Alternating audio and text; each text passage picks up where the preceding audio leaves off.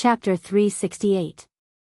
Due to Assistant Minister Zhou Zhong's public confession, the left Assistant Minister Li Yi of the Ministry of Personnel, who was framed for treason 14 years ago, was finally vindicated today. A rank 4 official of the imperial court was exterminated because of false accusations. This was a great insult to the imperial court and the great Zhou. Although His Majesty had issued a decree to declare Lord Li's innocence, what had happened could never be undone. Outside the imperial city, the commoners were filled with righteous indignation when they saw the notice posted on the city wall. The culprits from back then could have been pardoned with the death exemption medallion. Why was Lord Zhou banished? Lord Li was loyal to the emperor and his country. In the end, the lives of his family were worth less than a few broken medallions? The reality is even more absurd than the dramas. How sad, how sad. Have you seen the new drama, Zhao's Orphan? It's clearly about Lord Li. Not yet. Hearing you say that, I'll have to go and take a look. In a mansion in the southern courtyard. The Duke of Nanyang, who had been pardoned with the death exemption medallion but lost his position as the Minister of Personnel, frowned deeply and said in a gloomy voice, Zhou Zhong is only banished.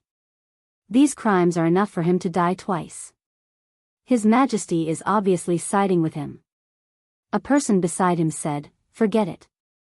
It's just a matter of time. How many of the criminals who have been banished have been able to live for more than half a year? The Duke of Nanyang said indignantly, I can't take this lying down. It took me more than 10 years to climb to this position. Because of Zhou Zhong, I have nothing now. I can't wait to kill him. That person was silent for a moment before saying, even if you want to kill him, you can't do it now. Once he leaves the capital, no one will care if he's dead or alive. Right now, there's another important matter.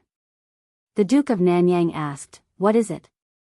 The person said, have you forgotten that Li Yi's daughter is still imprisoned in the imperial clan temple? After being reminded by him, Commander Prince Nanyang recalled that this matter had started because Li Yi's daughter had assassinated 5 imperial court officials to avenge her father. This had triggered the old case. However, in recent days, his attention had been focused on the old case and he had completely forgotten about this matter. That person continued, during this period of time, that Li Mu went in and out of the Zongjing temple many times. He would visit this woman almost every day. It seems that they knew each other before. The reason he wanted to reverse the verdict for Li Yi was probably because of this woman. Royal Prince Nanyang narrowed his eyes and said, these are 2 completely different cases. I would like to see how Li Mu will save her, unless he can convince His Majesty to grant him a death exemption medallion. The person next to him had a playful smile on his face as he said, a large part of the reason for Li Yi's death was because he opposed the death exemption golden medallion. If he used the death exemption golden medallion to save that woman, then it would be the biggest joke. If he didn't use the death exemption golden medallion, then the woman would be dead. Hee, what choice would he make? Royal Prince Nanyang asked, what if he really begs His Majesty to grant him the death exemption golden medallion? Bewitching the Son of Heaven, treacherous officials who will harm the country. Murderous intent appeared in that person's eyes as he said, clean up the Emperor's subordinates and punish treacherous officials.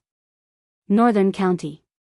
Countless people gathered under the city walls and looked at the notice posted on the city walls. They were pointing and discussing. Most of the commoners were illiterate and only came to join in the fun. They did not know what was going on. Someone scratched his head and asked, is there anyone who is illiterate? Help me take a look. What is written on this notice? Let me take a look. A middle-aged scholar squeezed into the crowd. After looking at the notice, he said, it says that more than 10 years ago, there was a high-ranking official who served the country and the people in the divine capital. Because he offended the nobles, he was framed for treason and his entire family was executed. A few days ago, the imperial court cleared his name. The northern county was far away from the divine capital. The commoners did not know what happened in the divine capital, nor did they know the high-ranking officials in the divine capital. However, someone was confused and said, why does this sound like the play that the Yunyan Pavilion put on a few days ago? The middle-aged scholar sighed and said, this play was actually written for him. This Lord Li used to be a good official who was loved by the commoners. In the divine capital, he was called Li Qing Tian by the commoners. Unfortunately, he always worked for the commoners and went against the nobles. After offending the nobles, he was framed and his entire family was exterminated. He was wronged for more than 10 years. If not for his daughter avenging her father by killing the officials who framed him back then and alerting the imperial court, no one would have cleared his name. There's actually such a thing? It's even more dramatic than a play, even I want to watch that play. Unfortunately, I don't have the money, who did not like to listen to plays. However, to the commoners, being able to eat and wear was already a luxury. Wouldn't it be better to spend a few coins to buy steamed rice? Spending money to listen to plays was the life of the rich. At this moment, someone asked, "Don't you know that the Yunyan Pavilion is not paying for the plays these days?" Someone was shocked. There's such a good thing. It's not just the Yunyan Pavilion. In the past few days, there's also a stage set up by the official road outside the city. It's free to perform.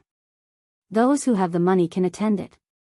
Those who don't have the money can also attend it, so the stage at the city gate is for watching plays. If they said that it's free, I would have gone to watch it. Let's go together, wait for me. The commoners did not have much entertainment, so they were naturally happy to watch a play that they could watch for free. The Yunyan Pavilion's theater was filled to the brim. The area around the stage outside the city was also filled with commoners. It was the slack period, so there were not many opportunities like this. The commoners in the surrounding area carried stools before the sun rose. The play was called The Orphan of the Zhao Family. It told the story of an official of the Zhao family from the previous dynasty. Because he often sought justice for the commoners, he offended the nobles in the capital. He was framed by a treacherous official and his family was exterminated. The surviving orphan of the Zhao family endured for many years to avenge his family. The story of the play was twisted and bizarre, with climax after climax. At the end, the orphan of the Zhao family killed the treacherous official with his own hands to avenge his father. It was so satisfying that the commoners could not help but think of Do-Yi's injustice. The commoners loved to watch plots where good had good karma and evil had evil retribution. This was not the only reason why the play was so popular. It was also because the content of the play was not fabricated. Instead, it was based on the original. The official of the Zhao family in the play was Li Yi, the assistant minister of the Ministry of Personnel, whose entire family was exterminated because of the crime of treason. The empress had already informed the 36 counties of the Great Zhou of his injustice. Most of the commoners knew about it. Sigh, he's already dead. What's the use of redressing the injustice? Why can those people still use the death exemption golden medallion to save their lives? They should all be buried with that lord. It's a pity that the imperial court is controlled by those people. That lord's daughter had no way to redress the injustice. She was forced to take revenge on those corrupt officials. I wonder how the imperial court will deal with her. What else can they do? They'll definitely give her the death penalty. After all, she violated the law. *T the law. Is the law used to protect the murderer? The law can't give justice to others, but it doesn't allow them to seek justice for themselves. Why can those people continue to enjoy glory, splendor, and wealth after framing others and destroying their families? Why can't even leave behind the last bloodline of those who were wrongfully killed? What kind of *T justice is this?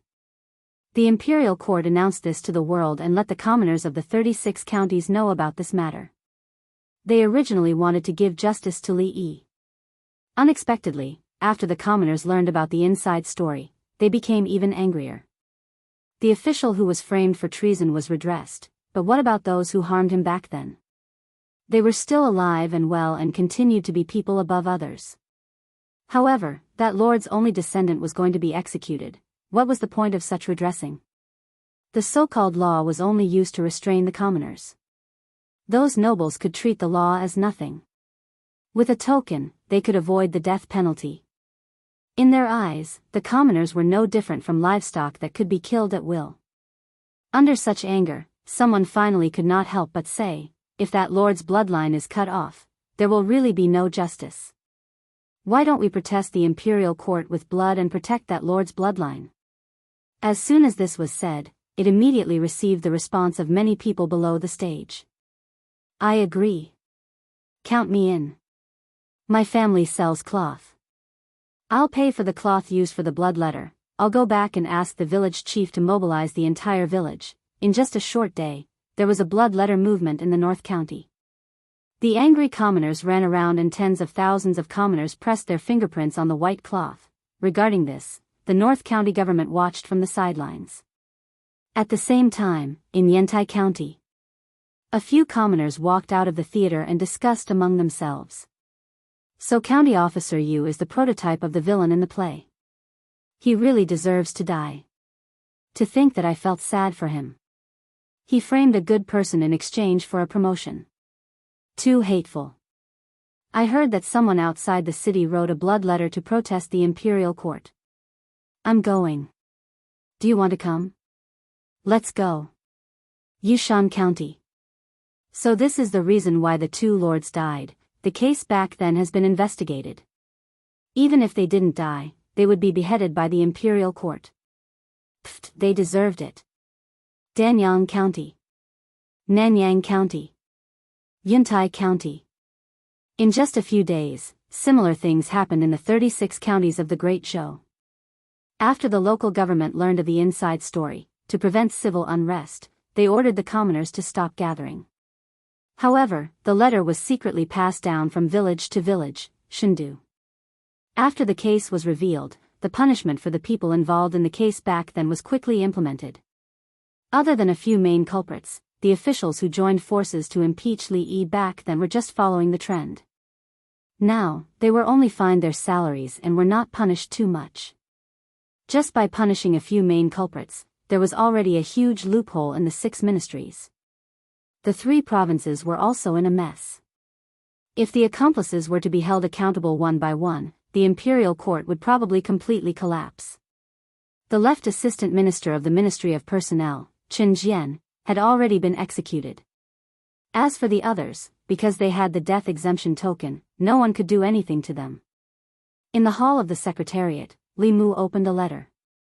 The contents of the letter were about an official urging the imperial court to quickly deal with the assassination of the 5 officials. Chapter 369. In fact, all the things that had happened in the divine capital these days revolved around the murder of several imperial court officials. The reason why few people mentioned this matter was that most people were attracted by Li Yi's old case. Now that the old case had been clarified, those who should be rehabilitated had been rehabilitated, and those who should be sentenced had been sentenced. The original case had been pushed to the forefront again. The headmaster had notified almost all the subsects to help Li Mu obtain the book of 10,000 people from the various counties. Based on the feedback from Mount Baiyun, the progress of this matter had been pushed forward by more than half. Now was not the time. Li Mu closed the memorial and put it aside. In the Commandery Prince mansion of Nanyang, Commandery Prince Nanyang looked at an official and asked, "Are you sure the memorial has been handed in? It has been 3 days. Why is there no news at all?" The official scratched his head with a puzzled look and said, "It has been handed in. I personally handed it in." "Is it still going through the process?" "The Central Secretariat is going through the process." "Why would it take so long?" Commandery Prince Nanyang looked at Xiao Ziyu and said, "Ziyu, you are the head of the Central Secretariat. Can't you urge him?" Xiao Ziyu shook his head and said, "Uncle, you don't know. I am in charge of the Ministry of Works. The memorials related to the Ministry of Justice are directly handed to Li Mu. After Li Mu deals with them, they will be handed to the assistant minister. If Li Mu doesn't put them in, the memorial can't be handed in at all." "Sure enough," Commandery Prince Nanyang said with a sullen face, "He and Li Yi's daughter are unclear. He will definitely cover for her. The memorial can't be handed to the Central Secretariat. It should be handed directly to His Majesty." The official nodded and said, "I will try." Changle Palace. Li Mu opened a memorial.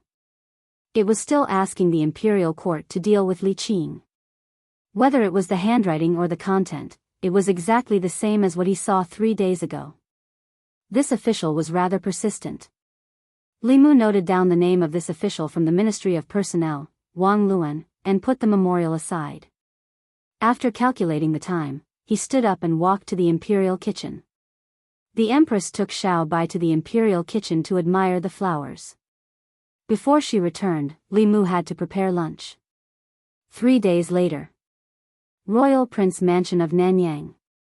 Commandery Prince Nanyang paced around the room and asked, "Why is there still no news?" The official was also puzzled and said, "I don't know either." At this moment, a servant walked in and whispered a few words into Duke Nanyang's ear. Commandery Prince Nanyang was taken aback and asked, "Book of 10,000 people?" The servant nodded and said, "Someone from King Ping's mansion came to pass on the news.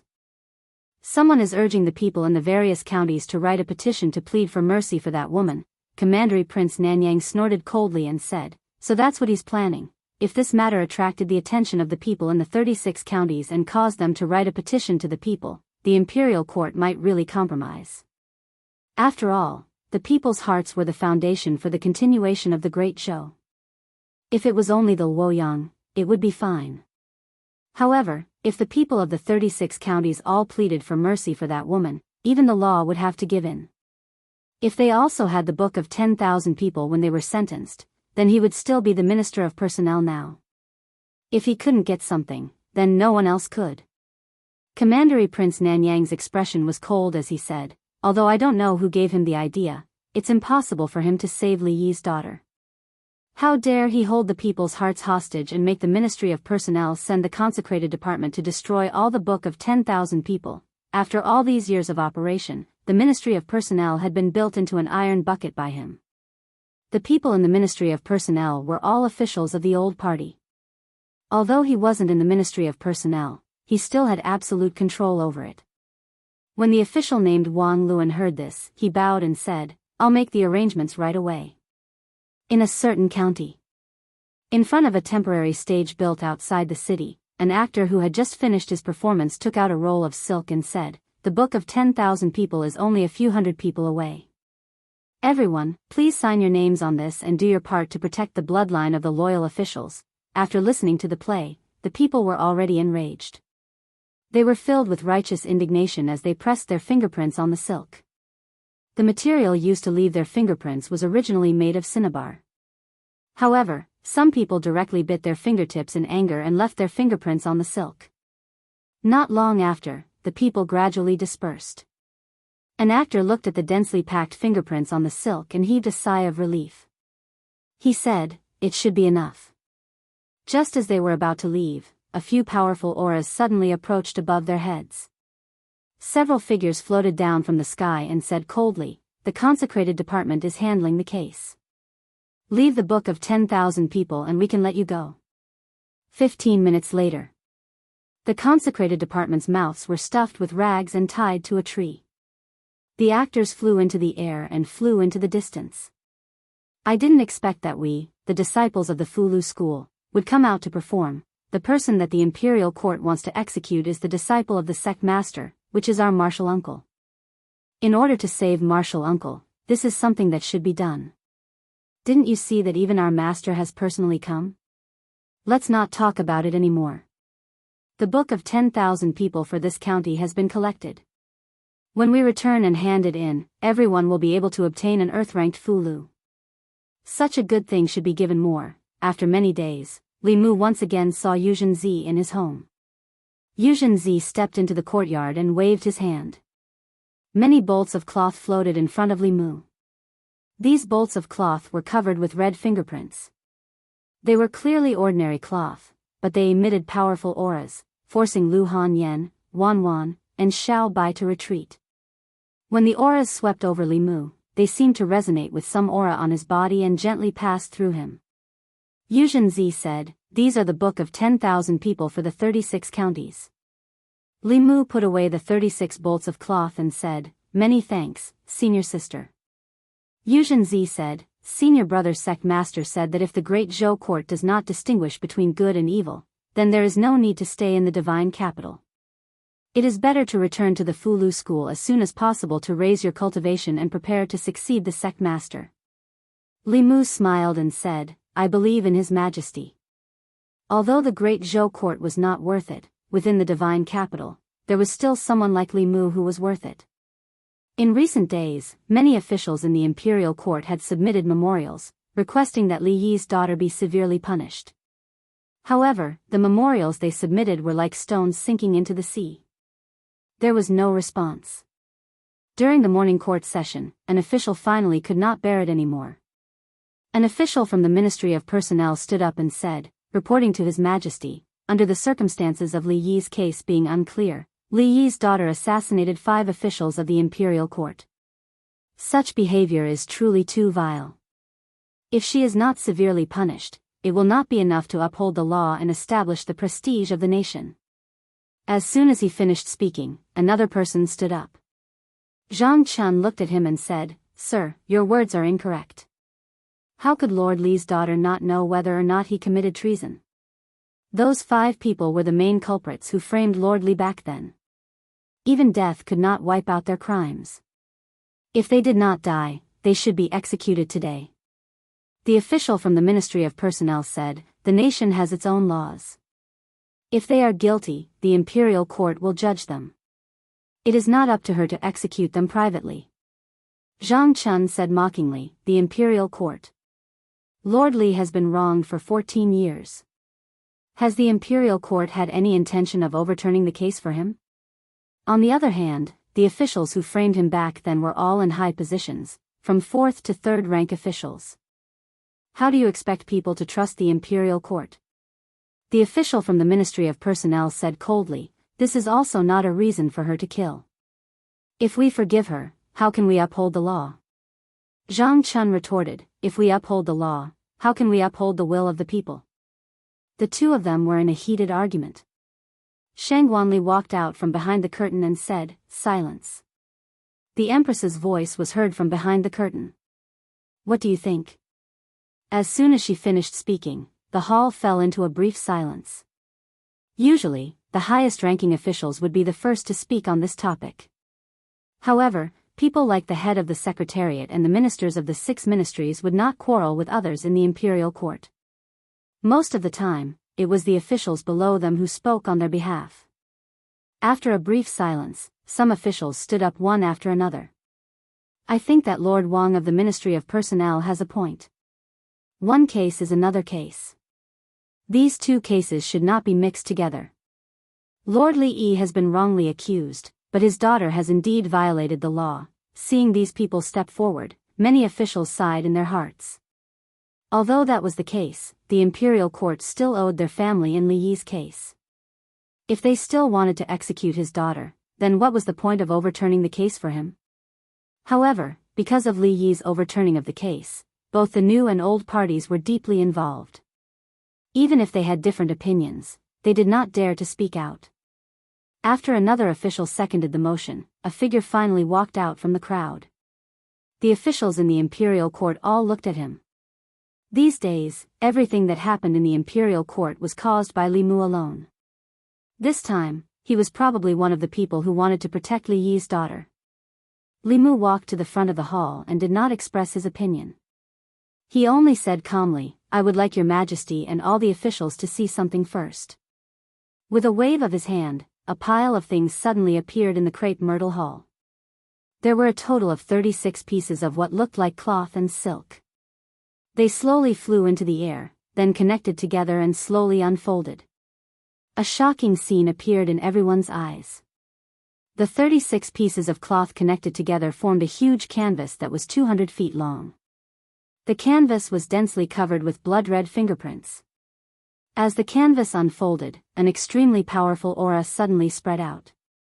Under the impact of this aura, the officials in the hall could not help but retreat. Some even fell on their buttocks. Only a small number of people were able to remain standing under the impact of this aura.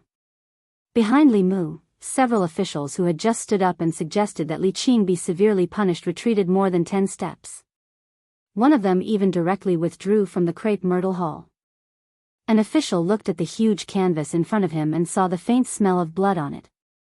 He murmured, a blood letter of the people, a blood letter of the people condensed from the power of faith of the people. Li Mu stood in front of the canvas and slowly said, Lord Li was loyal and patriotic, but because of a scoundrel's framing, his entire family died in vain. The imperial court owes the Li family too much.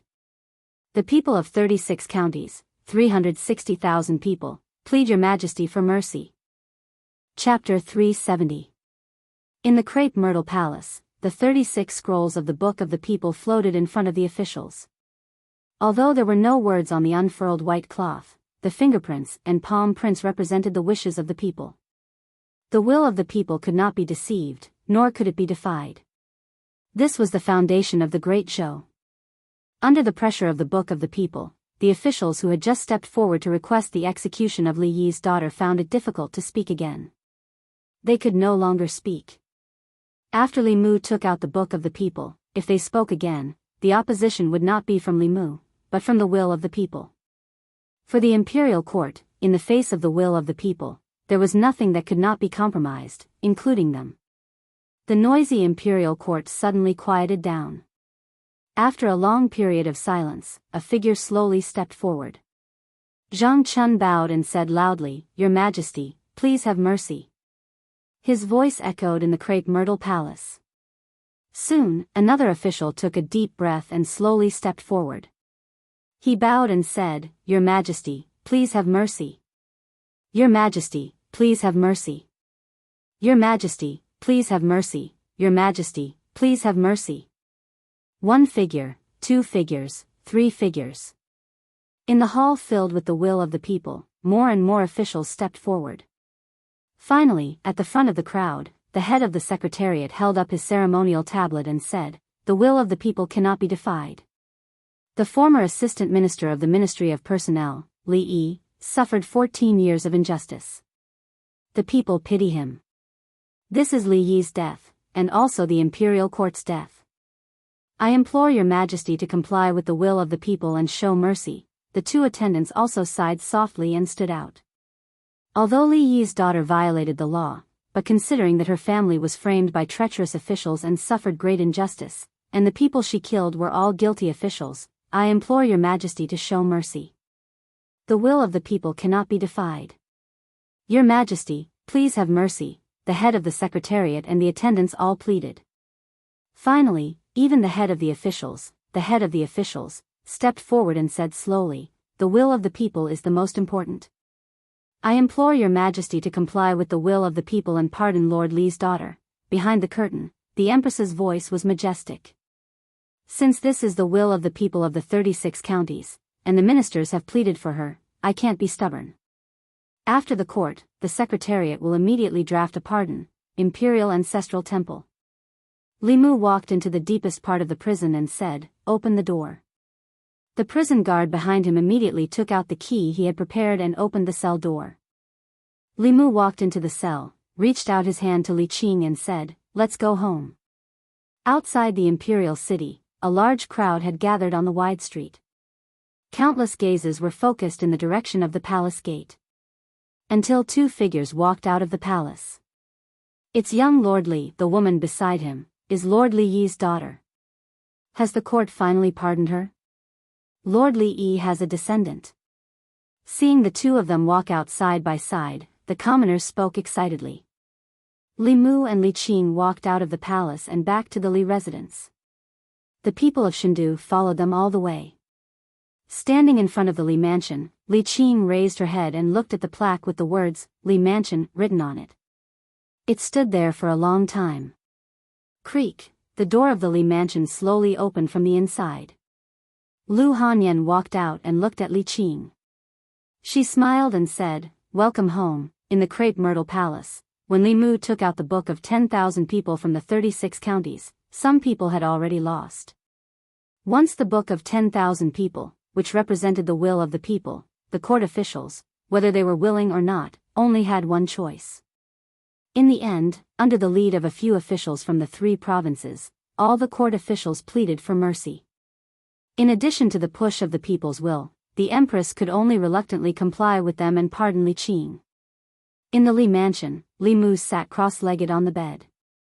The telekinesis in his body was almost full. When he walked out of the palace with Li Qing, the entire street was covered by telekinesis. He had just taken out the spiritual jade from the flask space. In just a moment, the spiritual energy in the spiritual jade would be completely absorbed. Even the speed at which he took out the spiritual jade could not keep up with the speed of absorption. At this moment, in the North Court, with the Li Mansion as the center, a huge spiritual energy whirlpool had formed. The spiritual qi in the air of the entire divine capital was gathering towards the Li residence in the northern garden. In the divine capital, some of the more powerful cultivators had already noticed the abnormality. Especially those who lived in the North Court, they could clearly feel that the spiritual energy in the surroundings was becoming more and more abundant. However, when they tried to absorb it, they realized that they could not absorb any spiritual energy at all.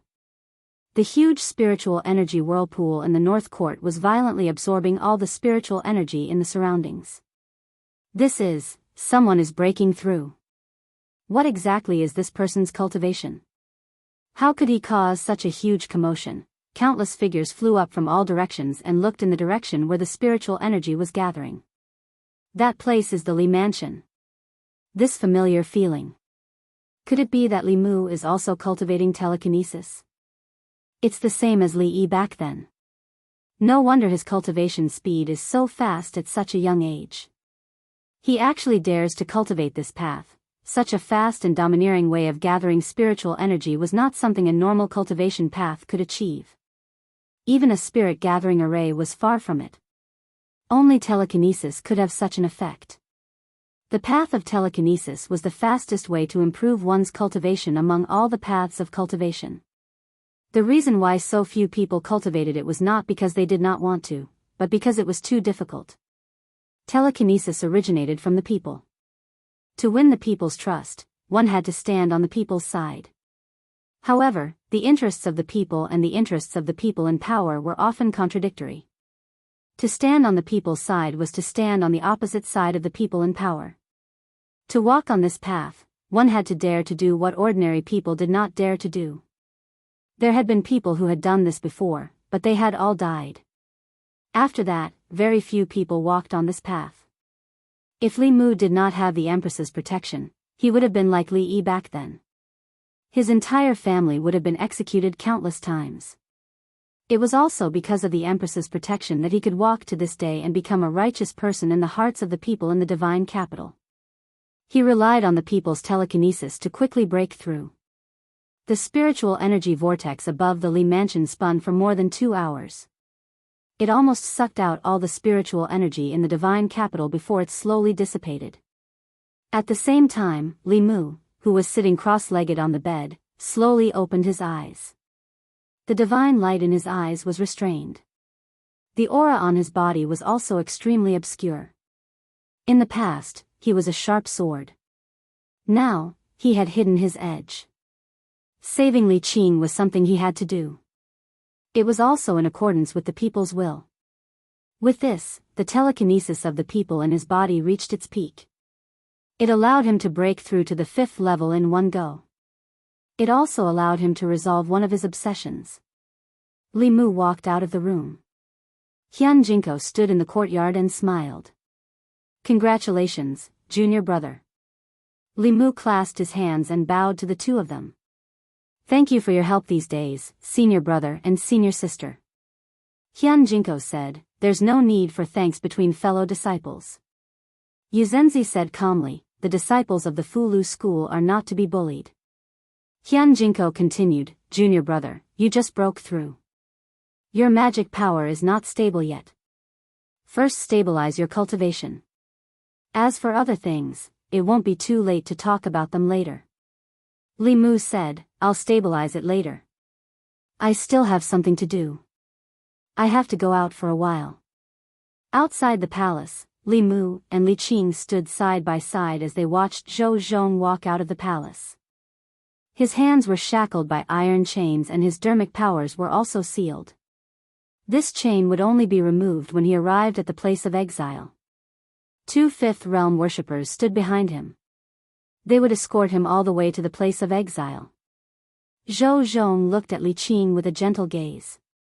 Finally, he looked at Li Mu and said, when you have time, go to the Ministry of Justice and find Wei Peng. He has something that I left for you. Wei Peng is a promising talent. With a little promotion, he can take on great responsibilities. Li Mu nodded and said, I understand. Zhou Zhong looked at Li Qing again and said, listen to Li Mu in the future. Don't be so rash. He knows how to protect you better than I do. Li Qing lowered her head and said softly, okay. Zhou Zhong finally looked at Li Mu and said, take good care of Qing.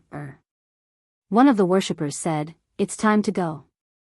Zhou Zhong's gaze swept across his face and said, let's go. After sending Zhou Zhong out of the city with Li Qing and back to her residence, Li Mu went to the Ministry of Justice. Soon, the director of the Ministry of Justice walked out of the office and sighed, Lord Li, Lord Zhou, I really didn't expect, Li Mu said, this might be the result that he wanted. Where's Wei Peng?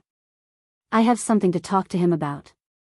The director of the Ministry of Justice sighed again and said, I'll go get him. After a while, Wei Peng walked out of a guard room.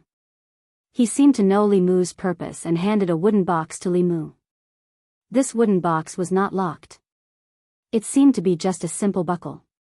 Li Mu tried to open it but found that he could not open it at all. He channeled his magic power and used the art of great strength but still could not open it. Li Mu looked at the wooden box carefully and found that there were complicated runes carved on the box like a seal. From the complexity of these runes, it would be very difficult for him to open it with his current magic power. Therefore, he took the wooden box and returned to the Li residence to let Yuzhen Zi and Hyun Jinko take a look. Hyun Jinko looked carefully and said, this is a seal rune. It can only be opened with brute force. If other methods are used, or if the runes are destroyed, I'm afraid the item in the box will also be destroyed. He tried to open the wooden box but still failed. Yuzhen Zi tried again, but it still ended in failure. She looked at the wooden box in her hand and said, this seal is too strong. I'm afraid only those above the 7th realm can open it. If you have time, go back to Mount Baiyun and ask Senior Brother Sect Master for help. Li Mu waved his hand, no need. After a while, Changle Palace. Li Mu took the wooden box and walked to Zhou Yi, saying, Your Majesty, I can't open this, crack. Zhou Yi took the wooden box and opened it easily. Li Mu leaned over and saw a book in the box.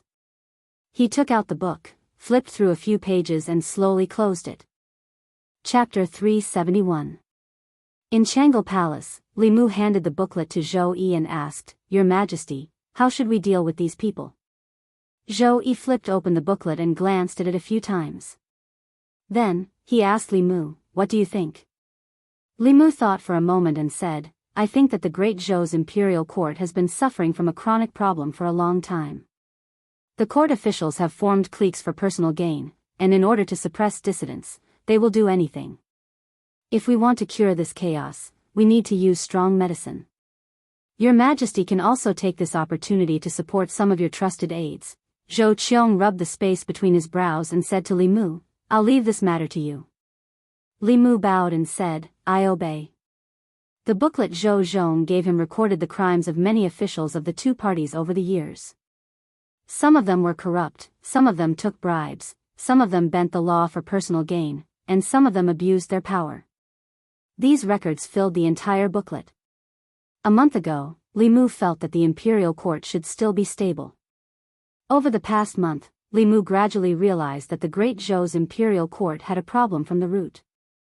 Rather than maintaining the stability on the surface and letting them slowly nibble away at the decaying Great Zhou, it was better to cut the Gordian knot and use strong medicine to weaken the old and new factions. At the same time, power would gradually return to the hands of the Empress.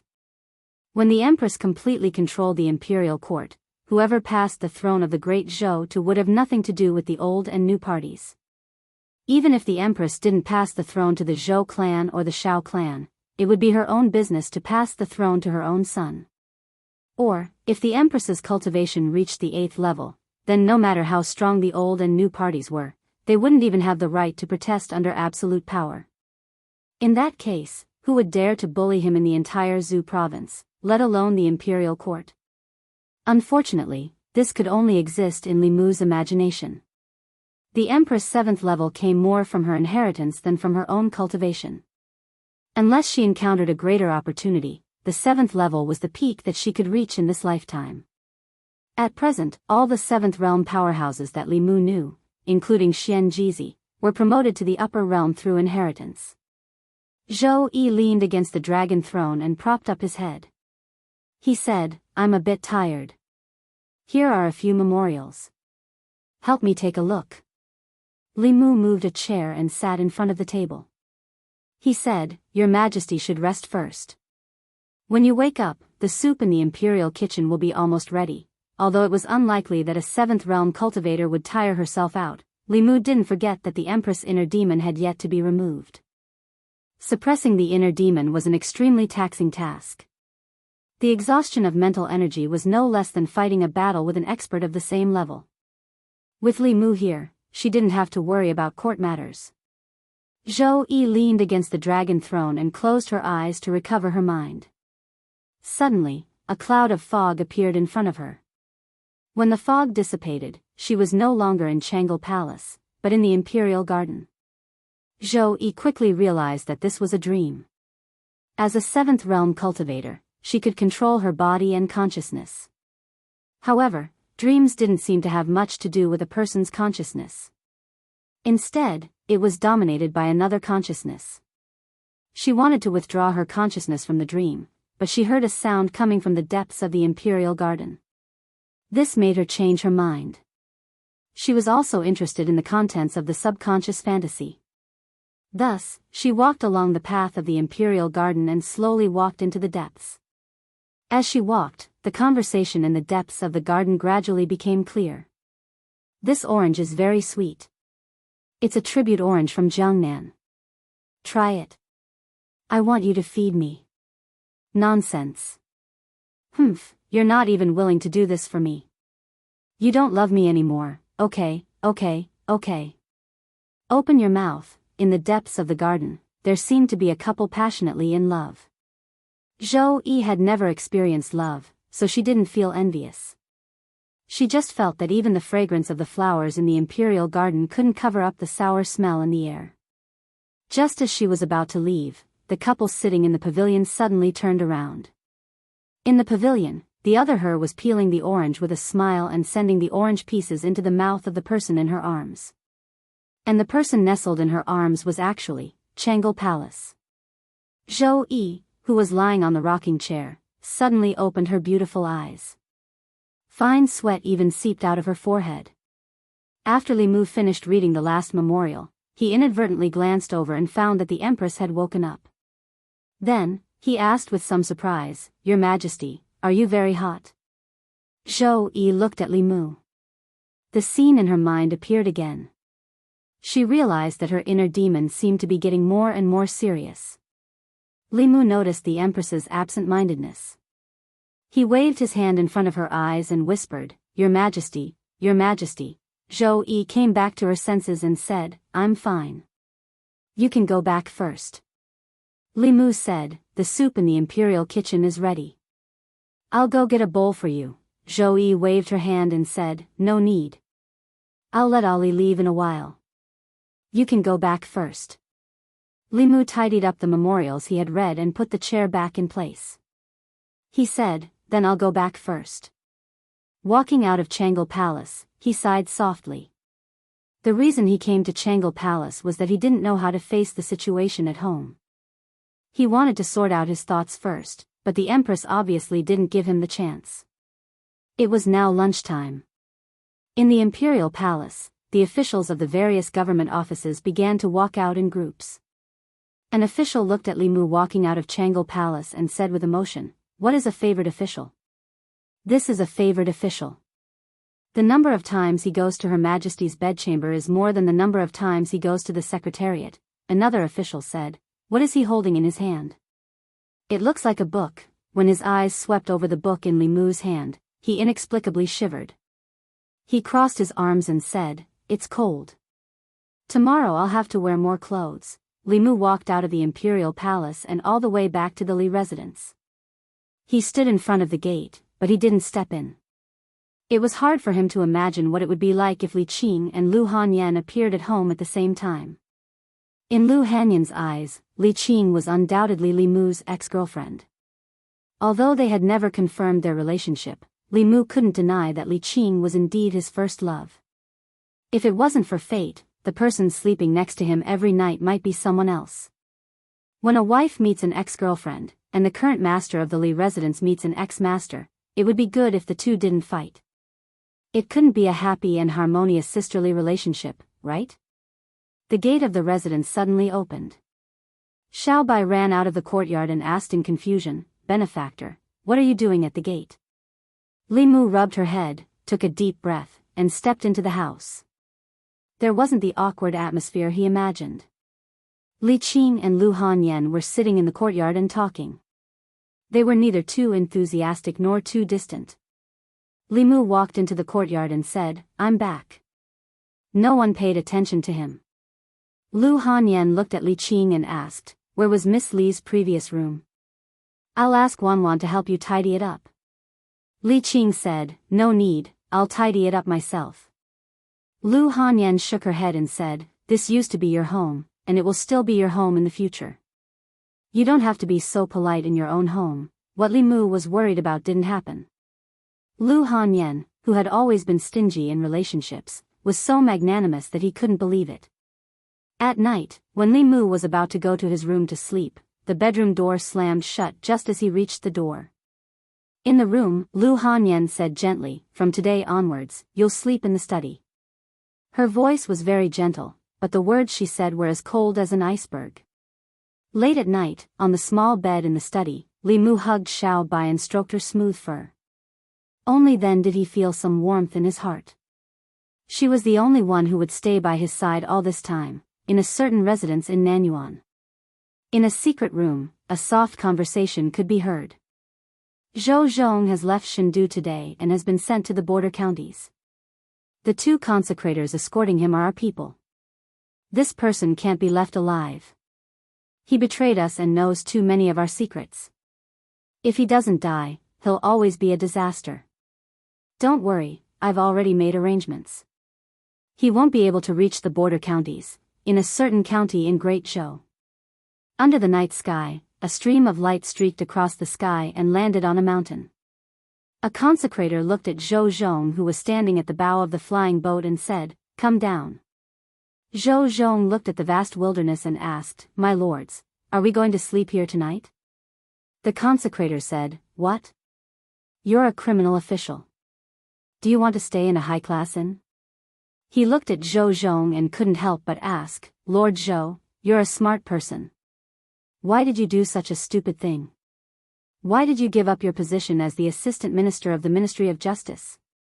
Why did you choose to go to the north to die?" The other consecrator said impatiently, "Why are you talking nonsense with him?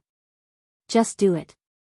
We'll enjoy ourselves outside for a while before returning to Chengdu." Zhou Zhong looked at them and asked, "You want to kill me?"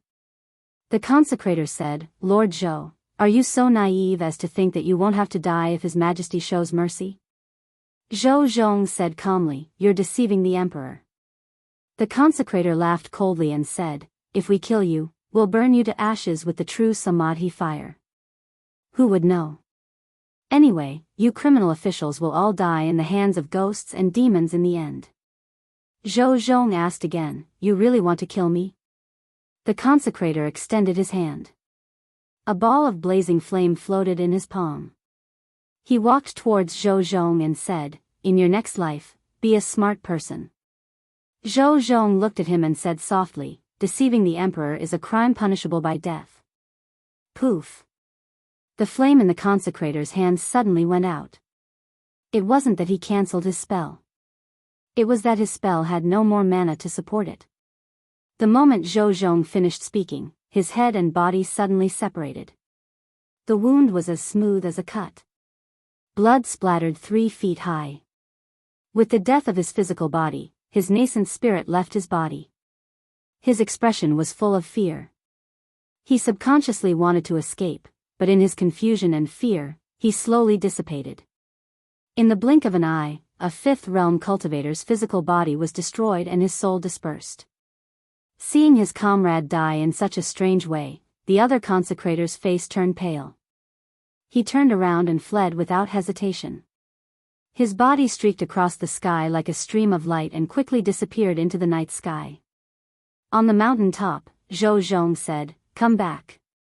The consecrator who fled rolled back and appeared at his previous position. Zhou Zhong looked at him and asked, "You haven't finished your work. Where are you going?" Chapter 372. Fairies' Capital, Department of Worship. A few worshippers looked at a broken jade tablet on the table with solemn expressions. The life talisman is broken. Is Ma Yi dead? Where is he? Ma Yi and Zheng Zong escorted Zhou Zhong to the place of exile. Could it be that Zhou Zhong broke free from the torture instruments and escaped? Zheng Zong's life talisman is still intact. Why didn't he send a message back? Just as he finished speaking, a high official strode in and said, "I've just received a message from High Official Zheng. Ma Yi wanted to kill Zhou Zhong while he was escorting him, but he was killed by Zhou Zhong." As soon as these words were spoken, it caused an uproar. Why did worshipper Ma want to kill Zhou Zhong? Zhou Zhong's mana was restricted. How did he kill worshipper Ma? The Department of Worship was controlled by the royal family in the previous dynasty. Even now, the Shao royal family still had absolute control over the Department of Worship. Many worshippers in the Department of Worship were loyal to the old party. They would listen to the old party's orders and kill Zhou Zhong to vent their anger in the middle of his exile. This was reasonable. However, Ma Yi wanted to kill Zhou Zhong but was killed instead. This was somewhat unbelievable. Zhou Zhong's strength was slightly inferior to Ma Yi's. Under the circumstances where his mana was not restricted, he was not Ma Yi's match. With his mana restricted, his strength was less than 10%. A transcendent realm cultivator could probably kill him. How could he kill another transcendent realm cultivator in the presence of a 5th-level worshipper? A worshipper looked troubled and asked, "How should we deal with this?" Another worshipper said, "Zhou Zhong is a sinner and has committed such a grave crime. If he is not killed, justice will not be served." Everyone looked at him and did not agree. Ma Yi tried to kill Zhou Zhong while escorting him to exile. To put it simply, this was an abuse of power. To put it bluntly, this was deceiving the emperor. Regardless of the reason, as long as he wanted to kill Zhou Zhong and acted, it was reasonable and legal for Zhou Zhong to kill him. The old party wanted to get rid of Zhou Zhong through the Department of Worship. This was causing trouble for the Department of Worship. The worshipper thought for a while and said, "The Department of Worship does not have the authority to decide on this matter. Let's report it to the imperial court first." Today, when Li Mu was helping the empress deal with the reports, he learned that the worshipper escorting Zhou Zhong wanted to kill Zhou Zhong during his exile and was killed by Zhou Zhong instead. Although he knew that Zhou Zhong was stronger than him, he was still able to kill a 5th-level expert with his mana restricted. This was something only a transcendent realm cultivator. However, no matter how powerful Zhou Zhong was, he would not be at the 6th realm. Li Mu was certain of this. In Li Mu's mind, Zhou Zhong's of cultivation was a mystery. Of Zhou's also of Lord. If he had not secretly helped Mrs. Chu that time, Li Mu might have thought that he was just an ordinary cultivator in the Fate realm. According to the news sent back by the surviving consecrator, Zhou Zhong only said one sentence: "Deceiving the monarch, according to the law, should be executed." That consecrator Ma's body and head were separated from his body, and then his soul dispersed. This made Li Mu think of an unpopular cultivation school. Before the rise of Buddhism, there were all sorts of cultivation schools. There was the school of medicine, the school of military, the school of music, the school of legalism, and so on. These schools all had their own specialties. Later, when Buddhism prospered and gradually became the mainstream of cultivation, these smaller schools slowly became extinct. Of these schools, Li Mu had the deepest impression of the school of legalism.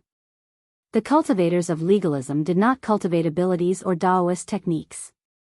Once they reached the peak of their cultivation, their words became law. Taoist techniques and abilities were useless before them.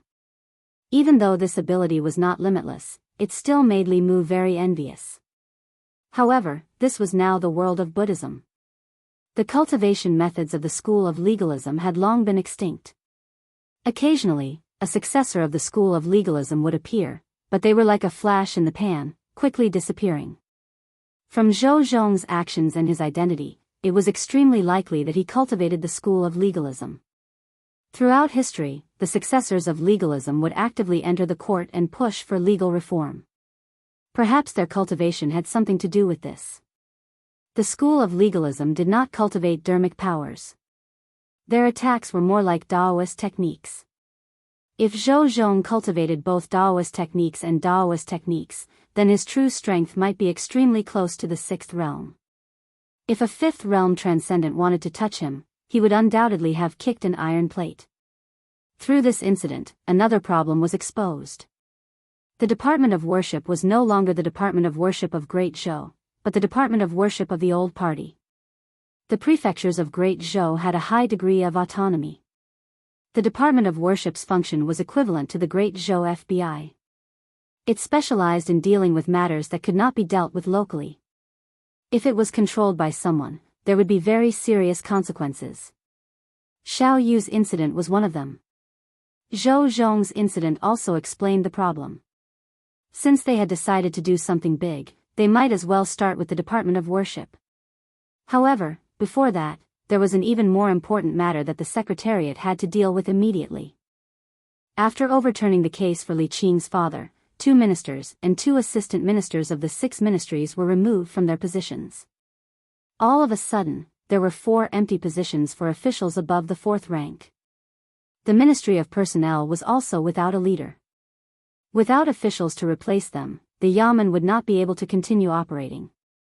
Regarding this, the Secretariat had been arguing for an entire morning. The Ministry of Personnel was the lifeblood of the Old Party. It was originally completely controlled by the Old Party. 1 minister and 2 assistant ministers were all members of the Old Party. The minister of the Ministry of Personnel was the Duke of Nanyang. Through the Ministry of Personnel, the Old Party controlled the assessment, appointment, and dismissal of most officials in Great Zhou. They also indirectly influenced the Department of Worship. It could be said that they had grasped the lifeline of the imperial court. In the process of overturning the case for Li Yi, Li Mu, and Zhou Zhong had cut off the lifeblood of the Old Party. It seemed that the Old Party had only lost 3 officials, but in reality, they had suffered heavy losses. The Old Party was the upper echelons of the government and could influence countless lower echelons of the government. Without the Ministry of Personnel, the Old Party would lose half of their authority in the imperial court. Therefore, they hated Zhou Zhong to the bone and wished that they could get rid of Zhou Zhong on the way to exile him.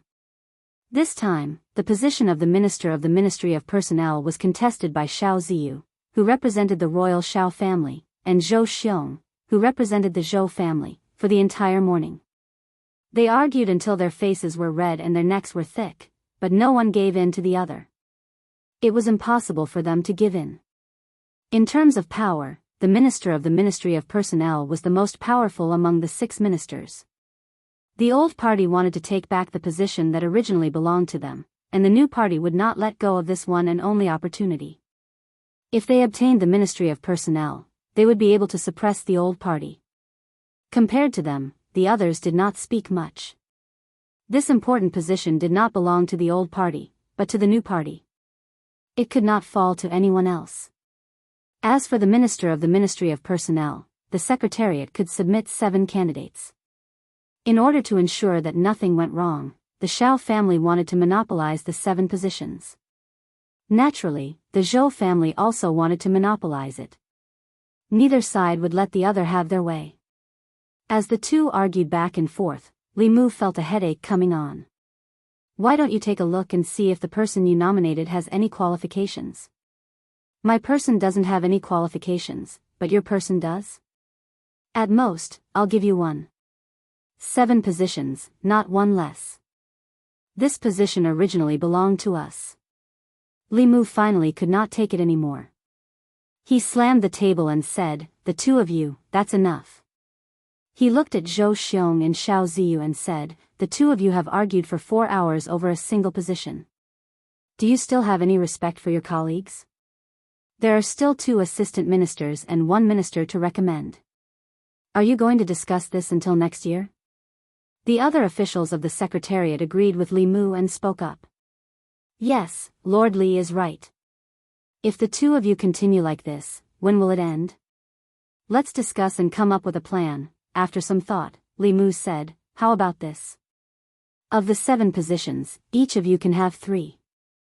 The last position can be left empty or someone else can be chosen. No. I don't agree. The two of them refused without hesitation. Whether it was the new party or the old party, they were both determined to obtain the position of Minister of Personnel. They did not want to give up even 1 position, much less 3. What right do you have to disagree? Li Mu's face darkened as he said, as officials of the Secretariat, are you more handsome than the other officials or have a higher cultivation? Why should the two of you decide on 7 positions? By allowing the two of you to discuss this, we are giving you face. If you don't want it, then we won't give it to you. For these 7 positions, the 6 officials of the Secretariat will each recommend 1 person, and the last one will be decided by Assistant Minister Lu. Are the two of you satisfied? Zhou Xiong and Xiao Ziyu were speechless. The other 3 officials of the Secretariat felt extremely satisfied. Li Mu's words had spoken out what they had been thinking for many years. There were 6 Imperial Secretariat officials in the Central Secretariat. Everyone had the same rank and status. Due to the influence of the old and new factions, they usually gave these 2 people more power to speak. If they continued to push their luck, then they would be asking for more face. Which of the officials of the Secretariat did not come from an illustrious clan? They were not inferior to the Shao clan or the Zhou clan. For thousands of years, the dynasties of this land had, at some point in time, shared the same surname as them. Who did not have some pride in their hearts? Not long after Li Mu's voice fell, Wang Shi of the Secretariat said, I agree with what Sir Li said. Zhang Huili continuing to argue like this is not a solution. If the two of you do not agree with Lord Li's initial proposal, then we will each nominate 1 person. Wouldn't this be fairer? Song Liangyu looked at the two and asked, Lord Shao, Lord Zhou, what do you think? Xiao Ziyu and Zhou Xiong thought quickly. The second situation was naturally the one they did not want to see the most. If each of them could only nominate 1 person, then there was not even a 20% chance. If each of them nominated 3 people, then the chance was close to 50%. They were clear about this. The two of them looked at each other and said at the same time, then let's follow Lord Li's initial proposal. The two of them each wrote 3 names on the paper. Xiao Ziyu asked, the nomination of the last person, that is none of your business. Li Mu waved his hand and said, out of the 7 spots, the 2 of you have taken up 6. The 5 of us do not even have a chance to nominate 1 person? Zhou Xiong and Xiao Ziyu did not speak. The last person to nominate was just to make up the numbers. As long as it was not someone from the opposing faction, they had no objections. Zhou Xiong was still worried and added, the position of Minister of Personnel is very important. Zhang Chun does not have enough experience. If Lord Li wants to nominate him, I'm afraid it is against the rules. Do you think that I am like the two of you who only know how to suppress dissidents and appoint people based on favoritism? Li Mu looked at him with disdain and said, besides, even if it is a nomination, the final decision is made by His Majesty. Do you think that I can make the decision for the Minister of Personnel? Chapter 373. The position of Minister of Official Personnel Affairs was extremely important. Even if Li Mu was a favored official, the Empress would not let him make the decision. However, Xiao Ziyu was still worried. He asked, if I may ask, who would you like to nominate? Li Mu actually wanted to nominate Zhang Chun. After all, he owed old Zhang a lot of favors. If he became Minister of Official Personnel Affairs, he would have the right to apply for a 5-sectioned house from the imperial court. He would have servants and maids. However, the Minister of Official Personnel Affairs was a 3rd-rank official. He was now a 5th-rank official. No matter how he skipped a rank, he could not let the Shindu medallion directly promote him to Minister of Official Personnel Affairs. If it was not Zhang Chun, it did not matter who else was. Li Mu thought for a while and said, Lu Qing, the Assistant Minister of Rights. It was sad to say that after being in the imperial court for so long, others had formed cliques and cliques, but he did not even have anyone to do so. In fact, when it came to nominating for the position of Minister of Official Personnel Affairs, he could only think of Lu Qing, the Assistant Minister of Rights.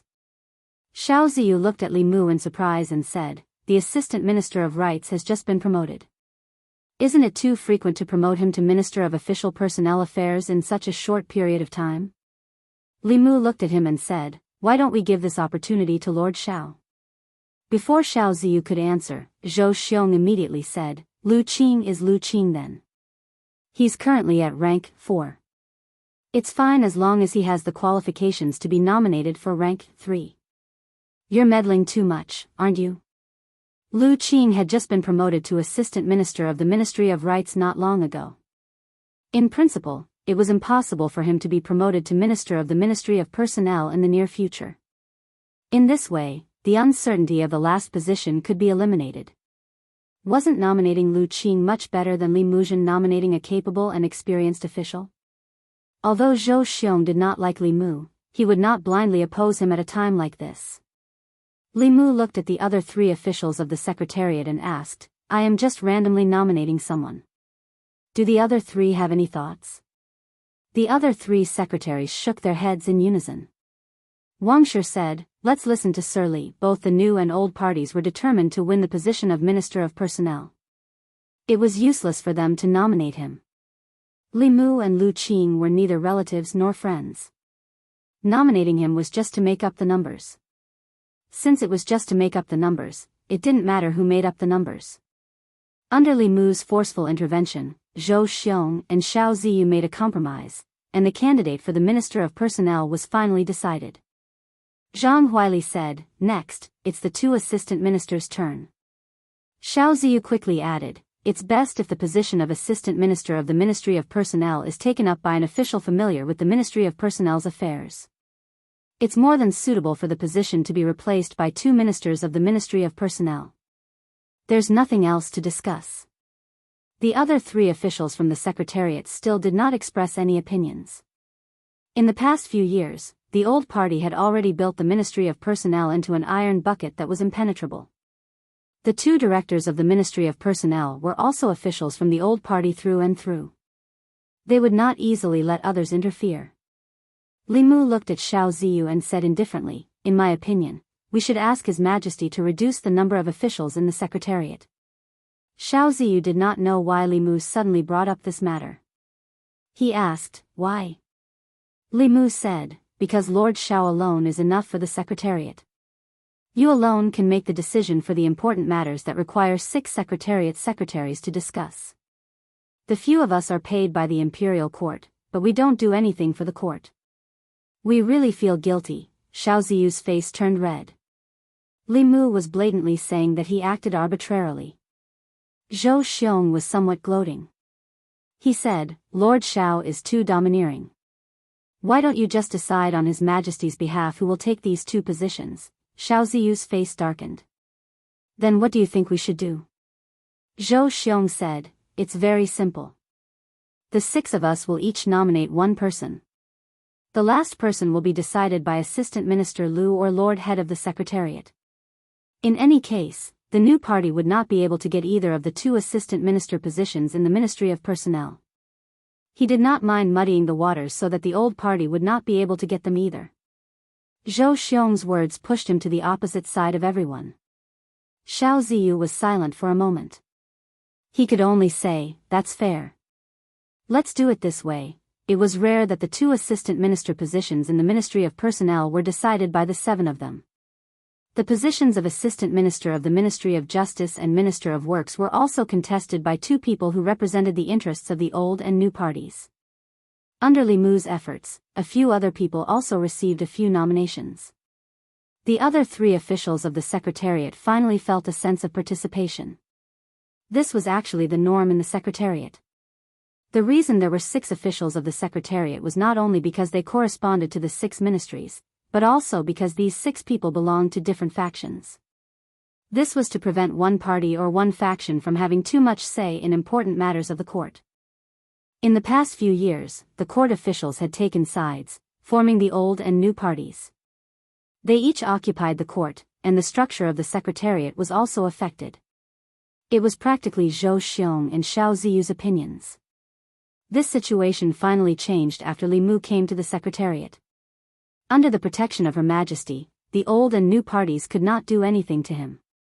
After the 6 officials of the secretariat decided on the candidates for the positions, they handed them over to the assistant minister of the secretariat and the head of the secretariat. If the officials of the secretariat had no objections, they would send them to the Ministry of Martial Arts. After the Ministry of Martial Arts verified the candidates, they would hand them over to the Empress to decide on the final candidates. Among them, there were restrictions on the monarch's authority and also restrictions on the monarch's authority. For officials of this level, even the Empress could only choose from the people appointed by the Secretariat. The Secretariat only had the right to recommend but not the right to decide. Of course, the past emperors all had their own trusted aides in the Secretariat. This way, many things were still decided by the monarch. Li Mu tidied up the memorials and sent them to Changle Palace. He placed them on the table in front of Zhou Yi and said, "Your Majesty, these are the candidates for the Minister of Personnel, the Assistant Minister of the Ministry of Justice, and the Minister of Works. The Secretariat has already chosen them. Please take a look." Zhou Yi flipped through the memorials on the top, picked up the red brush, and asked, "Who do you think is qualified for the position of Minister of Personnel?"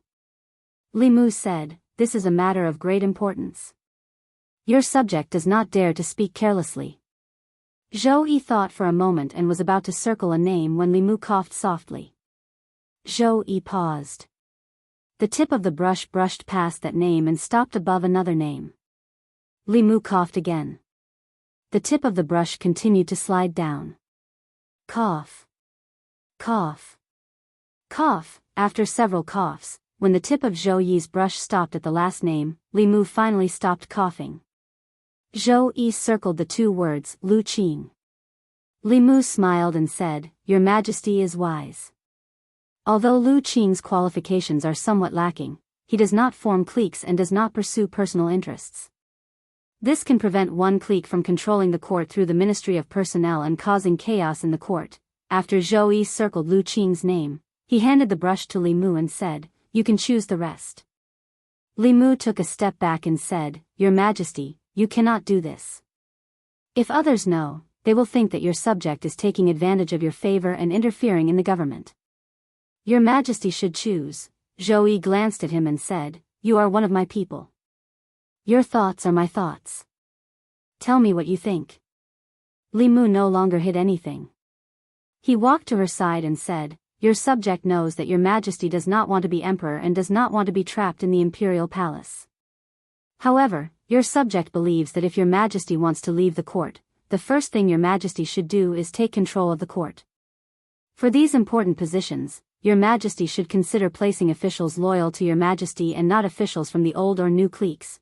Zhou Yi said lightly, "Right now, I feel that there is nothing bad about being emperor." Li Mu lowered his head and glanced at her. Right now, she felt that being emperor was not bad because he had helped her do the things that an emperor should do. He had also helped her worry about the things that an emperor should worry about. Apart from showing her face at the morning court every 3 days, had she ever fulfilled any of the duties an emperor should have? Li Mu dared to complain about this in his heart. If he said it out loud, the Empress might come to find him in his dreams tonight. Li Mu cleared his throat and said, "As for these candidates, I can give your Majesty some suggestions. The Minister of Personnel is Lu Qing. As for the 2 assistant ministers, one can be given to the Wang family. As for the other, I recommend Zhang Chun. Sir Zhang has always kept himself clean and has never been associated with the old or new cliques. As long as your Majesty gives him a house with 5 courtyards and a few maids, he will work for your Majesty. As for the Assistant Minister of Justice, I recommend the former Minister of Justice, Yang Lin. Although he seems to be from the old clique, there is still room to rope him in. Letting him be the Assistant Minister of Justice can also appease the old clique and lessen their unbalanced mentality of losing the Ministry of Personnel. Finally, the Minister of Works. Although this position is not as important as the Minister of Personnel, it is best to have it in the hands of one of our own. For this position, I recommend the North County Governor, Chen Jingyuan. After Zhou Zhong's matter, the 6 important positions were empty. This affected the hearts of countless people in the imperial court. To quickly calm the hearts of the people, the Secretariat immediately recommended a batch of officials to become the candidates for those important positions. Amongst them, who the 3 officials of the Ministry of Personnel would end up in was something that both the old and new cliques cared about. The final result would affect which party would control the Ministry of Personnel in the future and influence the imperial court to the greatest extent. The Secretariat did not have to wait for long before the Changel Palace had a result. The current Assistant Minister of Rights, Lu Qing, was moved to the Minister of Personnel. Zhang Chun, Imperial Clan Temple Governor, was moved to the left Assistant Minister of Personnel. At the same time, he held the positions of Imperial Clan Temple Governor and Imperial Clan Temple Governor. Wang Xing was moved to the Ministry of Personnel as the right Assistant Minister. The Minister of Justice, Yang Lin, was promoted to Assistant Minister of Justice. The person who was chosen to be the Minister of Works was even more surprising. It was the North County Governor, Chen Jingyuan. Very few people in the imperial court knew this name. Apart from the selection of the Assistant Minister of the Ministry of Justice as expected, the final selection of the other important ministers were all shocking. The Secretariat. Looking at the name list that returned from Changel Palace, the names behind the few important positions were actually the officials that Li Mu used to make up the numbers. Xiao Ziyu and Zhou Xiong reacted at the same time. Not good. We fell into a trap again. Chapter 374. Xiao Ziyu and Zhou Xiong looked at each other. Only when they saw the name list did they realize that Li Mu had set a trap for them from the very beginning. He was best at hiding his true intentions. On the surface, he seemed to be doing it for the good of everyone, but behind his back, he had a secret that no one knew. When everyone was discussing the imperial examination system, Li Mu had made a huge contribution. Everyone thought that he was working for the Empress. No one expected that his series of actions, which seemed to be preparing for the imperial examination, was actually to trick the Assistant Minister of the Secretariat, Cui Ming. Judging from the result, Li Mu was not trying to mediate between the two at all. His true motive was to promote his people to high positions and weaken the power of the two parties at the same time. I was careless. I forgot. This little fox is cunning. How could he do such a thing without a motive? At this moment, the two of them, who belonged to different camps, felt a sense of sympathy for each other and shared a common hatred for the enemy. However, in the next moment, the two of them snorted coldly at the same time and walked out of the Secretariat. Not long after, in the southern park, Duke Manor of Nanyang. The veins on Duke Nanyang's forehead throbbed.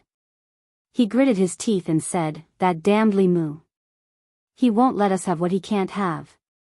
Xiao Ziyu thought for a while and said, "The most important thing is that the position of Minister of Personnel was not taken advantage of by the Zhou clan. Perhaps we can try to rope in Lu Qing. As far as I know, he hasn't been roped in by the Zhou clan. That's because the Zhou clan can't rope him in." Duke Nanyang said in a deep voice, "Do you think we haven't tried to rope in Lu Qing? When he was promoted to Assistant Minister of Rights, we tried to rope him in, but he ignored us. In the past 9 years in the imperial court, he has always been a loner and doesn't get close to anyone. He goes straight home after leaving the court. I invited him to banquets several times, but he rejected me." Xiao Ziyu shook his head and said, "Such a person can actually become the Minister of Personnel." An important position like the Minister of Personnel had always been fought for by different factions. For an official who had no faction and no backing, it was already a stroke of luck for him to become an assistant minister. It was almost impossible to be promoted to a minister based on luck alone. The position of Minister of Personnel could no longer be forced. He could only helplessly say, "Fortunately, nothing has happened to the Ministry of Justice. The Department of Worship is also under our control." At the same time, in the study of the Zhou family's minister Zhou Zhong, the 4 Zhou brothers fell into silence. The Zhou family didn't suffer too many losses this time. Among the 6 ministries, the Ministry of Works had the least power. Thus, whether it was Zhou Ting's resignation as assistant minister or Zhou Chuan's dismissal, it didn't affect the Zhou family too much. The Shao clan, on the other hand, had lost the Ministry of Personnel. Their lifeline had been cut off. However, this was not entirely good news for the Zhou family. In the past, the Empress didn't care much about the fight between the old party and the new party, and she wouldn't intervene. But now, she was deliberately suppressing the new party and the old party. This time, she appointed several important official positions, avoiding the officials of the new party and the old party. She intended to cultivate her own forces, which was more significant than suppressing the other two parties. Could it be that she's really cultivating her own forces? Zhou Chuan's face was full of doubt. He asked, in the past, she only wanted to condense the next strand of Emperor's qi as soon as possible and pass down the throne. She didn't care much about the fight between the two parties. Could it be that her thinking has changed? Zhou Ting said indifferently, it's very possible. Ever since she began to favor Li Mu, she's changed more and more. Zhou Xiong said with incomparable certainty, I'm very sure that Li Mu must be behind Her Majesty's actions. This time, from the beginning to the end, was a trap set by him. I suspect that he wants to support his own party. No matter what, Li Mu must be taken seriously, the Ministry of Rights. In the assistant minister's office, Lu Qing was packing his things. From tomorrow onwards, he would take up his post at the Ministry of Personnel as Minister of Personnel. The Minister of Rights walked into the office and clasped his hands in greeting. Congratulations, Lord Lu. Lord Lu's promotion speed is really fast. Rather complicated emotions flowed in the depths of his eyes. In the short span of half a year, he had personally witnessed Lu Qing rise from a small minister counselor of the Ministry of Rights to a physician, assistant minister, and now, Lu Qing had become the Minister of Personnel. He held real power in his hands, and his status was firmly above his own. As Lu Qing's superior, he had mixed feelings. Lu Qing also sighed emotionally. Yes, I also didn't expect this place to rise so quickly, Northern Court. Li Mu stood at the entrance of his house, watching Zhang Chun move in. This time, not only had old Zhang been promoted, his residence had also been changed from 3 entrances to 4 entrances. In addition, the Empress had also rewarded his family with 2 servant girls and 2 servants. The distance between the Zhang residence and the Li residence had also become closer. At the housewarming banquet, he patted Li Mu on the shoulder and said, between us, there's no need to say anything unnecessary. Come, let's drink this cup. There weren't many people at the banquet. Other than Zhang Chun's family, there were also Zhang Shan, Li Si, Li Mu, and Li Qing. Since the last time he came to Luoyang, Zhang Shan hadn't gone back. He had never been to Luoyang before and was shocked by the prosperity of the streets. He had already asked Lu Hanyan for permission to open a branch here. Coincidentally, Lu Hanyan also had the same idea, so he stayed for the time being. After a few cups of wine, Zhang Shan looked at Li Qing and asked, Boss, what do you plan to do next? Will you continue to stay in Luoyang? Li Si kicked him under the table, but it was too late. Li Qing was silent for a moment, then said, in 2 days, I should return to Mount Baiyun. Li Si's lips moved slightly. He wanted to say something, but in the end, he didn't speak. He poured a cup of wine and said to Li Mu, here's to you. The wine cups clinked. He gave Li Mu a meaningful look and said, you guys have gone through a lot of trouble to get to where you are today. You must cherish the people in front of you. Zhang Shan raised his wine cup and said, that's right. You and the shopkeeper have gone through a lot of trouble to get together. You must cherish her in the future. Li Si poured another cup of wine and said to Li Qing, here's to you, boss. I hope you can think carefully before you make a decision in the future. Don't regret it in the future. Zhang Shan agreed and said, that's right. If you hadn't killed those corrupt officials, this matter would have been much simpler. You wouldn't have to stay in the Imperial Clan Temple. They would still be beheaded in the end. Ever since Li Qing came to the house, Li Mu had been sleeping in the study with Xiao Bai in his arms every day. Not only that, on the second day after Li Qing came to Luoyang, Lu Hanyan removed all the festive decorations inside and outside the Li residence, including the big red lanterns at the door. According to the customs of Luoyang, the lanterns with the word happiness on them had to be hung for 3 months for the wedding celebration. He knew what Lu Hanyan meant. She was taking care of Li Qing's feelings. Li Qing's family had just passed away. For Li Qing, she chose to sacrifice herself. At night, Li Mu was about to enter the study when he saw a figure standing outside the room. Li Mu walked forward and asked in confusion, "Boss, why aren't you sleeping yet?" Li Qing said softly, "I wanted to tell you that I'm going back to Mount Baiyun to cultivate tomorrow." "I'm sorry to have disturbed you for so long." Li Mu looked at her and said, "What's there to disturb? This is your home. I'm going to ask Her Majesty to let her bestow this residence to you again." Li Qing shook her head gently and said, "I don't have a home anymore. I think that if father knew in the underworld that the one living in the Li residence was someone like him, he would be relieved." Li Mu thought for a moment and said, "Lord Li hasn't been avenged. I'll let you see with your own eyes that they receive the punishment they deserve." Li Qing finally looked nervous. She grabbed Li Mu's wrist and said, "You've done enough. Let's stop here.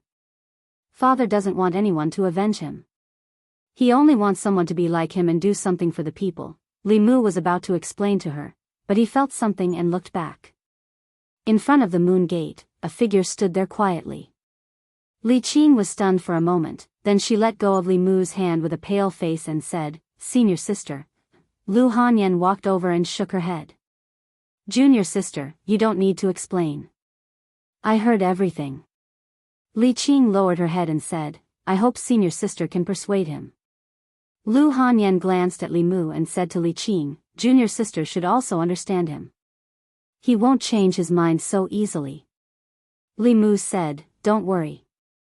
Her Majesty agreed. "There won't be any danger." Lu Hanyan said to Li Qing, "With Her Majesty protecting him, junior sister doesn't need to worry." Li Qing looked at Li Mu and didn't say anything. She said softly, "Then I'll go back to my room first. You should rest early." Lu Hanyan suddenly said, "Junior sister, wait a moment." Li Qing turned around and asked, "Senior sister, is there anything else?" Lu Hanyan said, "There's a question I want to ask junior sister." Li Qing said, "Senior sister, ask away." Lu Hanyan looked at her and asked, "Does junior sister also like Li Mu?" Chapter 375. Li Mu had already prepared to return to his room to sleep. When he heard Lu Hanyan's words, he suddenly quivered and hurriedly said, "What are you talking about?" Lu Hanyan glanced at him and said, "Men shouldn't interrupt when women are talking." A trace of nervousness and panic flashed in the depths of Li Qing's eyes. However, after she met Lu Hanyan's gaze, that trace of panic gradually turned into calmness and indifference. She remembered what Li Si said before she left Yangqiu County. Li Si said that in terms of relationships, it was always easier to take a step back than to take a step forward. If she took a step back now and regretted it in the future, she would have to take more than one step forward. By the time she regretted it, someone would have already walked in front of her. In fact, she regretted it, but it was already too late because someone had already walked in front of her. Li Qing looked at Lu Hanyan and said calmly, "Yes, I have liked him since a long time ago. However, senior sister, don't worry. I won't fight with you for anything. I will leave tomorrow morning." She wanted to deny it against her will, but if she denied it this time, she would never have the chance to say it again. Li Mu looked at Li Qing with an indescribable feeling in his heart. Lu Hanyan sighed softly and said, "Actually, the one who should leave is me. This is your home. The person he liked in the beginning was also you. I just took advantage of the situation." Li Qing shook her head and said, "This is my own choice. I should also bear the consequences. The person who has always been by his side is you. This is no longer my home. Its owner is you. I hope that the two of you can be united and grow old together." Lu Hanyan asked, "What about you?" Li Qing thought for a moment and said, "I will stay in Baiyun Mountain and repay the sect's kindness."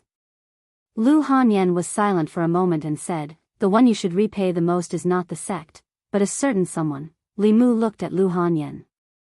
For a moment, he couldn't figure out her routine. Li Qing nodded and said, "If you need me to do anything, I won't refuse." Lu Hanyan looked at her and said, then give yourself to me. Li Qing looked at her with a stunned expression. Li Mu looked at her, dumbfounded. Li Qing came back to her senses and said in disbelief, what are you talking about? Lu Hanyan's expression was melancholy, and her tone was somewhat helpless. She continued, although I don't want to share my husband with others, it's not that I can't accept it if that person is you. After all, you're in front of me. A man can't forget the first woman he likes in his entire life. While he's with other women, he still has to think about an outsider. Why not let him think about his own sisters? You're not the first, and you're not the only one. Li Qing's lips moved. Her thoughts were in a mess. Lu Hanyan looked at Li Qing and said, of course, you can also refuse. That way, I won't feel guilty towards you at all. It's not that I stole your husband. It's you who didn't want him, and you didn't want him twice.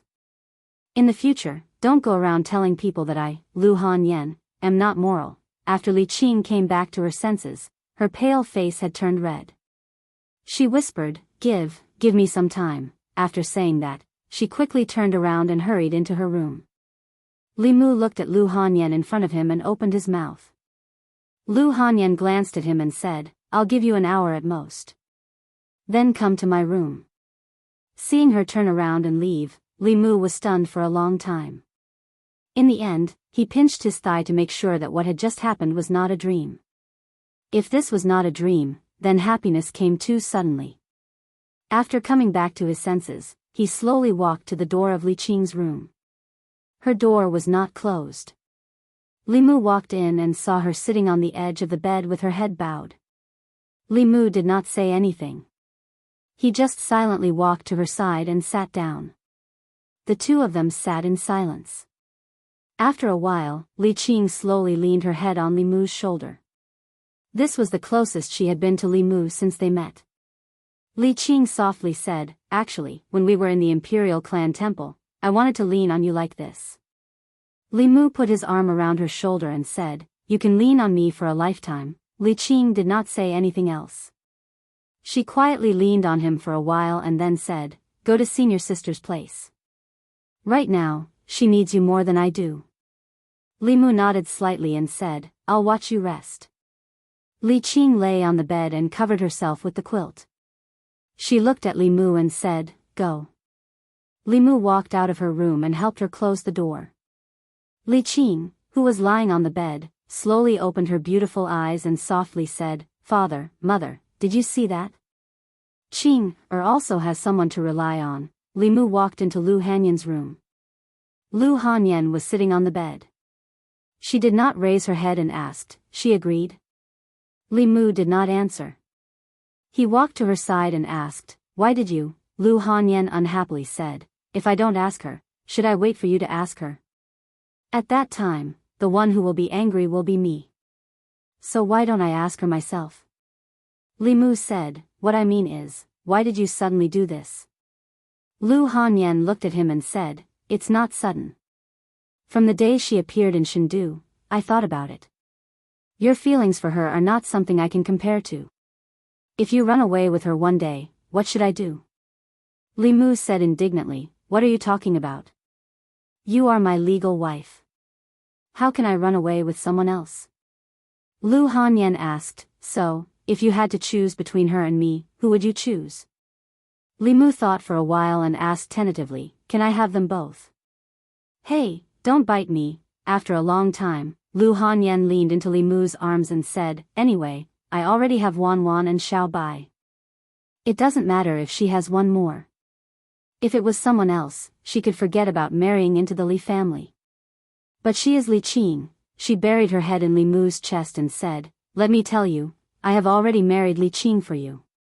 You can't abandon me for any reason in the future, As she spoke, her voice became softer. The calmness and confidence she had when facing Li Qing just now had disappeared. Li Mu's clothes were wet from her tears. At this moment, Li Mu finally understood what she had been worried about these days. The experience of being abandoned by her parents when she was young had caused her trauma. Even now, it had not healed. Li Mu hugged her tightly and said seriously, I will never abandon you, never, Changle Palace. Zhou Yi read several memorials. Suddenly, she raised her head and asked, where is Li Mu? Didn't he go to the minister's department today? I didn't see him in the morning court. Mr. May said, I really didn't see him today. Zhou Yi thought for a while and put down her brush. She said, he didn't go to court for no reason. I want to see what he is doing. She flicked her finger and a picture appeared in front of her. In the picture, it seemed to be a street in Chengdu. The street was full of people. There was a beautiful woman on each side of Li Mu. He was holding the woman on the left and the woman on the right. Mr. May looked at the picture in front of him and said in surprise, isn't that woman Li Yi's daughter? He and Li Mu, Zhou Yi snorted and said, I knew it.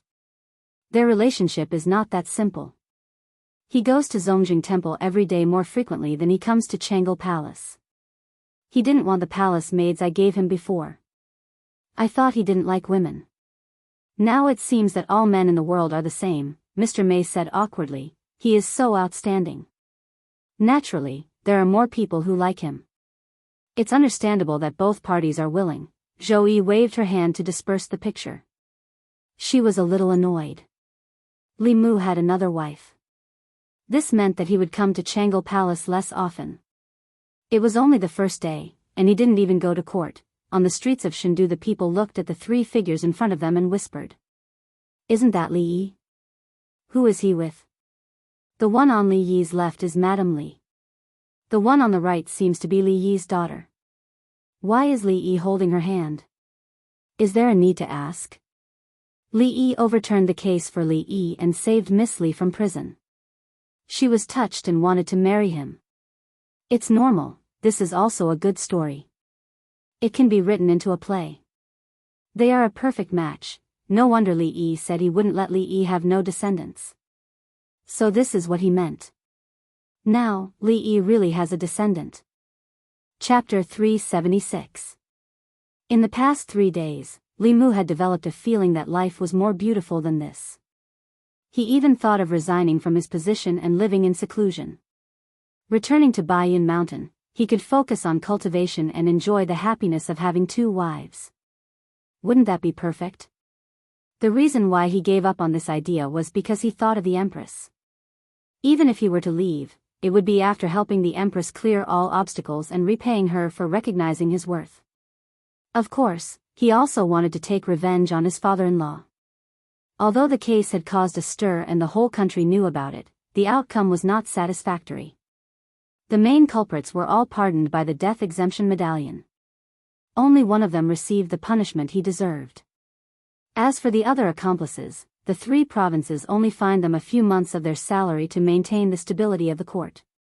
It seemed that the price of framing a 4th-rank official was only a few months of salary. As far as they were concerned, this matter was already over. But for Li Mu, it was just the beginning. He stretched out his hand. The ring on his finger flashed and a booklet appeared in his hand. It was the evidence of the crimes of some of the officials of the old party that Zhou Zhong had collected over the years. Most of these people were the ones who joined forces to frame Li Yi. As the assistant minister of the Ministry of Justice and deeply trusted by the old party, it was easy for him to use his position to collect the evidence. The crimes of these people varied. Li Mu took out a piece of paper and wrote down a series of names. After thinking for a while, he circled one of them. Wang Luan, who was the minister of the Ministry of Personnel at that time, was the one who submitted many memorials asking for Li Qing to be severely punished. Li Mu was not holding a grudge, but there were so many people that he had to start with. He left the secretariat, walked out of the palace gate, and walked toward the Ministry of Justice. In the assistant minister's office of the Ministry of Justice, Yang Lin leaned comfortably on a chair and sighed in his heart. He had thought that he would have to endure for many more years to reach the position of assistant minister before he retired. But who would have thought that the Ministry of Justice would undergo such a great change? Countless people were eyeing the position, but in the end, he took advantage of it. Yang Lin's gaze inadvertently looked out of the window. A figure flashed by outside the window. Yang Lin immediately stood up from his chair and walked to the door. Lord Li, do you have any instructions for the Ministry of Justice? Although his rank was already higher than Li Mu's, in the imperial court, rank did not represent everything. In front of Li Mu, he still maintained his respect and humility. Li Mu handed him a document and said, "There is a case here. The Ministry of Justice should deal with it as soon as possible." The Central Secretariat had to do with national policies or important decisions. They needed to be reviewed by the Minister of Ceremonies and the Minister of Ceremonies to guide the 6 ministries in their implementation. For such small matters, the Central Secretariat officials had the power to directly order the Ministry of Justice. Yang Lin took the document. After reading it, he said in shock, "This is the Ministry of Personnel's physician, Lord Wang Luan." Li Mu looked at him and asked, "Why? Does the Ministry of Justice's handling of cases vary from person to person?" Yang Lin quickly replied, "Of course not." Li Mu said, "I believe that Lord Yang will be a good official. Otherwise, I wouldn't have urged His Majesty to let you be the Assistant Minister of the Ministry of Justice." Yang Lin was stunned. He had thought that his appointment as the Assistant Minister of the Ministry of Justice was due to the efforts of the old faction. He was still puzzled as to why the old faction did not get a single official position in the Ministry of Personnel, but he succeeded in the Ministry of Justice. Only now did he know that his promotion was not because of the old faction, but because of Li Mu. He immediately clasped his hands and said, "Thank you, Lord Li." Li Mu waved his hand and said, "No need to thank me." His Majesty felt that Lord Yang was not too far off the path and wanted to give you a chance. Yang Lin stood where he was. His gaze gradually became hesitant. He knew that at this moment, he was faced with an important choice in his life. Should he continue to work for the old faction, or should he completely side with Li Mu? The old faction was controlled by the Shao clan, and the Shao clan was the legitimate royal family of Great Zhou. Even though the Zhou clan was extremely powerful, they were not the legitimate royal family. Many officials in the court and the people of Great Zhou were inclined towards the Empress returning the throne to the Zhou clan. Therefore, even though the old faction had been suppressed by the new faction in recent years, they were still powerful and did not lack supporters. He worked for the old faction because he believed that the Shao clan would regain power sooner or later. However, what reason did he have to work for Li Mu? His Majesty could not pass the throne to Li Mu, or Li Mu's children. Yang Lin did not dare to make a rash decision when it concerned his future and even his life. He looked at Li Mu and probed, "Lord Li, may I ask if His Majesty intends to pass the throne to the Zhou clan in the future?" Li Mu glanced at him and asked, "Is this something that you and I, as subjects, can discuss?" Yang Lin looked troubled. Li Mu knew what he was worried about. He said, "Are you afraid that the Shao clan will come after you if His Majesty passes the throne to the Shao clan?" Yang Lin said, "Lord Li, I have elders and children to take care of. I cannot afford to gamble. If I gamble wrongly, the lives of my family." Li Mu asked, "When do you think His Majesty will pass the throne to the Shao clan?" Yang Lin shook his head and said, "I don't know." Li Mu said slowly, "His Majesty is a powerhouse of the 7th realm. He can live for at least 3 decades. She is in her prime now. Even if the throne is to be passed, it will be decades or even centuries later. Do you think you can live until then?" Yang Lin thought for a moment and felt that Li Mu's words seemed to make sense. By that time, he would have retired and returned to his hometown to enjoy the rest of his life. It would have nothing to do with him who would inherit the throne. However, he still did not dare to gamble. He asked Li Mu nervously, "His Majesty won't pass the throne early, right?" Li Mu glanced at him and said, "Do you think His Majesty will suddenly pass the throne?" Yang Lin looked at Li Mu in a daze, seeming to understand something. If it was said that His Majesty had such thoughts in the past, he would not find it strange. In the past, His Majesty did not care about the court at all. He did not care about the struggles between the old and new parties. He let nature take its course.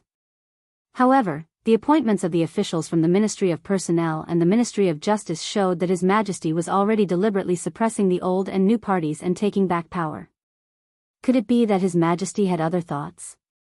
Li Mu looked at him and said, "I know that it is very difficult for Lord Yang to make a decision. I will give you 3 days to think about it. After 3 days, whether we are friends or enemies will depend on your choice." Yang Lin's expression was bitter. Did he have any other choice? Although Li Mu did not have many friends in the court, he was really good to his friends. In just half a year, Zhang Chun had been promoted from the Divine Capital Commandant to the left Assistant Minister of the Ministry of Personnel. He was a real minister with real power. The residence he lived in also went from 2, 3, and now 4. He was about to live in a large residence with 5 entrances. For Yang Lin, who lived in a small house with 2 entrances for 3 generations, a residence with 5 entrances was an unattainable dream.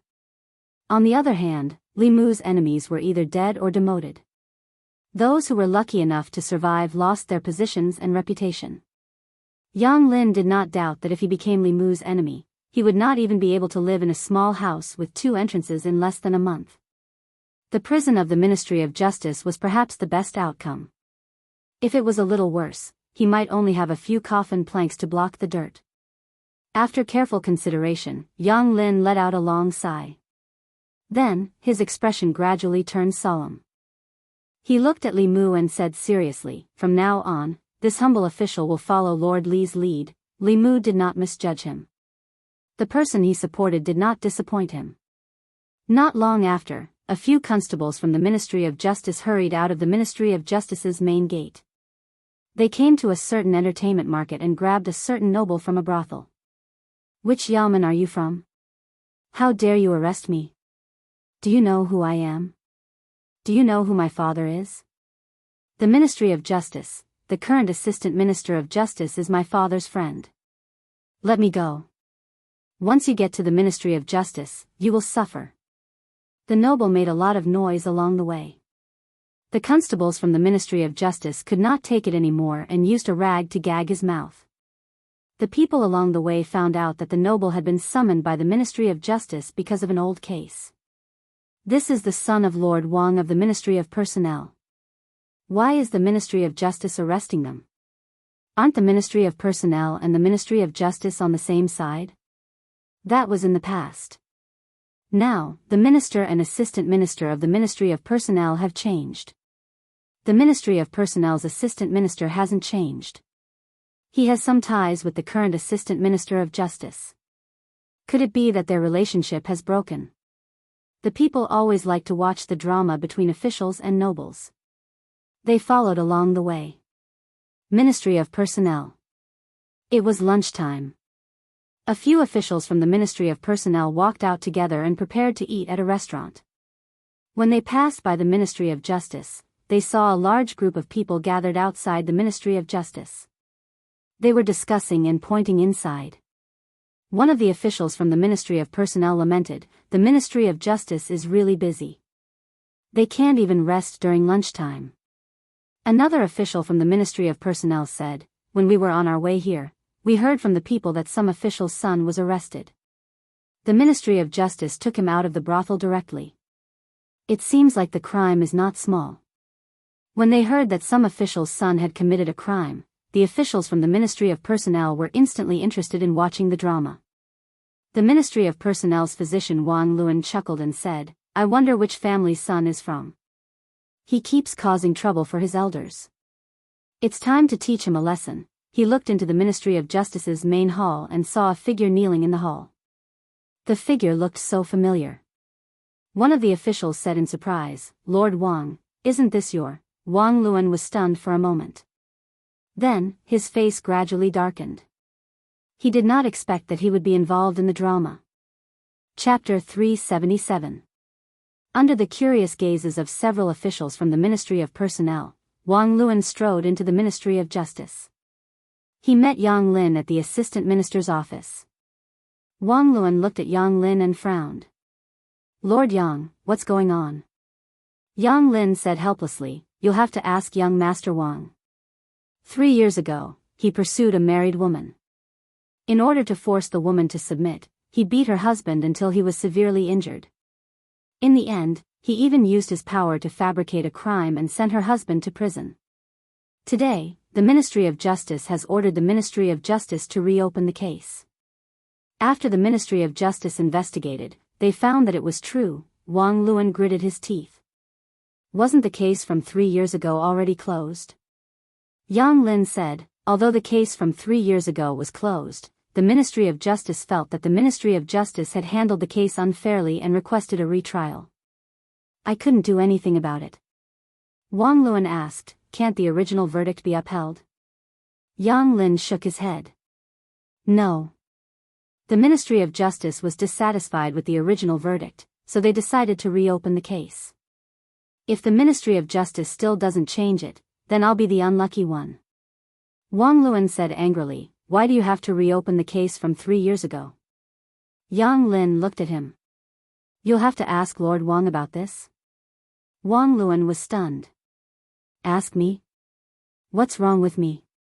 Yang Lin sighed and said, that day, I told you not to meddle in that matter, but you sent several memorials in a row, insisting that Li Yi's daughter be killed.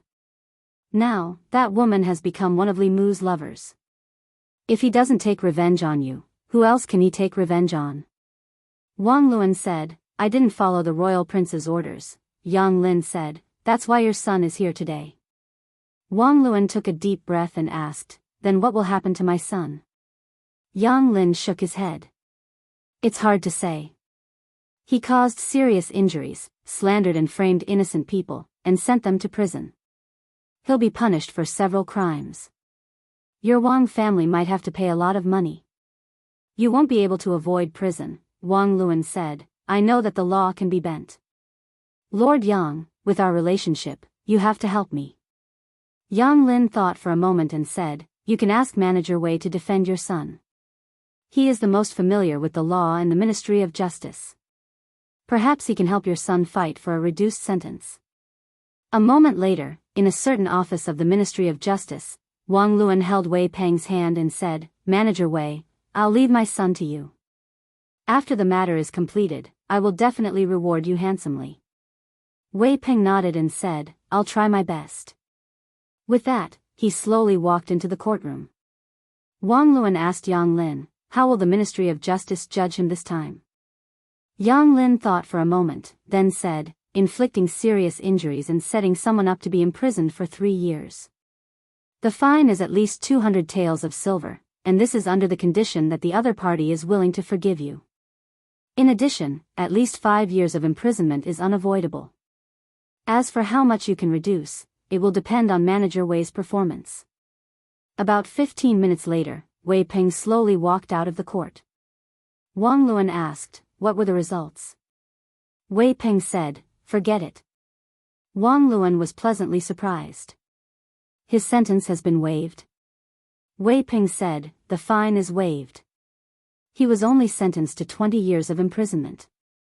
Wang Luan was stunned for a moment. When he came to his senses, he grabbed Wei Peng's collar and said through clenched teeth, what did you say? Just how did you argue? Yang Lin hurriedly said, Lord Wang, watch your actions. Your actions. He had just finished speaking when several figures walked into the Ministry of Justice. They looked at Wang Luan and asked, are you the director of the Ministry of Personnel, Wang Luan? Wang Luan was furious. He said unhappily, I am. Who are you people? Crack.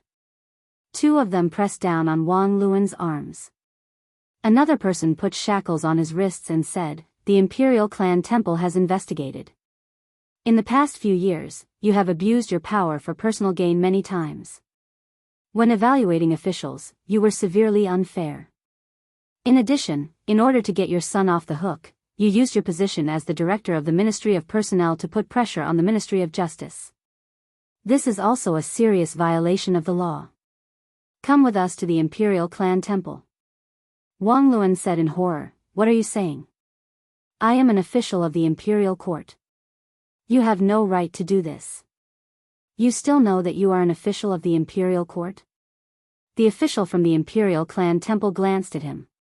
He waved his hand and said, knowingly breaking the law. This is an additional charge. Take him away. Seeing Wang Luan being taken away, Yang Lin sighed and said, I told you long ago not to stand up for others when you shouldn't. You just wouldn't listen. Outside the Ministry of Justice, the officials from the Ministry of Personnel were dumbfounded.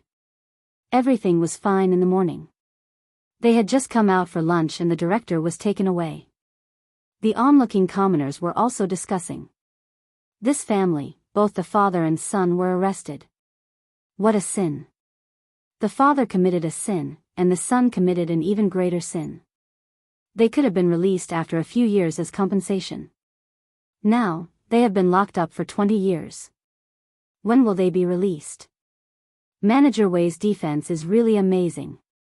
This is nothing. Just last month, there was a murderer who was sentenced to be banished to the army. His family spent a lot of money to hire Manager Wei to defend him. Guess what happened? What happened? He was just executed yesterday. In a room on duty in the Ministry of Justice, Wei Peng was writing a file. Yang Lin stood in front of the table and asked, "You have a grudge with Wang Luan's son, right?" Wei Peng nodded and said, "We had a conflict before." Yang Lin said, "Be careful in the future. It's best not to bring personal grudges into official matters." Wei Peng said, "This official understands." Yang Lin shook his head and left. Because of the delay just now, the brush in Wei Peng's hand had been suspended in the air for too long. A drop of ink fell onto the half-finished file and quickly dyed it red, leaving behind a blob of ink. Wei Peng looked at the blob of ink and said in a low voice, "Come back." The blob of ink on the file quickly shrank and formed a blob of ink. It floated in the air and landed back on the brush. The paper was as clean as new. Compared to the demotion of the Minister of Personnel and the left and right assistant ministers, the imprisonment of a mere director of the Ministry of Personnel did not attract much attention. However, to the officials of the old party, this matter was worth paying attention to. Times had changed. In the past, they were in charge of the Ministry of Personnel. However, the director of the Ministry of Personnel was now the highest-ranking official in the Ministry of Personnel. Losing one of the two directors of the Ministry of Personnel was a great loss to them. In a certain residence in the southern courtyard, a secret meeting was taking place. Why did something suddenly happen to Wang Luan? I've asked Yang Lin. He's under the orders of the Secretariat. It should be Li Mu who's behind this. Wang Luan once received my order to persuade the imperial court to execute Li Mu's daughter. Now, I heard that Li Yi's daughter is living in Li Mu's house and is very close to him. Perhaps she has already become his woman. He's taking revenge. After a long silence, someone sighed and said in an unwilling tone, "In my opinion, we shouldn't provoke Li Mu for the time being. He has the Empress protection and doesn't reveal any flaws. We can't do anything to him and there's no need to fight to the death with him. Don't forget that we only have one opponent.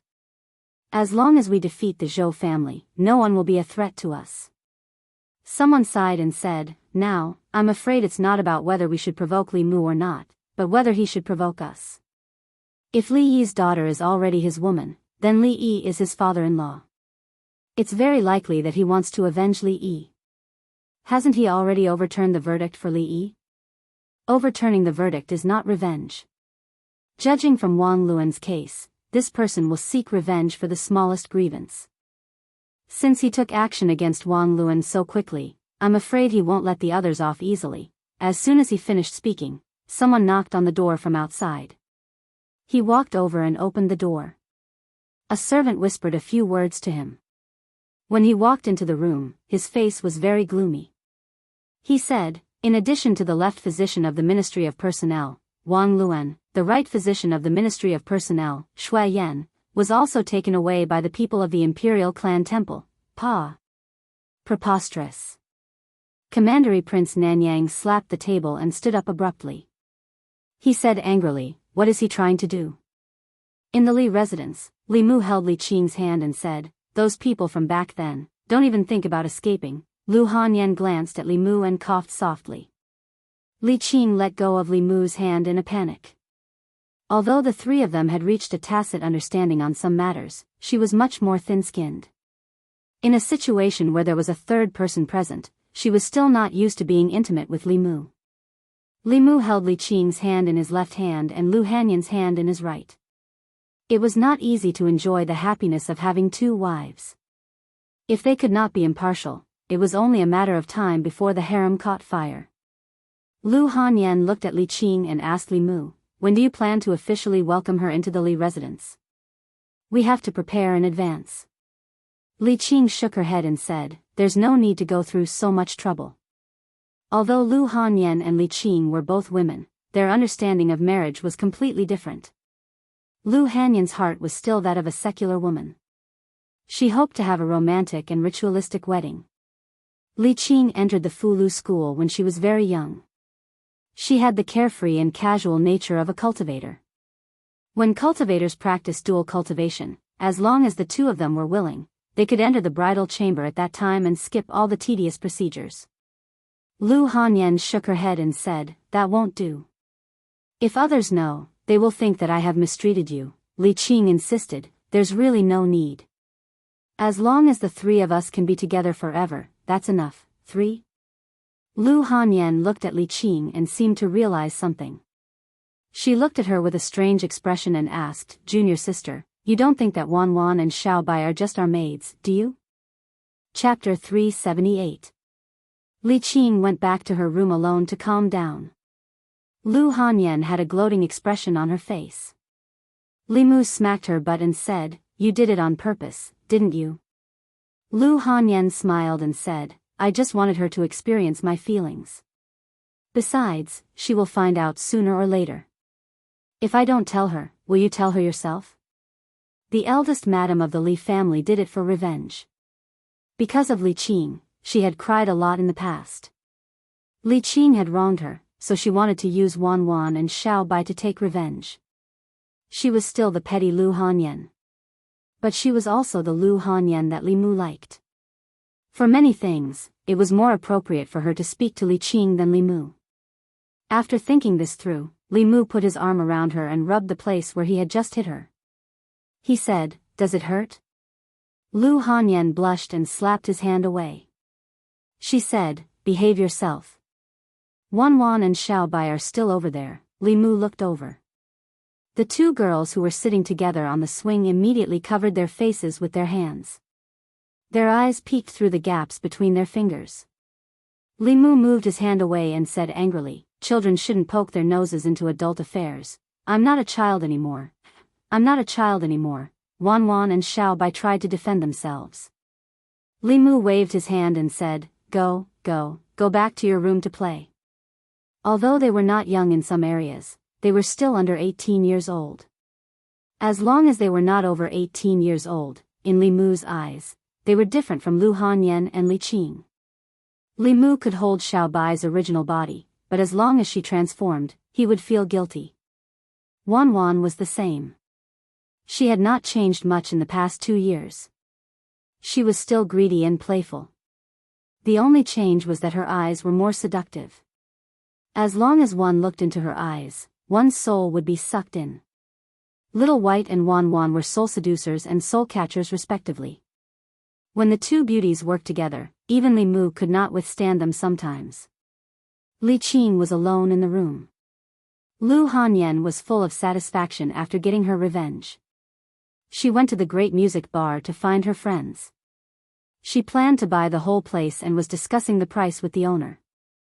Li Mu had nothing to do, so he watched Wan Wan and Xiao Bai play aeroplane chess in the courtyard.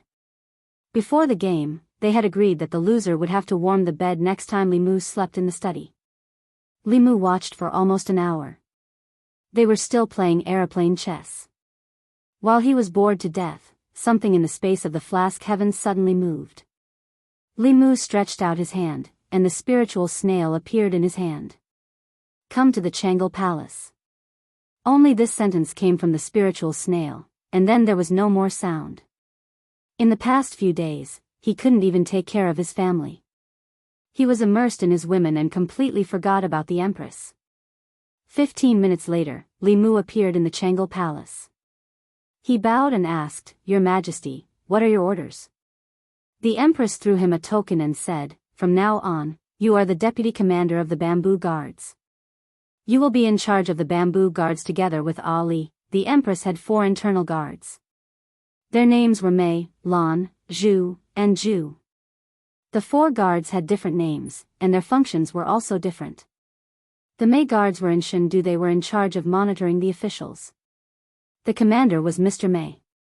The Lan guards were scattered in various counties. Their job was to monitor the local officials. Li Mu had never seen their commander before. The Bamboo Guards were a special operation organization. They were in charge of carrying out special tasks, such as investigating rebels under the Empress orders. The commander was Shengguan Li. The Jew Guards were the most mysterious of the 4 guards. It was said that they were in charge of intelligence. They had spies in the demon nation, the ghost realm, and even the demon sect. Li Mu took the token and didn't waste any time. He said, "Yes, Your Majesty." He was very clear about his position. He was a brick. He would be wherever the Empress wanted him to be. However, the Empress had inexplicably summoned him here and only gave him a token. After that, there was nothing else. She could have asked Lord May to pass this token to him. There was no need for her to make a special trip. After taking the token, Li Mu didn't stay for long. He walked out of Changle Palace and said to Shengguan Li, "Commander Shengguan, I have other things to do during this time. I'll need you to take care of the Bamboo Guards." Shengguan Li said lightly, "When you're not here, I'm the only one in charge of the Bamboo Guards." Since Shengguan Li didn't have any objections, Li Mu could focus on his own matters. After leaving Changle Palace, he went straight back to Changle Palace. Zhou Yi looked at the pile of memorials on the table and said, "Look, there's only one more woman by their side, and they don't even care about national affairs. They don't go to the imperial kitchen, and they don't come to Changle Palace. I should forbid them from taking concubines." Seeing that the Empress's attitude towards Li Mu was becoming more and more strange, Mr. May's face was bitter, but he couldn't say anything. In the Imperial Secretariat, Li Mu sneezed for no reason and crossed out 2 names on the list on the table. Lu Yi walked in from outside and put a few oranges on the table in front of Li Mu. He smiled and said, "Sir Li, these are oranges from my hometown. Although they're not as sweet and delicious as the tribute oranges, they still taste pretty good. You can take them back and try them." Zhongjuan didn't produce oranges. In the past, there were people who transplanted them and used their mana to carefully cultivate them. However, the fruit was small and bitter, so no one tried it again. This kind of fruit was usually transported from the southern counties. The price was ridiculously high, and it wasn't something that ordinary people could afford. Li Mu smiled and said, "Thank you, Sir Lu." Lu Yi had eaten Li Mu's tribute oranges before, so he only came to return the favor. He said, "You're welcome." He was about to leave when he saw a piece of paper on Li Mu's table. He asked, "What's this?" Li Mu said casually, "Oh, this. I have nothing to do, so I practice writing. Sir Li is really elegant." Lu Yi smiled and complimented him. He left Li Mu's office, but he couldn't help but be curious. Who would practice writing using a person's name? Wang Luan, Qian Long, seemed to be the left and right doctors of the Ministry of Rights.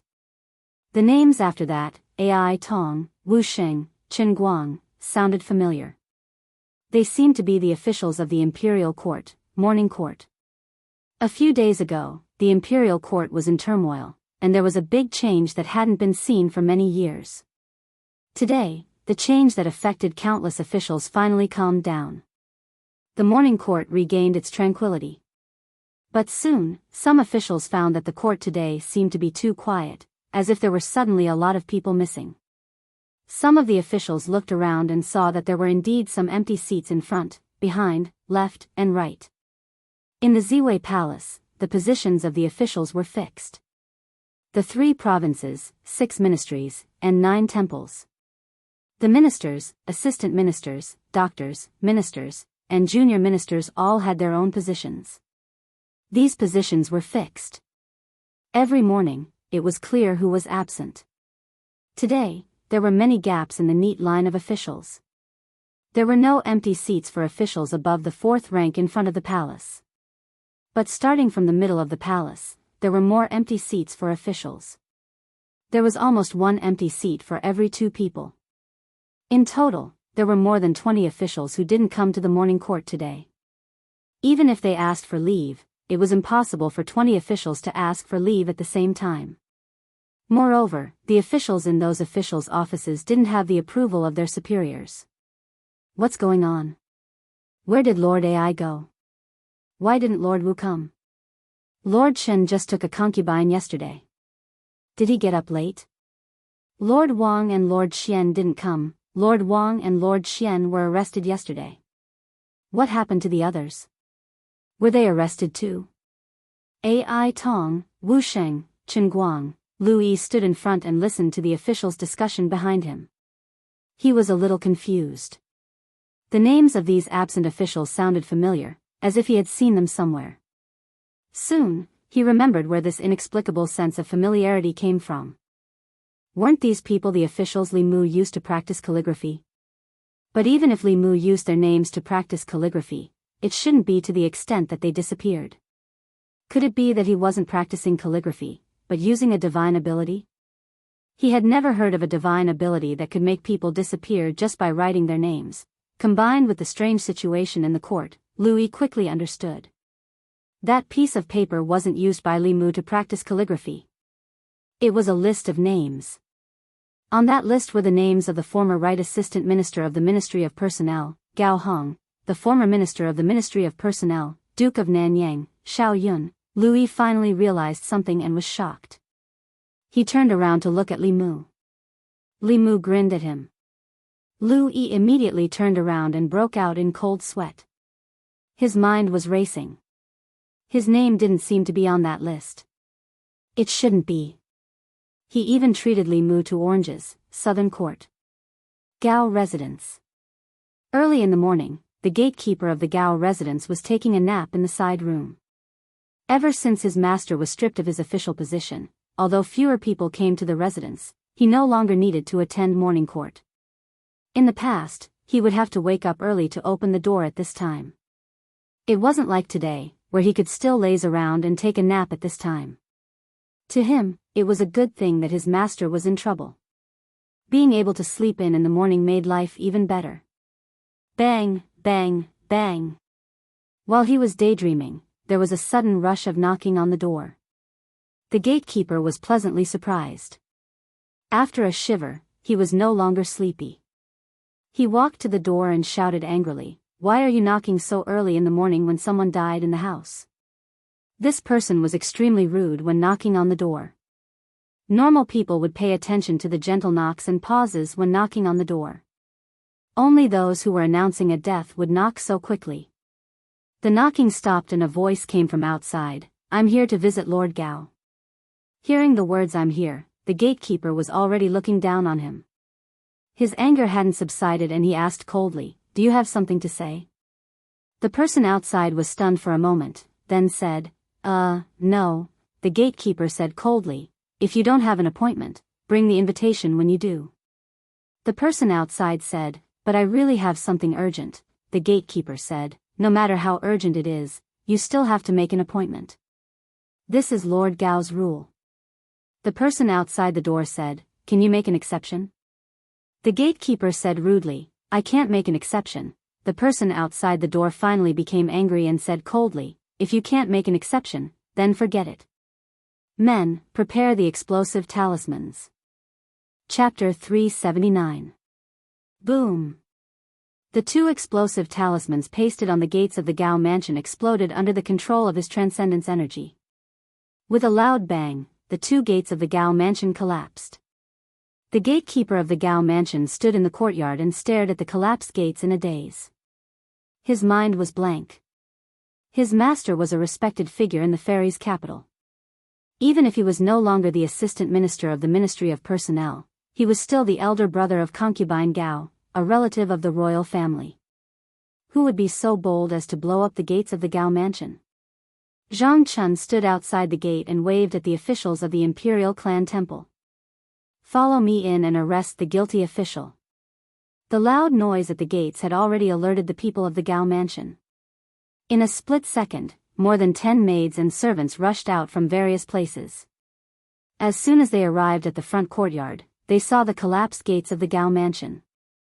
The former Right Assistant Minister of the Ministry of Personnel, Gao Hong, rushed out of the inner court. Seeing that the main gate of his residence had been blasted open, he was enraged.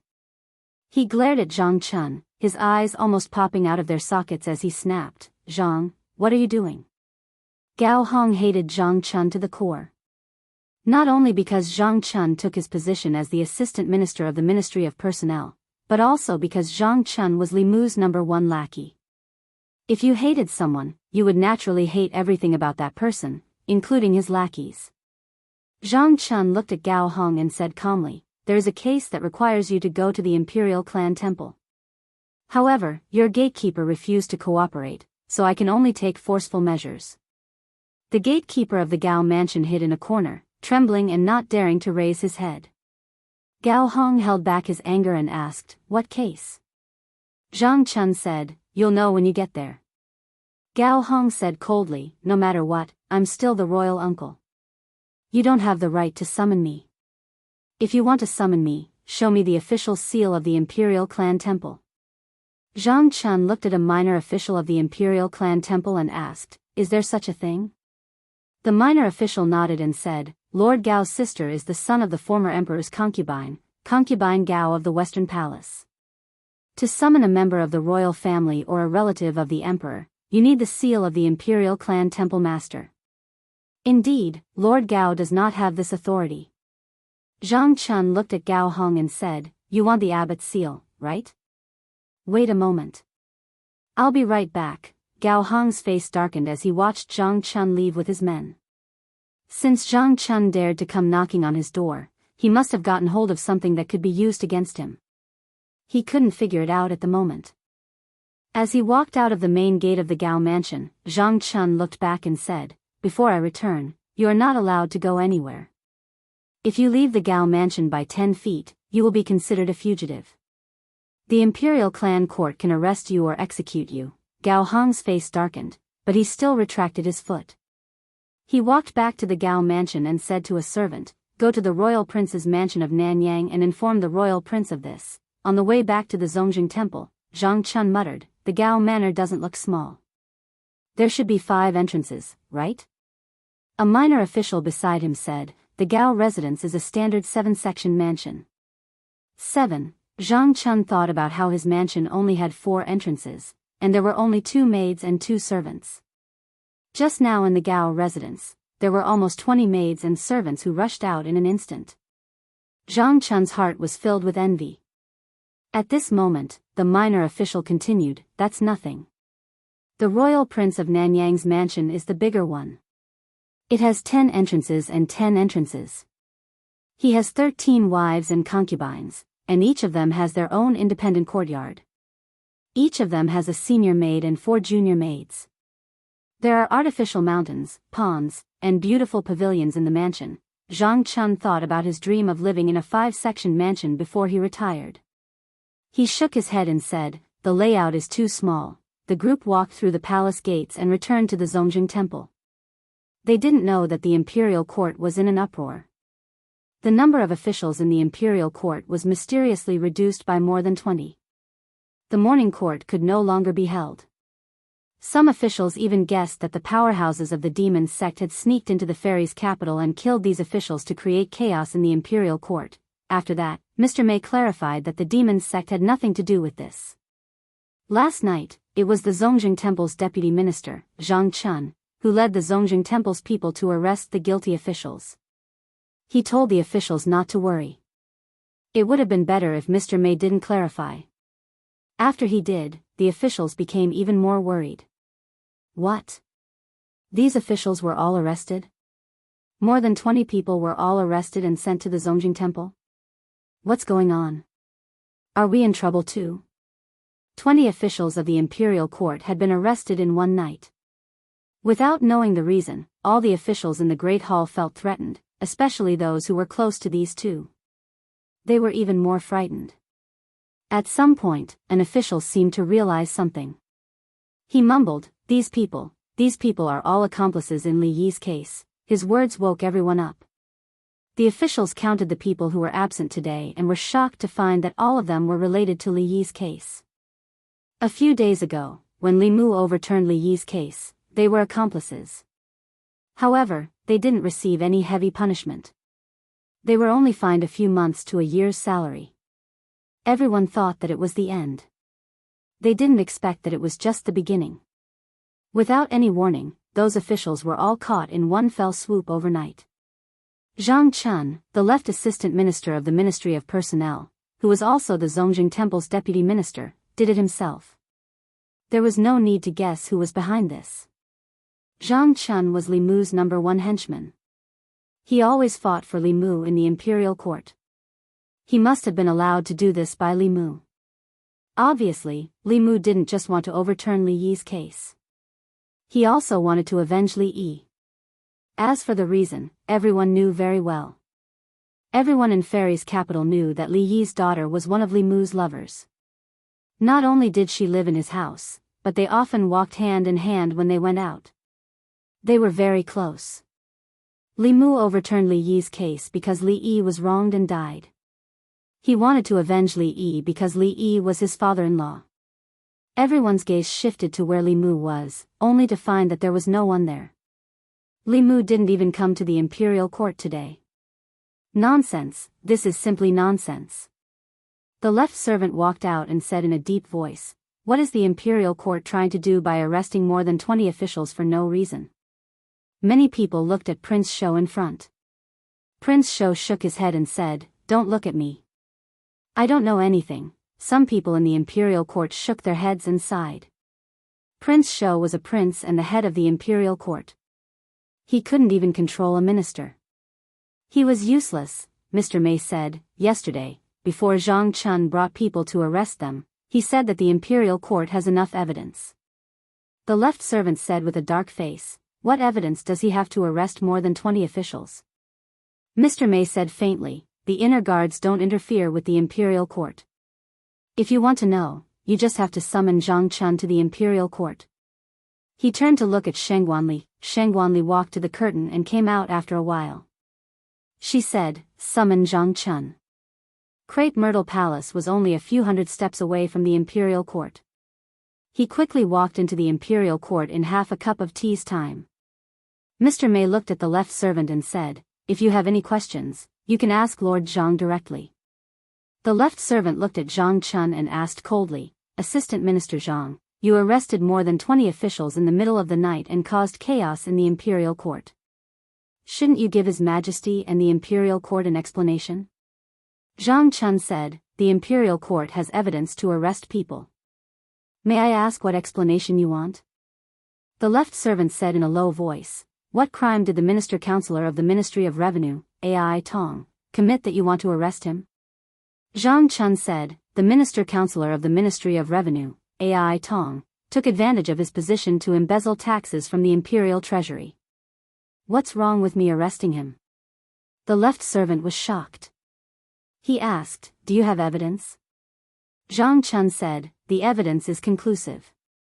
The left servant said, "Minister of Imperial Treasury, Wu Sheng." Zhang Chun said, "Minister of Imperial Treasury, Wu Sheng, used his power to threaten and sleep with young girls. The youngest of those girls was only 8 years old. Shouldn't he be arrested?" The left servant moved his lips and said, "Then the Minister of Imperial Treasury, Chen Guang."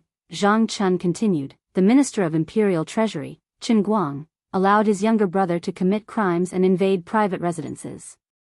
He bribed the Ministry of Justice to get his younger brother released and exonerated, breaking the law. What's wrong with me arresting him?" He looked at the left servant and said loudly, "There's also Wei Chong from the Taichang Temple, Wang Ning from the Taichang Temple, and Zhuo Xian from the Ceremonies Department. As officials of the Great Zhou, these people acted as a protective umbrella for criminals who trafficked women and children. Shouldn't they be arrested?" He listed the crimes of these more than 20 people one by one. The officials in the court were shocked. They had never heard of such things before. Since Zhang Chun dared to arrest them, then the Imperial Clan Temple might really have evidence of the crimes of so many officials. But how did they find out about these hidden things? Among the officials, some of them realized something. They lowered their heads and squeezed out 2 words from between their teeth, Zhou Zhong. Chapter 380. In the Imperial Kitchen. Ever since Lu Hanyan and Li Qing opened their hearts to each other, Li Mu didn't want to go home. He didn't want to leave home. Of course, because of this, he came to the palace less often, and he hadn't been to the imperial kitchen for a long time. When it was only Lu Hanyan and the Empress, Li Mu could still take care of them. But when Lu Hanyan came to Shen, Du and Li Qing moved in, the number of people who needed to be with him increased from 1 to 3. Li Mu was a little busy. This made him realize that he still had a lot of shortcomings in terms of time management. Mr. Lu Sun once said that time was like water in a sponge. If he could make use of the time he spent standing in a daze in the morning court, he could at least cook a bowl of piping hot noodles for the Empress after the morning court.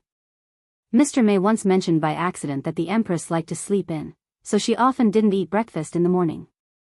After the court, it was still early before breakfast time, so she might as well eat something to fill her stomach. Li Mu knew why the Empress liked to sleep in. It was because she couldn't fall asleep at night, so she would cook conch porridge with Li Mu in the middle of the night, or enter his dreams to teach him how to cultivate. As a cultivator in the upper 3 realms, she wouldn't feel tired even if she didn't sleep for a month. But cultivators were still people, and nothing could replace the joy and happiness brought by sleeping.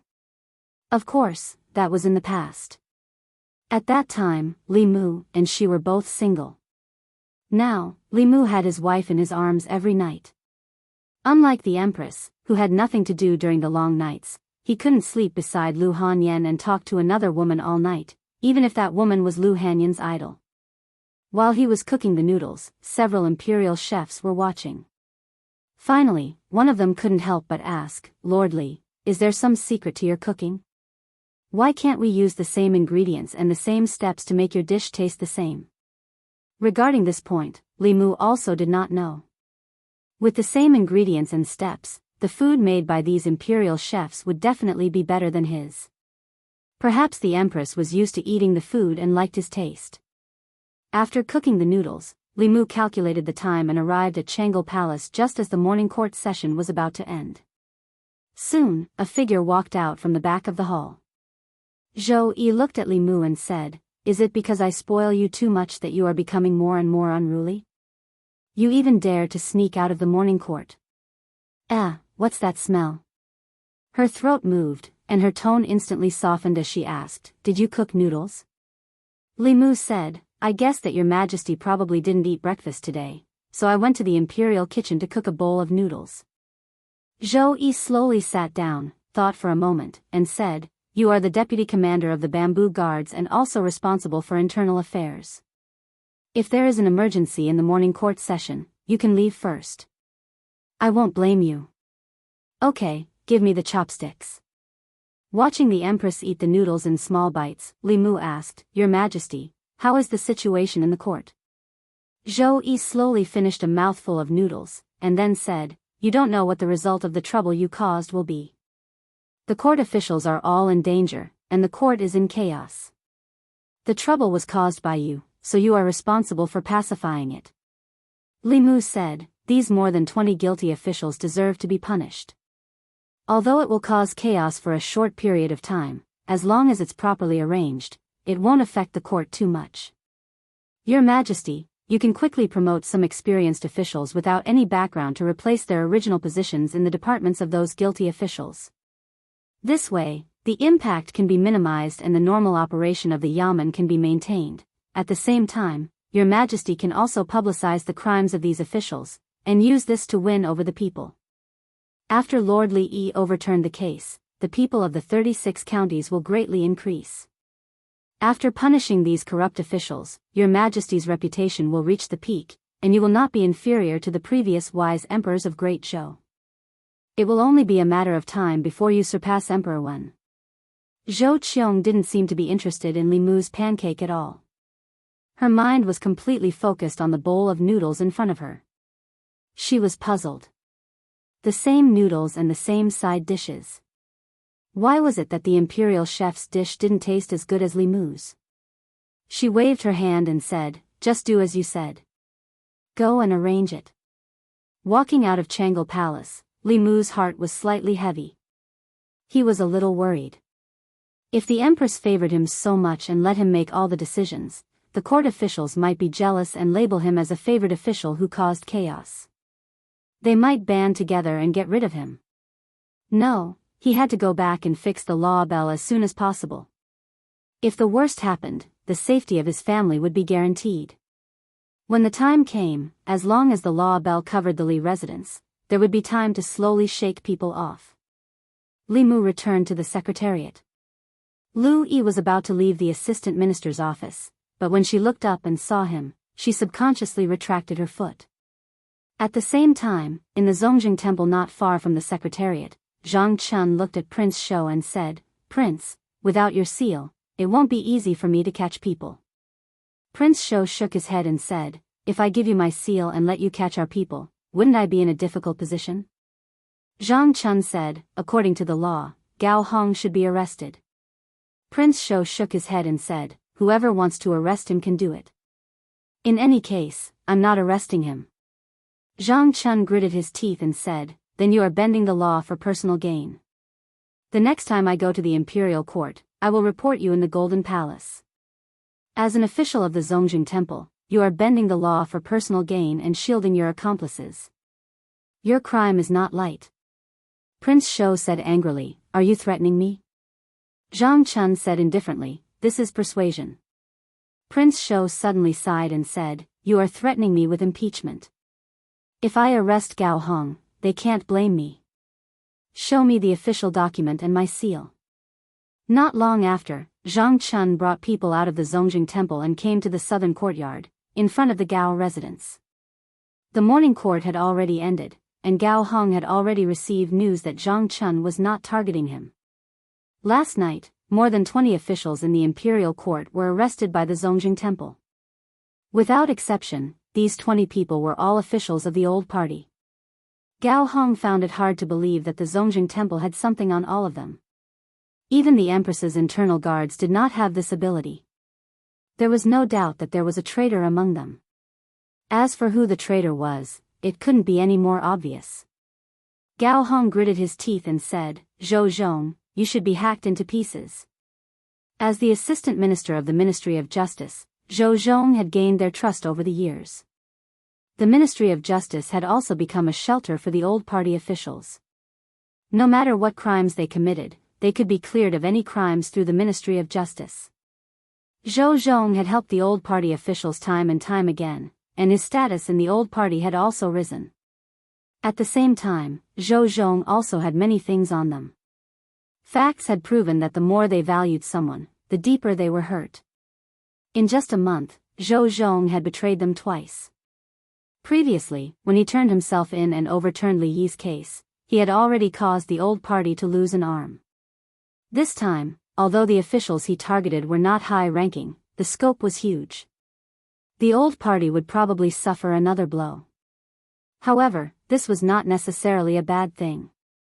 After this, the higher-ups would probably not tolerate Li Mu anymore. Even if it went against the emperor's will, they would resolutely get rid of him. Before that, he just needed to wait for news. Gao Hong did not receive any news, but Zhang Chun did.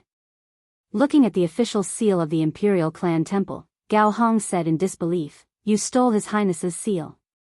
"Bullshit." Zhang Chun glared at him and said, "Do I need to steal it? I just need to tell him that you, Gao Hong, are guilty." If he didn't seal it, he would be bending the law for favoritism and covering up for his accomplice. "I will have the Imperial Court impeach him, and he will confess everything." Gao Hong's lungs were about to explode. He gritted his teeth and said, "Coward." Zhang Chun waved his hand and said, "If you want to scold him, go to the Imperial Clan Temple and scold him in front of him." "Lord Gao, do you want to leave by yourself, or do we have to escort you?" Gao Hong snorted and said, "I'll leave by myself." He looked coldly at Zhang Chun and said, "Just you wait. Li Mu won't be able to jump around for long. When the time comes, the first one to die will be you." Zhang Chun glanced at him and said, "You might not be able to wait until that day."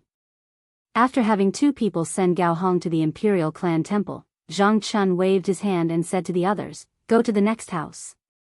A moment later, at the Commandery Prince Mansion of Nanyang. The people of the Imperial Clan Temple knocked on the door for a long time, but no one answered.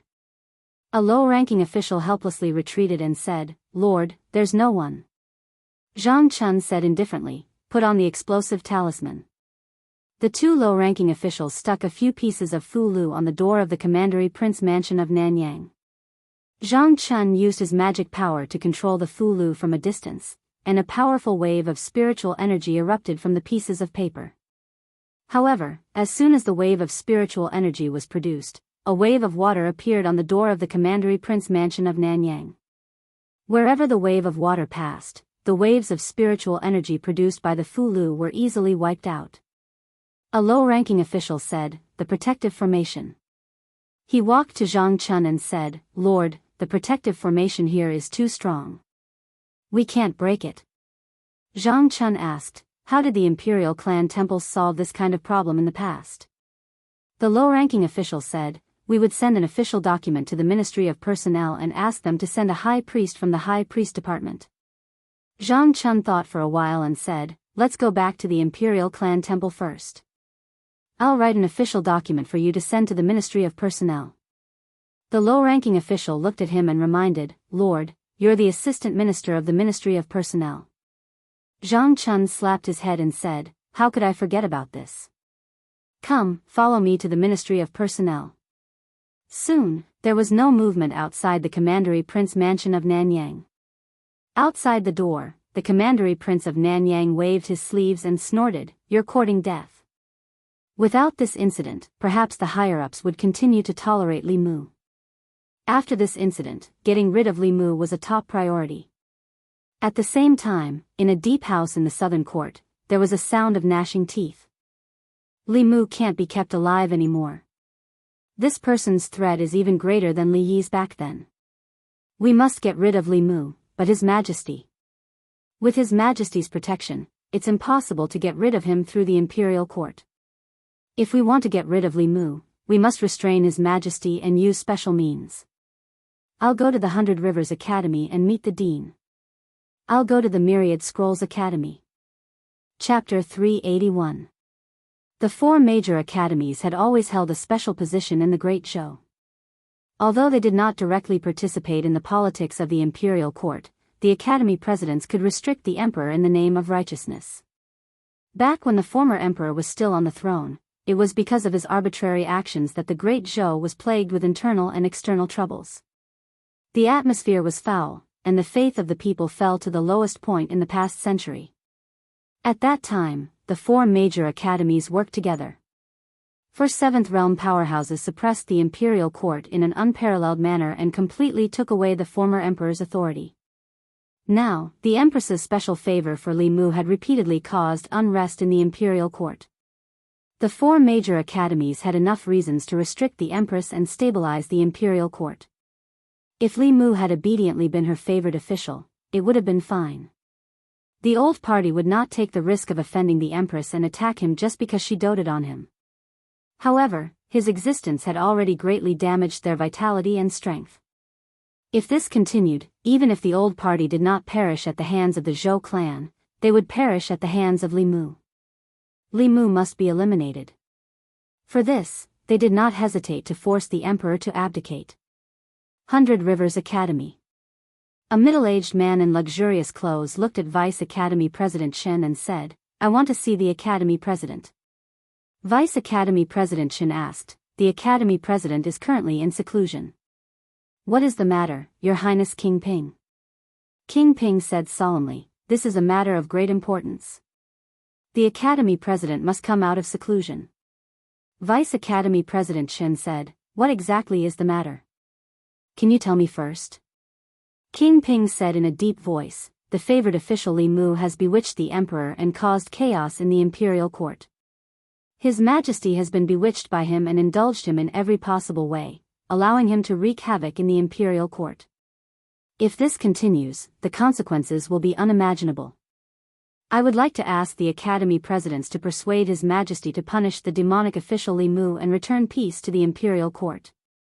Vice Academy President Chen glanced at him and shook his head. However, what the Academy sees is not so. Li Mu is called Xing Tian by the people of Fairy's capital and is extremely loved by the people. Outside, he single-handedly dealt a heavy blow to the 10 demonic sections. Internally, He overturned the case of the favored official who was wrongly killed more than 10 years ago and punished the lawless officials in the imperial court. Because of what he has done, the people's faith in the great Zhou has reached its peak in 50 years, far surpassing the time of the emperor. It is inevitable that His Majesty's favor. Although he is a favored official, Your Highness. King Ping opened his mouth and said, there is one thing that I hope Your Highness can understand. Vice Academy President Shen looked at King Ping and said slowly, the Academy is the Academy of the Great Zhou, not the Academy of the Shao clan. If the Emperor is muddle-headed, the Academy should work together to support him. This is our duty. If the Emperor is wise, the Academy should do its best to assist him. This is also our duty. Whether His Majesty is wise or muddle-headed, it is not up to you to decide. It is up to the people to decide, King Ping said, but the Imperial Court, Vice Academy President Shen said, without destruction, there can be no construction. A piece of good wood will not go bad just because a few worms have crawled on it. However, if they are allowed to gnaw on it, the good wood will eventually turn rotten one day. This is all I have to say. Take care of yourselves. With that, he put his hands behind his back and slowly left. King Ping stood where he was and his expression changed for a while. Finally, he revealed a helpless expression. After a while, he left the 100 Rivers Academy and returned to King Ping's residence. Several people who were waiting in the residence immediately came up to him and spoke. How was it? What did the dean say? Brother Wang, say something. King Ping looked at everyone and sighed. Let's drop this matter. Don't mention it again. Why? Could it be that the Academy doesn't agree? While everyone was asking, another figure walked in from outside. The Duke of Jiangyin had just walked into the courtyard when he shook his head and said, I didn't see the dean. I don't think we can count on the Thousand Scrolls Academy. Among the 4 great academies, the White Deer Academy belonged to the Ministry of War and could never be counted on. As for the other 3 great academies, the 100 Rivers Academy and the Thousand Scrolls Academy supported the Shao clan. The Azure Cloud Academy stood on the side of the Zhou clan.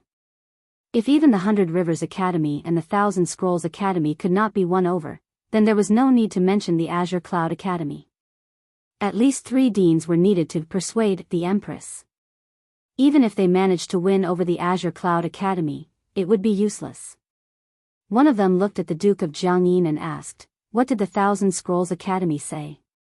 The Duke of Jiangyin shook his head and said, they said that the Academy is not a tool for us to fight for power.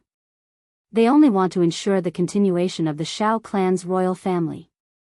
If the Empress wants to pass the throne to a disciple of the Zhou clan, they will do their best to stop it. Apart from that, the Academy will not participate in any court battles. After saying that, he looked at King Ping and asked, what did the 100 Rivers Academy say? King Ping said, they told us to take care of ourselves. No one spoke again. The courtyard fell into a long silence. The meaning of take care of ourselves was that the 100 Rivers Academy would not help them this time. All along, they had thought that the Zhou clan only had one advantage over the Shao clan, and that was that the Empress's surname was Zhou. Regardless of whether it was the control of the imperial court, the local area, or the number of academies behind them, they were stronger than the Zhou clan's new faction. In fact, if it was not for the former emperor's incompetence that caused the wrath of the people and made the Azure Cloud Academy's dean extremely disappointed in the Shao clan, there might be 3 or even 4 academies behind the Shao clan. It was only now that they realized that although the 2 academies behind them were inclined to let the Shao clan return to the orthodox lineage in the future, that was a matter for the future. At present, they still acknowledged the Empress. In fact, it was not just the academies. Even everyone present was convinced by the current Empress. She had shown great talent in cultivation since she was young. Otherwise, she would not have been valued by the former emperor and become the crown princess and empress. The fact that she could be acknowledged by the emperor's qi and successfully advance to the 7th realm proved this point. At that time, no one in the Shao clan could withstand the emperor's qi and forcefully break through. The royal clan would not have an additional 7th realm powerhouse, but a useless person whose foundation was destroyed. One had to know that she was only 25 years old back then. Since ancient times, no one in the Shao clan had been able to inherit the emperor's qi and advance to the 7th realm at the age of 25. Obviously, the academies would not stand against the empress for this matter. The Duke of Jiangyin asked, "What do we do now?" After a long silence, King Ping shook his head and said tiredly, "Let's leave it at that." Although he did not say much, everyone could hear the intention to retreat from his words. The Shao royal clan did not retreat when facing the new faction that was at the peak of their power. Now that they were facing a lone official, they had the intention to retreat.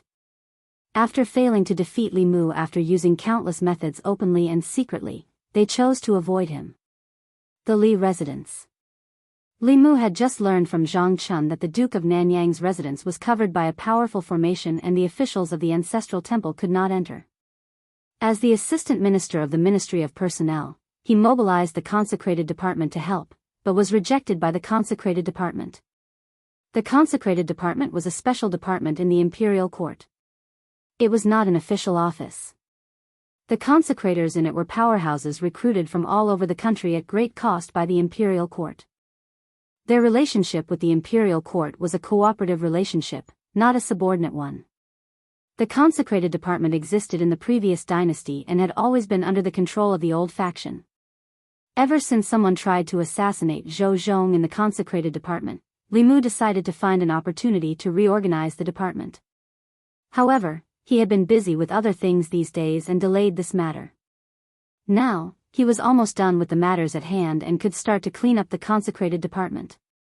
Before that, he had to help Zhang Chun solve the current problem. There were not many powerhouses in the ancestral temple. They could not be compared to the consecrated department and could not break the formation of the Duke of Nanyang's residence.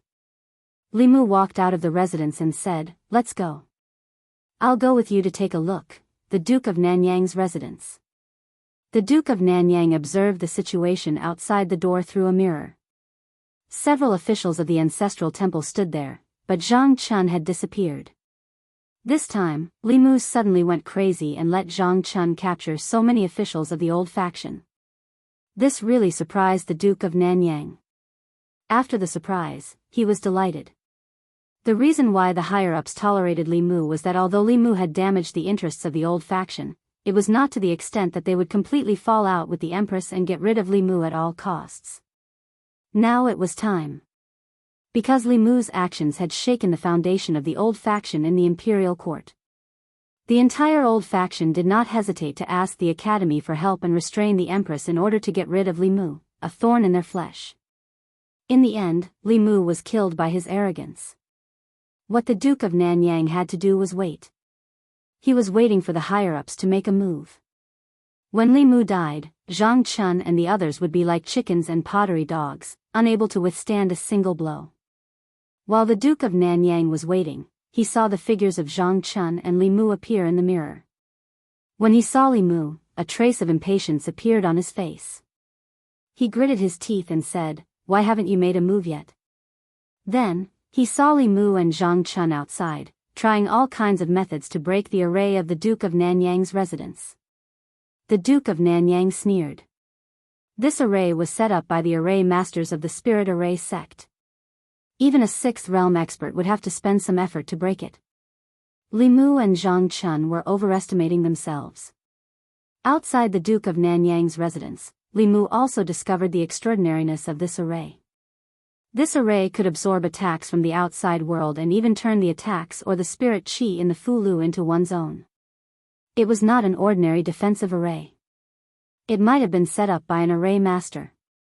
Although Li Mu had the memories of the 1,000 illusions venerable master, he knew that most of those arrays were evil arrays. He did not have a deep understanding of the orthodox arrays. This almost eliminated the possibility of him using ingenuity to break this array. Since he could not use ingenuity, he could only use brute force. Li Mu whistled, and the Dao bell flew out of his ear. In the blink of an eye, it grew to the height of a human. Li Mu pointed at the array outside the Duke of Nanyang's residence and said, "Crash into it." Buzz, the Dao bell responded with a buzz. Then, it flew high into the air and swooped down, crashing heavily into the defensive array. A burst of light flowed on the array. It resisted stubbornly for a few breaths before the light on it quickly dimmed. Zhang Chun strode forward and slammed the door a few times. He shouted, "Xiao Yun, Duke of Nanyang, the Imperial Clan Temple is handling a case. Hurry up and open the door. Don't hide inside. I know you're at home. Hurry up and open the door." Chapter 382. Zhang Chun pounded on the door like he was announcing a funeral, but no one responded. He channeled his mana into his palms and slammed them down. The two doors collapsed inwards, and Xiao Yun, the Duke of Nanyang, appeared in front of him with a gloomy face. Zhang Chun stared at the Duke of Nanyang unhappily and asked, "The Imperial Ancestral Temple has summoned you to close your residence. Are you resisting arrest?" The Duke of Nanyang, the former Minister of Personnel, had fallen to the point where his residence was broken down and humiliated. The Duke of Nanyang could no longer suppress the anger in his heart. He wanted nothing more than to kill Li Mu and Zhang Chun. Thinking that the two of them would not last long, he forcefully used his mana to suppress his anger. He looked at Zhang Chun and said coldly, "Why would the Imperial Ancestral Temple come to my residence for no reason? I thought it was a bold bandit who attacked my residence." Zhang Chun said indifferently, "Whether it is for no reason or not, you will know once you follow me to the Imperial Ancestral Temple." The Duke of Nanyang said, "Do you have the official document from the Imperial Ancestral Temple?" Zhang Chun took out the official document with the seal of the Imperial Ancestral Temple and waved it in front of him. He asked, "Is this enough?" The Duke of Nanyang said calmly, "If that is the case, let's go."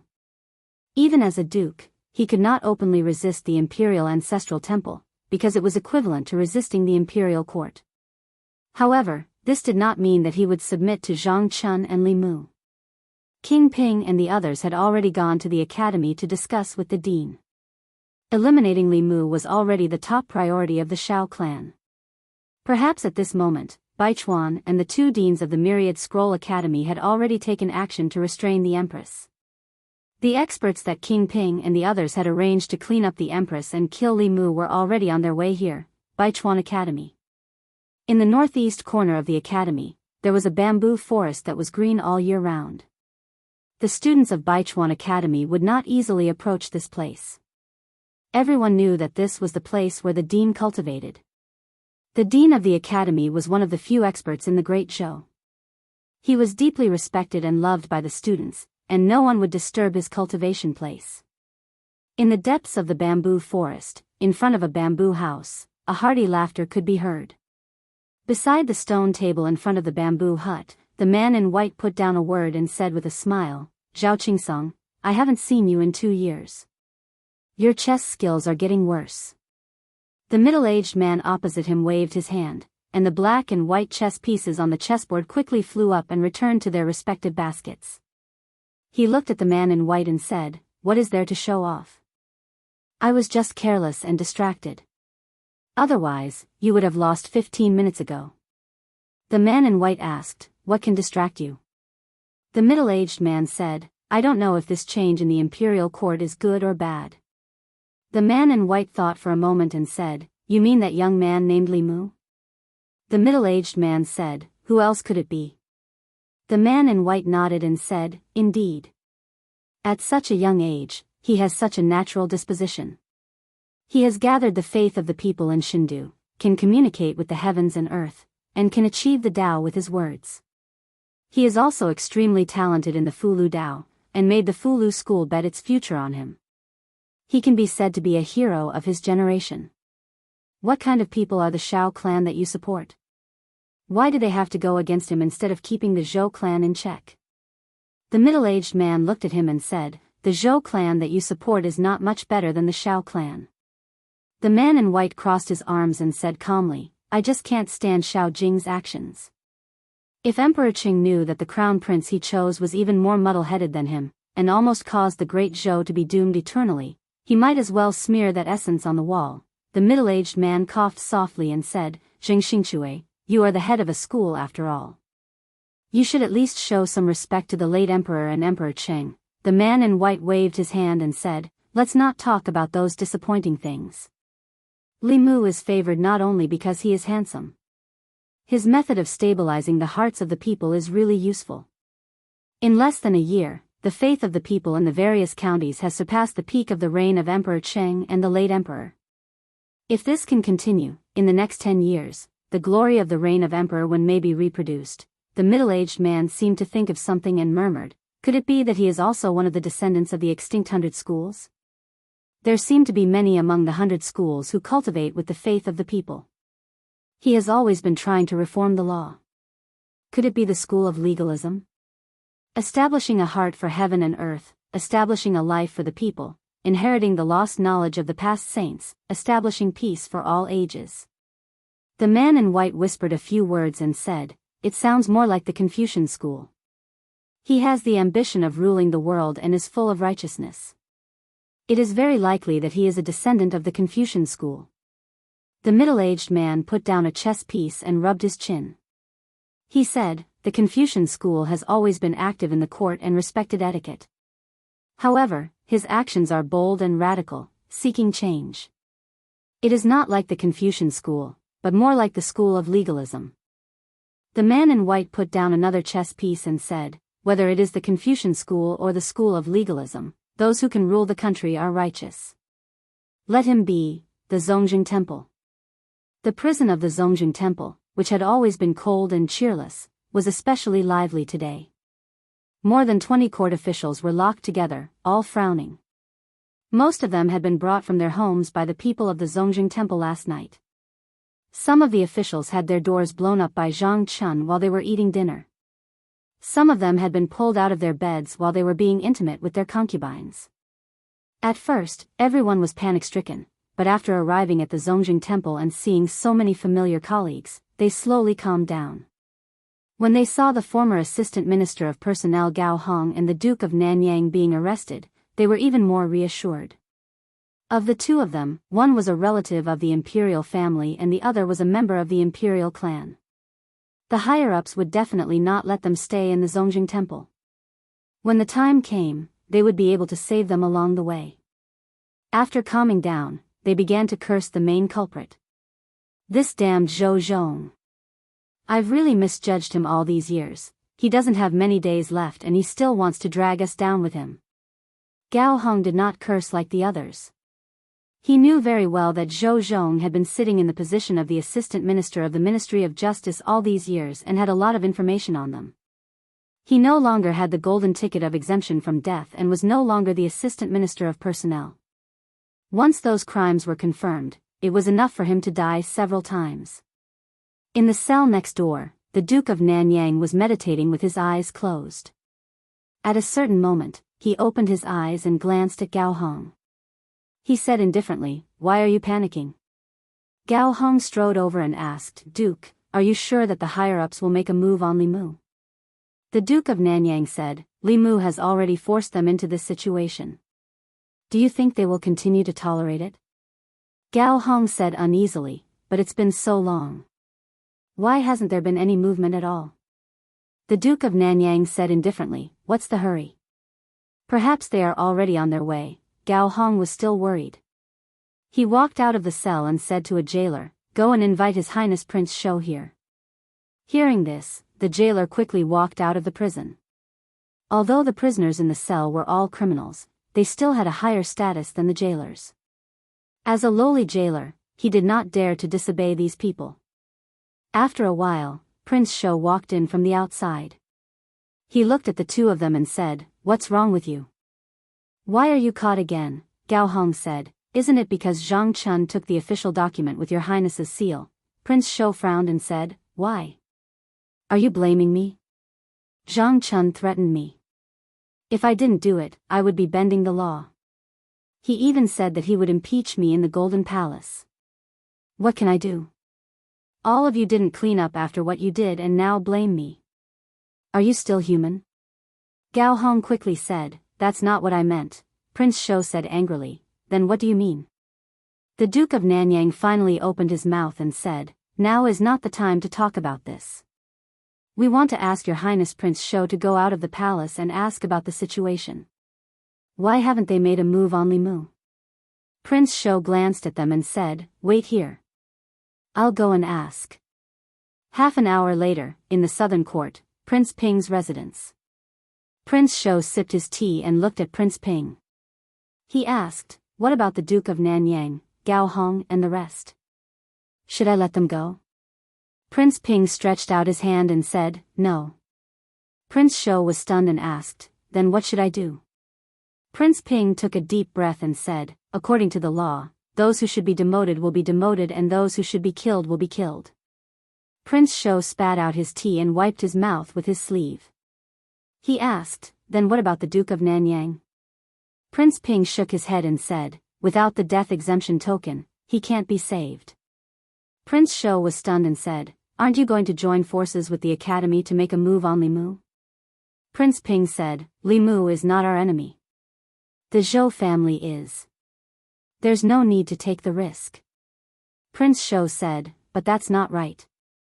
If Limu makes a move, Xiao Yun will die." Prince Ping leaned on the chair and slowly let out a sigh of relief. He said, "He asked for it. 36 dukes. Even if one is gone, there are still 35, smack." Prince Shou stood up abruptly and pointed at Prince Ping. He said angrily, "How can you do this? Do you have any humanity left? Those are our beloved friends." Prince Ping also stood up and said coldly, "What do you know? We're looking at the big picture." Prince Shou stared at him for a long time and finally sat back down. He leaned weakly on the chair and said, "The blood flowing in his body is the same as ours." Prince Ping said, "It's because the blood flowing in his body is the blood of the Xiao family. When necessary, he should sacrifice himself for the Xiao family, ancestral temple." After 2 hours, Prince Shou reappeared in the heavenly prison. Gao Hong and the Duke of Nanyang were already anxious from waiting. The Duke of Nanyang was still able to maintain his calm while Gao Hong grabbed the bars of the cell and looked in a certain direction. When he finally saw the chubby figure of Prince Shou, he asked anxiously without waiting for Prince Shou to come closer, "Your Highness, how is it?" Prince Shou patted his shoulder and said, "Don't worry, it's fine." Gao Hong let out a long sigh of relief. Then, excitement appeared on his face as he asked, "When will Limu die?" Prince Shou let out a sigh of relief and said, "When I save you." Gao Hong finally relaxed and sat down slowly. He leaned against the wall and said, "I can't wait any longer." Prince Shou was silent for a moment. Suddenly, he looked at the two of them and said, "Are you hungry? What do you want to eat? I'll get someone to send it in." Chapter 383. The officials who were locked up in the Zongjing Temple lived a life of luxury at home. Naturally, they weren't used to the food of the Zongjing Temple. As the head of the Zongjing Temple, Prince Shou took this into consideration and sent them food from the restaurant outside the palace. In the prison, the officials were eating heartily. "This pork shoulder is from the Wafting Fragrance restaurant. It's definitely from the Wafting Fragrance restaurant. The smell of the wine can't be wrong. The food of the Zongjing Temple is really hard to swallow. The Wafting Fragrance restaurant is the best. Thank you, Your Highness." Prince Shou. Other than having their freedom restricted, the 20 officials didn't suffer much in the Zongjing Temple. Prince Shou arranged a single cell for each of them and changed the bed sheets. In order to protect their privacy, he even had people separate the cells with curtains. 3 meals a day, breakfast, lunch, and dinner. 2 hours in advance, the prison guards would send the menus from the various restaurants in the divine capital. Each of them could order 4 dishes, 1 soup, and a pot of wine. If they were hungry in the middle of the night, they could even order supper. For this, Prince Shou specially invited the chefs of the Wafting Fragrance restaurant to the Zongjing Temple to be on standby. Even if these officials had more needs in the middle of the night, the chefs would have to crawl out of bed to satisfy them. In terms of food, the food these officials usually ate at home wasn't as good as the food in the Zongjing Temple. Not only that, Prince Shou even considered their physical needs and used his sedan to secretly bring the girls from the brothels outside the palace into the Zongjing Temple to comfort these officials at night. This made the officials in the prison change their impression of Prince Shou. Other than his stupidity and cowardice, Prince Shou still had his shining points. Despite the risk of being impeached by the censor, he still took care of these criminal officials meticulously. This wasn't something that anyone could do. It was really good to have one of their own in the Zongjing Temple. In the courtyard of the Zongjing Temple, Zhang Chun watched as the prison guard sent the food made by the wafting fragrance restaurant's chefs into the prison. He looked at Prince Shou and said slowly, "Your Highness, isn't this a little too much?" "Too much?" King Shou glanced at him and said, "How is this going overboard? When you took special care of Li Yi's daughter, did I say anything overboard? Why are you like this?" Zhang Chun was stunned. "I just covered her cell with a curtain and changed her bed." King Shou said, "I also covered up their cells and changed their beds." Zhang Chun looked at the busy figures in the kitchen of the Zongjing Temple and said, "But you brought the chef of the restaurant into the palace. Isn't that too much?" King Shou said, "Is this too much? This is not too much at all. Let me tell you what is too much. Li Mu used His Majesty's imperial kitchen to cook for other women. This is what is too much." Zhang Chun was stunned and said, "But you can't let them drink. The Imperial Ancestral Temple strictly forbids prisoners from drinking." After that, he waved his hand and said, "Let's not talk about the wine you gave to those guilty officials. You even found women for them. What do you think the Zongjing Temple is? A restaurant or a brothel?" King Shou glanced at him and said, "Ordinary prisoners have to eat a full meal before they are executed. Are you in charge of the Zongjing Temple or am I?" Zhang Chun said angrily, "You." Then, he seemed to realize something and looked at King Shou in shock. King Shou sighed and shook his head. Zhang Chun silently shut his mouth. After thinking for a while, he said, "Even if you want to find women from the brothel, Your Highness' taste is too unique. You don't let them enjoy, but let them suffer. I know of a brothel in Luoyang. The women there are very beautiful." King Shou said indignantly, "What's wrong with my taste? They are fat and chubby. Aren't they good?" In the prison, two officials had just finished their sweet and sour fish. As they picked their teeth with the fish bones, they complained, "Everything about His Highness King Shou is good, but I really can't agree with him when it comes to women. I can't even bear to touch the women he finds." King Shou walked in and said, "If you're not satisfied, I'll give you a beautiful one tonight." The official smiled and said, "Thank you, Your Highness." King Shou walked to the innermost cell and asked Commandery Prince Nanyang, "Are you used to it?" Commandery Prince Nanyang said, "Not really, but thank you for taking care of me." At first, Commandery Prince Nanyang looked down on King Shou. Although King Shou was one of the 7 one-word princes and his status was much higher than his, everyone in Luoyang knew about King Shou's cowardice and incompetence. Now, although his evaluation of King Shou's cowardice and incompetence did not change, he did not hate him as much. King Shou squatted at the door of the cell and said, "Nanyang County is such a good place. Why did you come to Luoyang in the first place?" Commandery Prince Nanyang smiled and said, "Nanyang is good in every way except for one thing. It's not Luoyang." King Shou murmured, "Luoyang, what's so good about Luoyang?" Commandery Prince Nanyang said, "Power, wealth, women, cultivation resources. Luoyang has everything you want.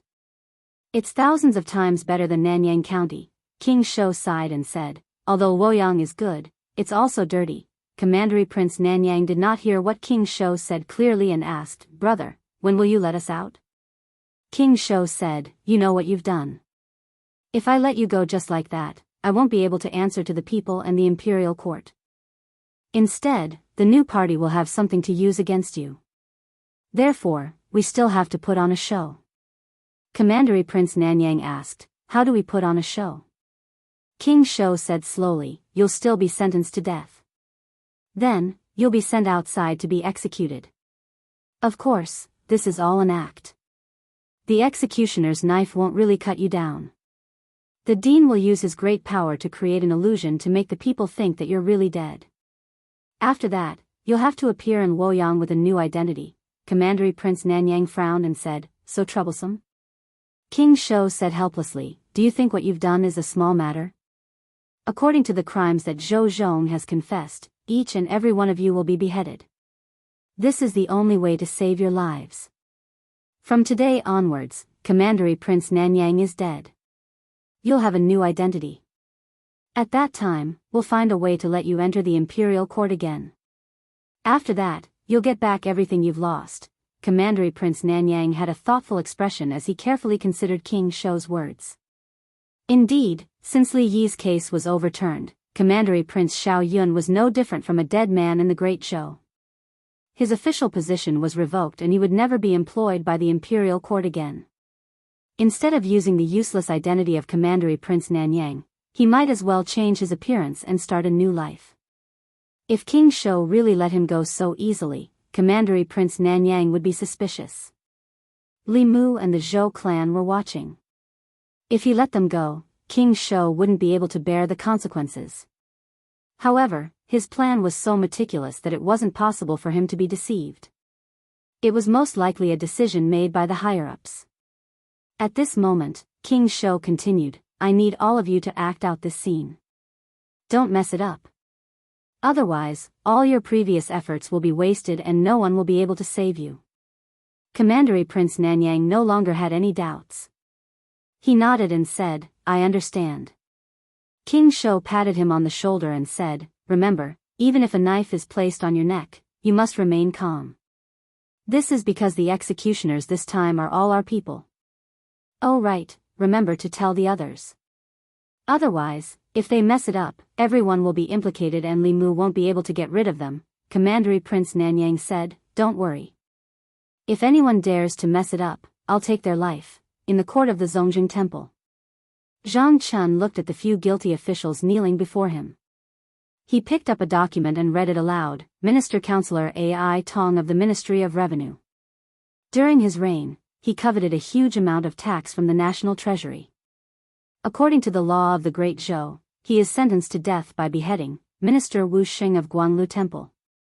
According to the law of the Great Zhou, he is sentenced to death by beheading. Wei Chong, Wang Ning, and Zhuo Xian. As officials of the Great Zhou, they participated in the trafficking of women and children and acted as a shield for evil forces. They are sentenced to death by beheading. Minister Chen Guang. They are sentenced to death by beheading. When Zhang Chun announced the sentence, there was no fear on the faces of the officials in the court. Some of them even looked at each other and laughed. It wasn't that they weren't afraid of death. It was just that King Shou had already made it clear to them that this was just an act. When the time came, not only would they not die, but they would also usher in a more glorious life with a new identity. The death penalty documents of these officials had already been reviewed multiple times. After Zhang Chun announced the sentence in the court, more than 20 people were escorted to the execution ground. King Shou stood outside the Zongjing Temple and nodded at all the guilty officials who walked out of the temple. After receiving that hint from King Shou, everyone felt more at ease. They rushed to the execution ground without any fear, looking quite resolute. On the execution ground. Screens surrounded the execution ground. The people below the execution ground couldn't see the specific situation on the execution ground. This time, those who were to be executed were all officials of the imperial court. There were even relatives of the emperor. The scene of their execution couldn't be seen by the people. Li Mu held Li Qing's hand and stood in the crowd.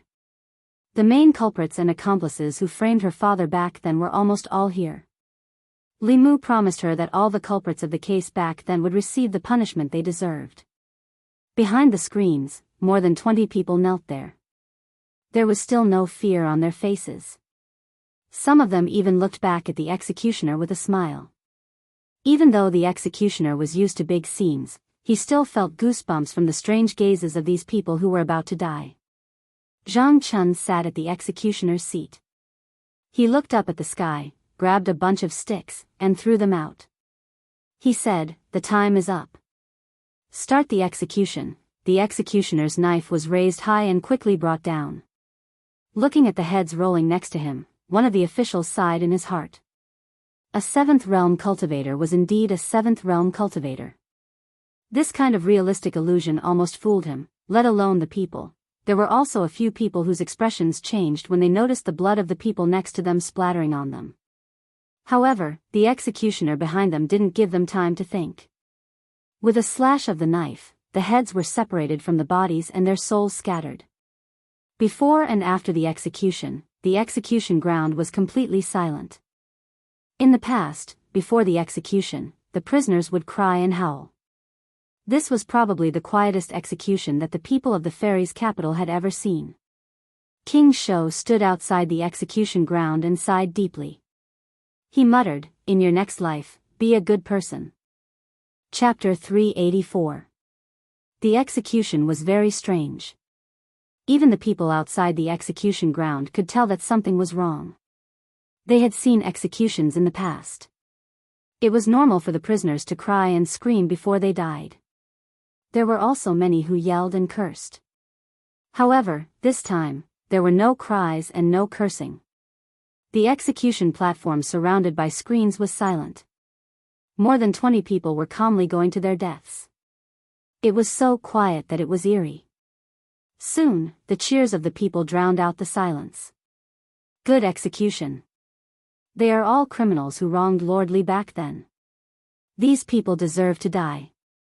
Lord Li can rest in peace now. At the front of the crowd, Li Qing held Li Mu's hand tightly and said, "Let's go." The two of them turned around. The people took the initiative to open a path for them. They walked slowly. The people behind them watched them leave. They clasped their fists and said, "I wish Lord Li and Miss Li a long and happy life together, grow old together, may you have a child." More than 20 guilty officials were beheaded, and the people all clapped their hands in joy. These people were not only accomplices in framing Lord Li Yi, but they themselves were also guilty of many crimes. Their death was a good thing for the country and the people. After the execution, some of the commoners even spat on the execution platform as they left, their faces filled with joy. King Shou sighed and said to a servant beside him, "Don't remove the screens yet. Inform their families to come and collect the bodies." The servant nodded and said, "Yes." King Shou put his hands behind his back and shook his head as he walked away. He said softly, "It's good that they're dead. There's no more trouble after they die." Zhang Chun walked behind him and said, "These people have committed countless crimes. It's too easy for them to die like this." Although these criminals were dead, they still thought that it was a trap. After today, they would reappear in the divine capital with a new identity. Although they died in the end, at least they didn't feel fear or pain before they died. King Shou said casually, "In life, there are some things that shouldn't be taken too seriously. It's fine if it's not too bad." The news that more than 20 officials from the old party, including Commandery Prince Nanyang and the elder brother of the concubine dowager, had been beheaded at the street corner quickly swept through Luoyang and shocked countless people. Are they really dead? No one saved them? The Shao clan hasn't done anything. Are they just going to be abandoned like that? What are they afraid of, and what are they afraid of? You still don't understand. They're obviously afraid of Li Mu. At the Zhou family's banquet, Zhou Chuan's face was pale. Qin Jian was dead, Gao Hong was dead, and the Duke of Nanyang, Xiao Yun was dead. Of the 7 main culprits back then, only he, the Duke of Zhongyong, and the Duke of Peace and Peace were left. Li Mu didn't even spare the accomplices, so how could he spare the main culprits? In particular, the death of the Duke of Nanyang had made him even more terrified. Even the Shao royal family could not escape Li Mu's punishment, let alone him. Zhou Chen lowered his head to eat, but his forehead was full of cold sweat. He knew what his father was worried about. The Duke of Nanyang and those people were dead. Perhaps his father would be his next target. More than half a year ago, Li Mu was still a small official in a remote county. Unexpectedly, in just half a year, he had grown into an existence that even the old party did not dare to provoke. The Shao royal family was not as fearful of the Zhou family as they were of Li Mu. Just before he came to Luoyang, Zhou Chen had tried to send an assassin to finish him off, but it had ended in failure. If Li Mu knew that he was the one who sent that assassin, wouldn't he be reduced to the same fate as those people this morning? In the Zhou family, while Zhou Chuan and his son were in shock, Li Mu was also hesitating in the Li residence. Until today, most of the people involved in the case back then had received the punishment they deserved. No accomplices had escaped, and there were still 4 main culprits in Luoyang. These 4 people were the Marquis of Zhongyong, the Earl of Ping'an, the Marquis of Yongding, and Zhou Chuan of the Zhou family. The first 3 bigwigs of Luoyang were involved in Zhou Zhong's scheme. They had no enmity with Li Yi. Zhou Zhong knew that he could not change the overall situation, so he deliberately lured them into the trap in order to get the 3 death exemption tokens in their hands. Before Zhou Zhong lured them in, Li Yi's fate was already sealed. These 3 people were just Zhou Zhong's pawns. Although they had bad records, there was no need to kill them. As for Zhou Chuan, although Li Mu wanted him to pay the price, there were 2 problems in front of him. First, the booklet that Zhou Zhong gave him contained evidence of the crimes of the old party officials. There was nothing about Zhou Chuan, so Li Mu could not overthrow him through the law. Second, Zhou Chuan was the Empress's uncle. Li Mu had already killed one of her younger brothers. He did not know how the Empress would feel if he killed another of her uncles. Even though she had left the Zhou family, the blood that flowed in her body was the same as the blood of the Zhou family. The Empress cared about him so much, so Li Mu could not ignore her feelings at all. He pondered for a long time and walked into the courtyard. He said to Lu Hanyan and Li Qing, "I'm going to the palace. You don't have to wait for me to eat today." After informing them, Li Mu left the Li residence and went to the palace. He first went to the imperial kitchen and made a few dishes that the Empress liked. Then, he took the food box and went to Changle Palace. In Changle Palace, Zhou Yi looked at the unusually sumptuous meal on the table. Finally, he looked at Li Mu and said, "What's the matter? Speak." Li Mu shook his head and said, "Nothing." Zhou Yi picked up his chopsticks and said, "I'll only give you one chance." Li Mu said, "Among the people who killed Lord Li Yi, the former Minister of Works, Zhou Chuan, was also an important mastermind." Zhou Yi was silent for a long time. Then, he said lightly, "If you have evidence of his crimes, you can punish him according to the law. I will not protect him just because he is my uncle. If one day, the one who breaks the law is you, I will not protect you." Li Mu cupped his hands and said, "Thank you, Your Majesty." He walked out of Changle Palace and sighed in relief. Zhou Chuan was different from the others. No matter what, Li Mu could not go around the Empress and make a move on him. So, he needed to ask the Empress's opinion first. After getting the Empress's approval, there was only one problem left to solve. That was how to collect evidence of Zhou Chuan's crimes. The new party had only been established for 3 years. Moreover, the officials of the 2 parties were very different.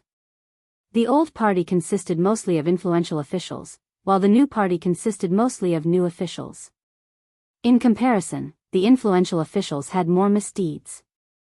Collecting evidence of the old party officials' crimes was easier than collecting evidence of the new party's crimes. Moreover, compared to the old party, the new party had stronger restrictions on the officials.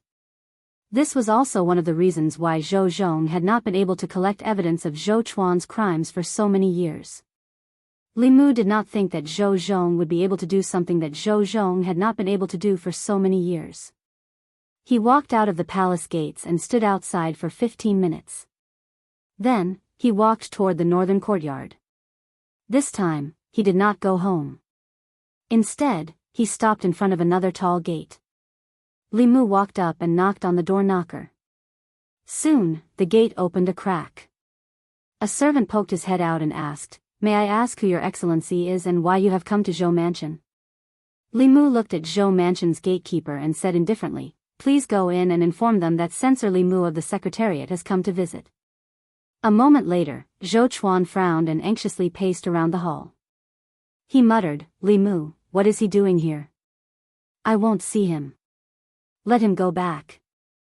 Zhou Xiong stretched out his hand and said, "No, if word gets out, outsiders will think that our Zhou family is afraid of Li Mu.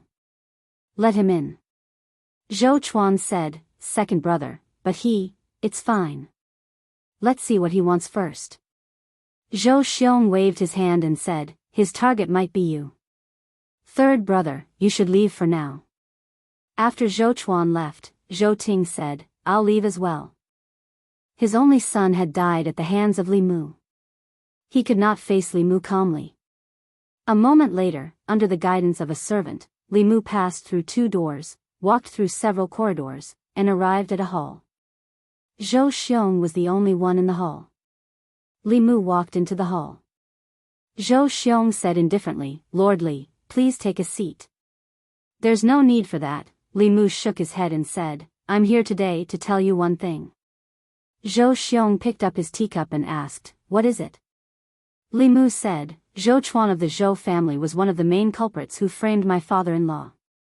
Zhou Xiong said in a deep voice, that case is over. Li Mu said, that's what Duke Nanyang and Gao Hong thought too. Duke Nanyang and Gao Hong had just been executed. This was a blatant threat. Zhou Xiong slammed his teacup on the table and said loudly, Li Mu, what are you trying to say? Li Mu said indifferently, let Zhou Chuan ask to be exiled and this matter will end here. Zhou Xiong was stunned for a moment before he became furious. He stood up and gritted his teeth, you're dreaming. Li Mu shook his head and said, if it weren't for His Majesty, I would do it myself. At that time, it won't be as simple as being exiled. Don't force me. Zhou Xiong wanted to throw his teacup at Li Mu's face. He came to the Zhou family and asked the Zhou family to ask to be exiled. Who was the one forcing who? Zhou Xiong said angrily, what right do you have to say that?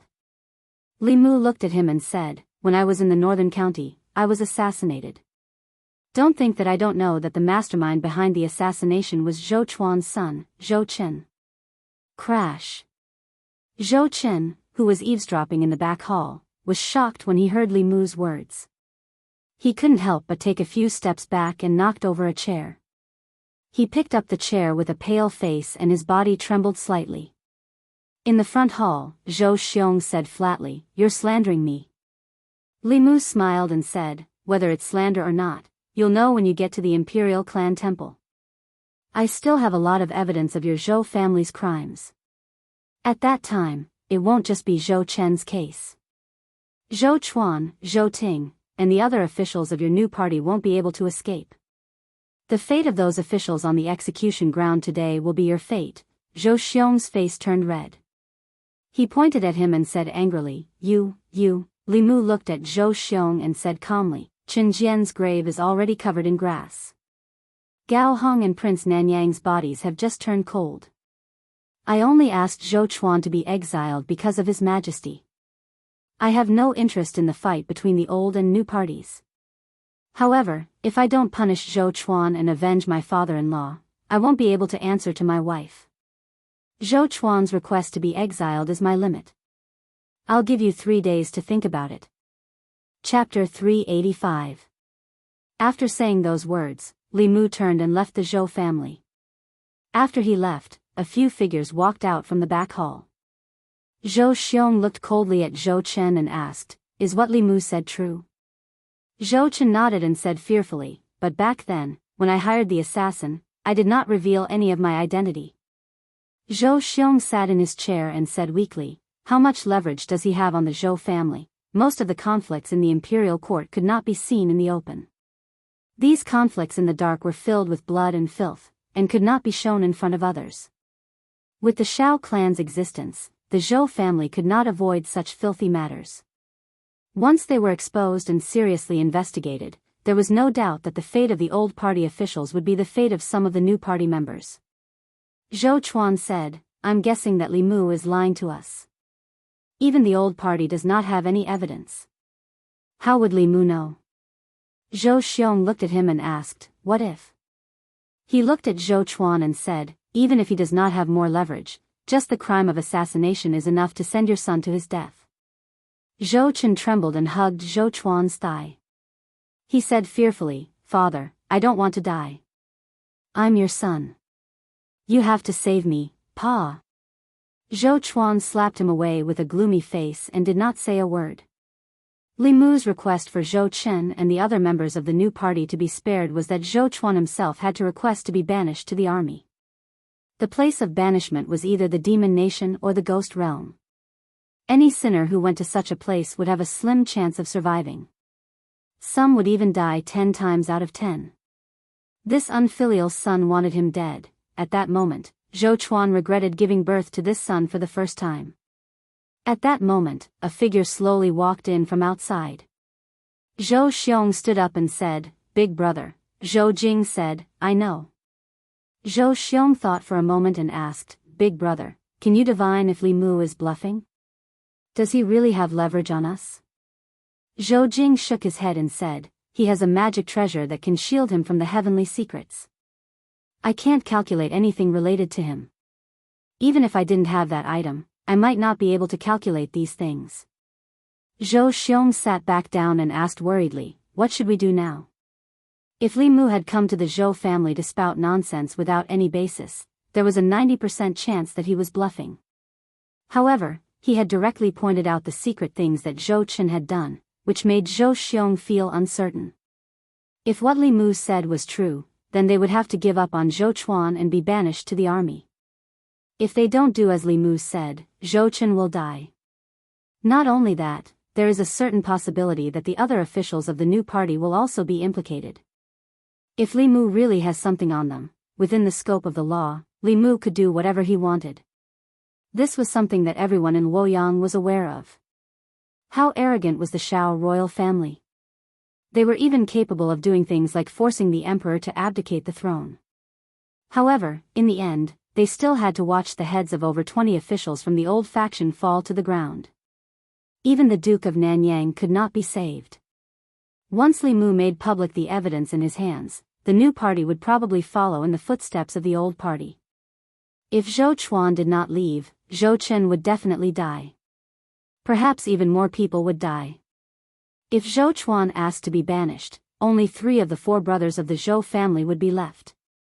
This was a dilemma that only the head of the family, Zhou Jing, had the right to make. In the hall, everyone's gaze was on Zhou Jing. Zhou Chuan could not help but say, even if Li Mu really has something on us, can we trust what he says? What if he goes back on his words? Zhou Jing looked at him and said, no matter what decision you make, the Zhou family will agree. Zhou Chuan's voice gradually became softer as a bitter smile appeared on his face.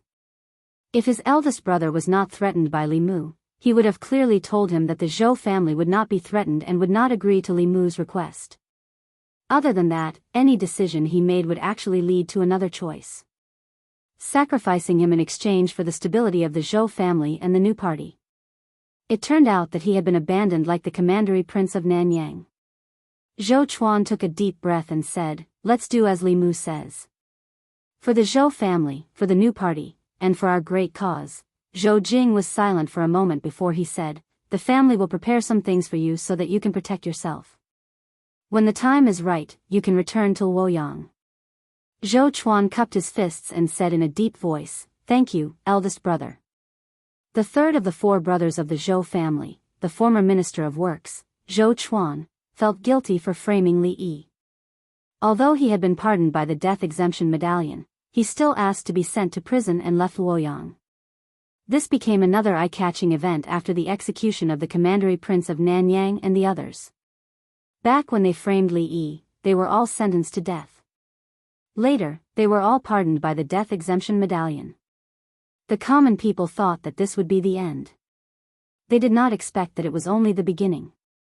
After the commandery prince of Nanyang, Xiao Yun, and old concubine Gao's elder brother, Gao Hong, were pardoned by the death exemption medallion, they were sent to the execution ground for other crimes.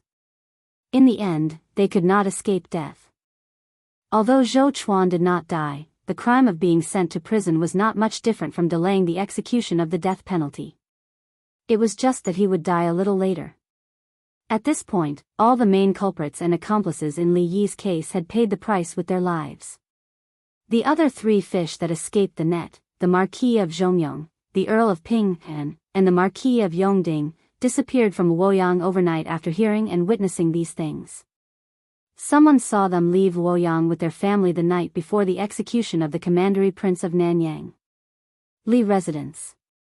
After Li Mu heard these things, he heaved a long sigh of relief. He pulled Li Qing into his arms and whispered in her ear, it's all over. Li Qing was silent. Not long after, a wet mark appeared on Li Mu's chest. After 14 years, the injustice of the Li residence was finally redressed. Those people who had inflicted suffering on them back then had finally received their overdue judgment 14 years later. Li Qing could only completely let go of certain things that she had been carrying in her heart at this moment. Li Mu hugged her. After a while, when he lowered his head, he realized that Li Qing had fallen asleep in his arms. He carefully carried her back to her room and placed her on the bed. He kissed her forehead gently and left the room. Zhou Chuan had volunteered to be banished. Li Mu had no intention of continuing to fight the Zhou family to the death. Firstly, he did not have anything on the Zhou family.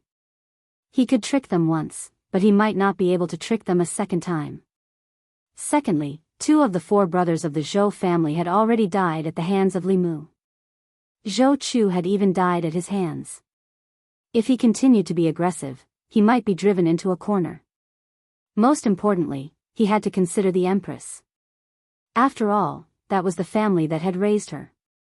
Even if this family had betrayed her and made her watch helplessly as the Zhou family was destroyed at the hands of Li Mu, it was still a form of torture for her.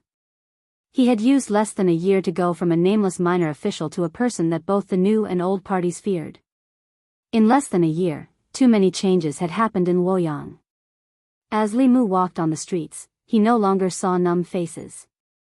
The people's backs were straight, their eyes were bright, and they smiled from the bottom of their hearts. All of this showed that the Luoyang of today was no longer the Luoyang of the past. An old woman with a walking stick was walking on the street. She accidentally fell. A young man and a young woman passed by, quickly helped her up and helped her to the side of the road to rest. The old woman rested for a while, then leaned on her walking stick and slowly walked on the street. When she reached the corner of the street, she saw a beggar in ragged clothes. She thought for a moment, then took out a few copper coins from her sleeve and threw them into the beggar's bowl. The beggar kowtowed in gratitude. He took 2 copper coins and bought a bun from a bun shop by the street. He saw the shop assistant from the shop next door struggling to carry a box onto the carriage. He held the bun in his mouth and went forward to help carry the box onto the carriage. The shop assistant took a deep breath. Just as he was about to thank the beggar, he realized that there was no one behind the box. At this moment, a man in green walked over and asked, "Brother, may I ask where Restaurant Rui is?" The shop assistant smiled and said, "I happen to have something to do near Restaurant Rui. Follow me." The man thanked him and followed the shop assistant to Restaurant Rui. He happened to see a young man and a young woman's kite hanging on a tree. The 2 of them stood under the tree and waited. The man leaped up and easily plucked the kite. He smiled and handed it to the young man and the young woman. He said, "Go over there and fly it in an empty place." Li Mu was greeted by the people along the way. He could clearly feel the changes in Luoyang half a year ago. Li Mu was not the only one who could feel the changes. The people of Luoyang could feel it too. In the past, there was no good or evil in Luoyang. There was no right or wrong. It was chaotic and dark. Until half a year ago, a ray of light shone through the darkness. From then on, good and evil were separated in Luoyang. The officials and nobles who broke the law were punished the same as the common people. Be it the hedonistic sons of rich parents, the students of the academy, the important officials in the court, the nobles of Luoyang, or even the descendants of the royal family, they could no longer trample on the law and oppress the common people. This ray of light allowed the common people to walk out from the darkness and into the sunlight. Looking at the figure walking slowly on the street, countless people had reverence in their eyes. That was the light in all of their hearts. Chapter 386. Walking on the streets of Chengdu, Li Mu found that he seemed to be more and more fond of the human world. Especially after witnessing the changes in the people in the past half a year, the achievements and joy he got from it were far from what he got from cultivation. In this state of mind, his heart was empty. Even without the clear heart technique, he could still maintain absolute peace in his heart. Somehow, he even had a kind of enlightenment. Establishing a heart for the heavens and earth, establishing a life for the people. As long as he could practice these 2 words with himself, one day, he could rely on the hundreds of millions of people in the Great Zhou to advance to the upper realm. Now, he didn't have to do anything deliberately and could continue to absorb psychic power from the people. He was like a walking temple. He walked slowly on the street. What he saw and what he heard was the ecology of Chengdu, only a duck-like voice was mixed in it, which seemed a little out of place. Fortune-telling, fortune-telling, infertility treatment, ensuring the birth of a fat baby. You're not allowed to be free, you're not allowed to be free. This voice was a little familiar. Li Mu looked in the direction of the voice and saw a sloppy Taoist priest squatting at a corner of the street. In front of him was a Bagua diagram, and beside him was a flag with the words, Divine Strategy, written on it. The Taoist priest's spiritual sense was very sharp. The moment Li Mu looked over, the Taoist priest raised his head and looked at him. When he saw Li Mu, the Taoist priest was stunned for a moment. Then, he jumped up from the ground and said in amazement, "Why is it you again?" Li Mu walked over, smiled at him, and said, "Senior, we meet again." The Taoist priest scratched his head and said, "Why do I always run into you wherever I go?" That's not right." As he spoke, his tone suddenly changed. He grabbed Li Mu's wrist and said in shock, You have a good fortune." Li Mu said, "In the past few months, I encountered some opportunities." The old man let go of his hand and muttered, "Bullshit opportunity. Why can't I encounter such an opportunity?" Thinking back to more than a year ago, when he first met the young man in front of him, he was just a mortal who had lost his 7 souls and didn't have long to live. When he saw him for the second time, he was already in the omnipotent realm. Only half a year had passed, and when he saw him again, he was already in the creation realm. This made the scruffy Taoist priest doubt his life. At this rate, in another year or so, wouldn't he be inferior to him? He returned to his original position and waved his hand at Li Mu. Go. Let this old man be alone." Li Mu glanced at him and then turned to leave. When he met an old friend, he only went up to greet him out of politeness. To Li Mu a year ago, peak 6th realm cultivators were unreachable. But now, he was in close contact with 7th realm cultivators every day. In his eyes, 6th realm cultivators were just so. It wasn't until Li Mu's figure disappeared that the scruffy Taoist priest raised his head and looked in the direction he left. His heart was bitter and indescribable. He muttered, "Thief. God, this is not fair, not fair." Li Mu quickly forgot about the scruffy Taoist priest. Although he had avenged Li Qing, there were still some leftover problems. As the Great Zhou FBI, some of the priests in the Department of Worship enjoyed the cultivation resources provided by the Imperial Court, but they didn't do anything for the Imperial Court and didn't listen to the orders of the Ministry of Personnel. They even became the private soldiers of the old party, disobeying imperial orders and doing whatever they wanted. Li Mu had thought of cleaning up the Department of Worship a long time ago. The Department of Worship was nominally under the command of the Ministry of Personnel, but it wasn't an office under the Ministry of Personnel. Before the Empress ascended the throne, the Department of Worship was directly responsible to the Empress. After the Empress ascended the throne, because she couldn't subdue the Department of Worship controlled by the old party, she established the internal guards. The bamboo guards of the plum, orchid, bamboo, and chrysanthemum guards were used to replace the Department of Worship. Of course, whether it was strength or resources, the internal guards were far inferior to the Department of Worship. The Department of Worship was supported by the Great Zhou's national treasury. Every year, large amounts of spiritual jade, fulu, talismans, and other cultivation resources were allocated from the national treasury. The internal guards were subsidized by the Empress herself. The highest cultivation of the internal guards was only 5th realm.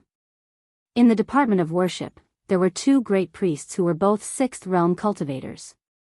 There were also dozens of 5th realm priests.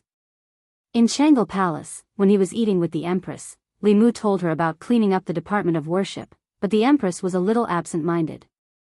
Zhou Yi didn't answer Li Mu's question.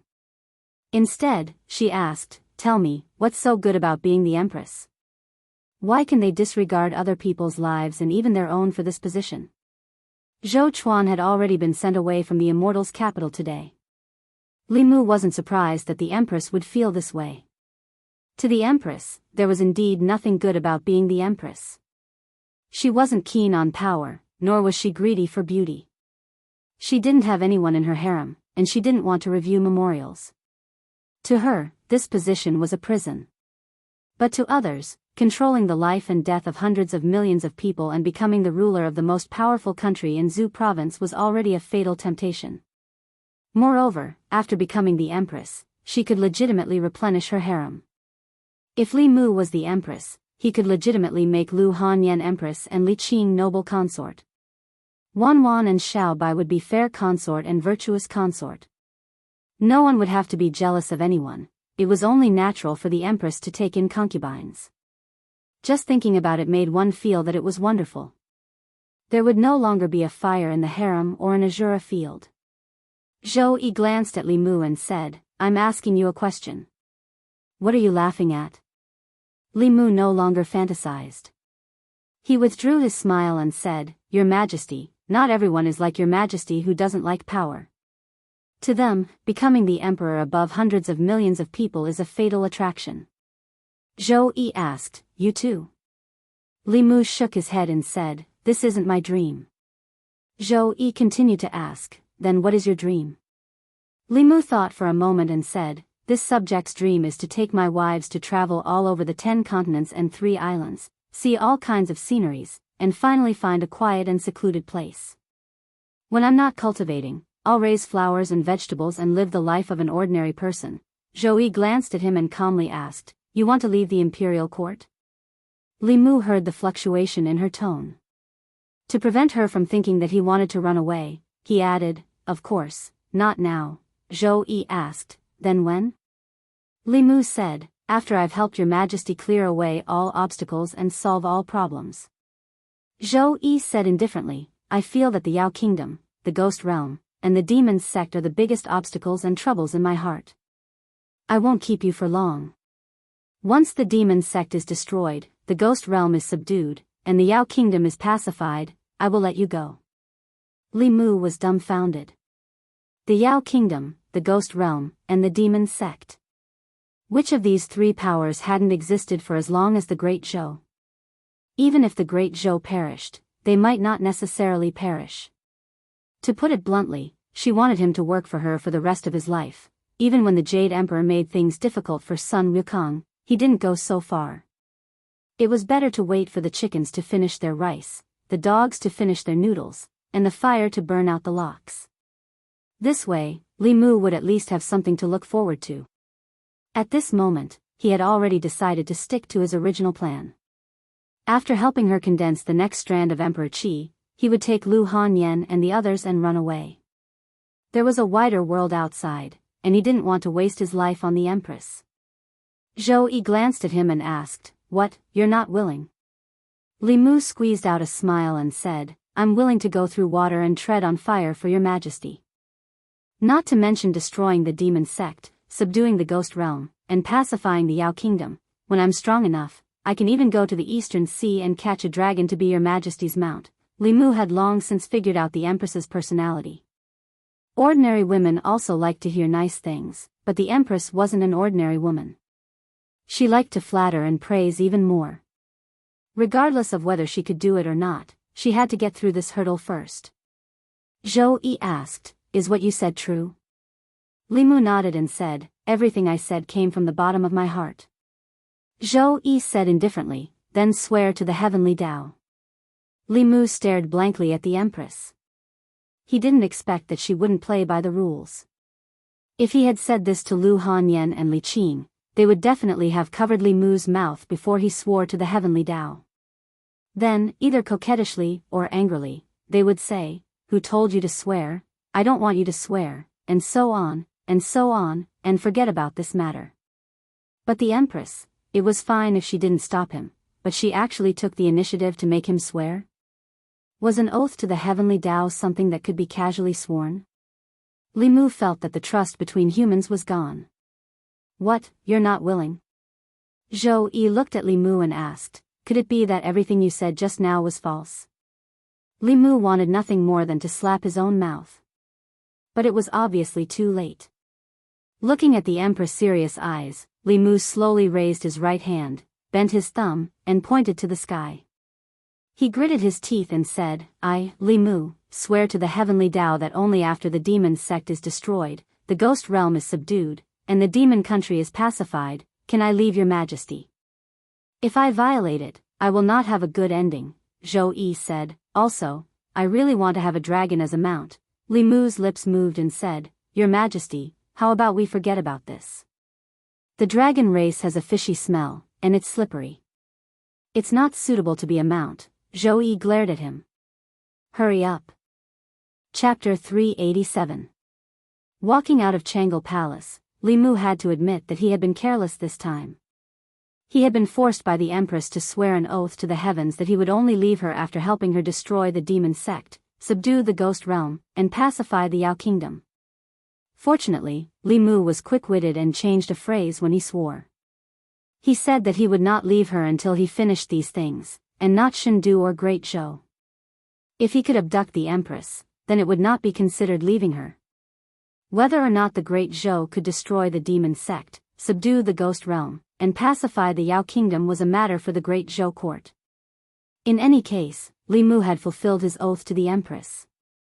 Didn't she like to plant flowers? When the time came, he would open a garden for her next door to where he, Lu Hanyan, and Li Qing lived in seclusion. As long as she did not feel bored, she could plant flowers for the rest of her life. Li Mu looked back and twitched the corner of his mouth. If she wanted to trick him, she would have to cultivate for a few more years. After swearing the oath, he once again brought up the matter of purging the office of consecration. What made Li Mu feel helpless was that, at some point in time, the Empress had handed over all the things that should have been done by her to him. She did not even hand it over to Li Mu. Instead, it was Li Mu who raised the problem and solved it himself. Now, she wanted Li Mu to be her slave for the rest of his life. If she had not given him so much and treated him so well, Li Mu might have gone back to inherit the Fulu school long ago. What really made Li Mu feel that he owed her was that the Empress had always stood by his side when facing the Zhou family and himself. She had also given him the greatest trust and the greatest freedom to reverse the verdict and take revenge for Li Qing's father. If he ran away like this, it would be too heartless. For a woman to treat him like this, even if Li Mu could not repay her with his body, he could not be so heartless. Consecrated office. Lord May of the Inner Guards had just arrived. He left behind an imperial edict and then floated away. The contents of the imperial edict made countless consecrators angry and dissatisfied. From today onwards, the consecration department would be under the management of the Bamboo Guards. Although they did not need to be merged into the Bamboo Guards, the Bamboo Guards Vice Commander Li Mu would be in charge of the consecration department. The Department of Offerings had always been a special existence in the imperial court. They were not from the academy, nor were they officials of the imperial court. Their relationship with the Great Zhou court was more like cooperation than subordination. The imperial court provided the consecrators with cultivation resources, while the consecrators worked for the imperial court. Both sides took what they needed. The Department of Consecration had always been an independent department, never under the jurisdiction of an official of the court. Even the Ministry of Official Personnel Affairs could only request for a consecrator and not order them to do so. This imperial edict shook the position of the consecrated division. For cultivators, a country was already a vague concept to them. What cultivators pursued their entire lives was supreme strength and the ethereal heavenly path. Most cultivators despised becoming a lackey of the imperial court, or rather, a lackey. However, the path of cultivation was not something that could be achieved by one person alone. Cultivation required resources, and cultivation resources were not easy to obtain for most cultivators without any background. In order to obtain cultivation resources like spiritual jades more easily, some cultivators with some strength would put down their pride and choose to become a consecrator of the imperial court. But this did not mean that they were willing to be under the jurisdiction of the imperial court. After becoming a consecrator, these people were still more unruly than the officials of the imperial court. They would submit to the strong, but would not submit to official rank. What is the Empress thinking? She actually let a brat control us? Although his talent is not bad, his cultivation has only just reached the 5th realm. What right does he have to command us? He killed more than 20 people from the old faction and forced Li Mu to ask for exile.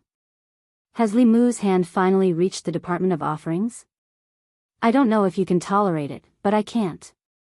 We must express our stance in protest. Everyone, don't come to the Department of Offerings tomorrow. Doesn't he want to be the master of the Department of Offerings? Just let him be the master of the Department of Offerings. Most of the consecrators in the Department of Offerings were opposed to this matter. If the Empress let a sixth realm cultivator take charge of the Department of Offerings, it would be fine. But Li Mu was only at the fifth realm, and had just reached the fifth realm. Any random consecrator here was stronger than him. To make them listen to the orders of a weakling was something that was very difficult to accept.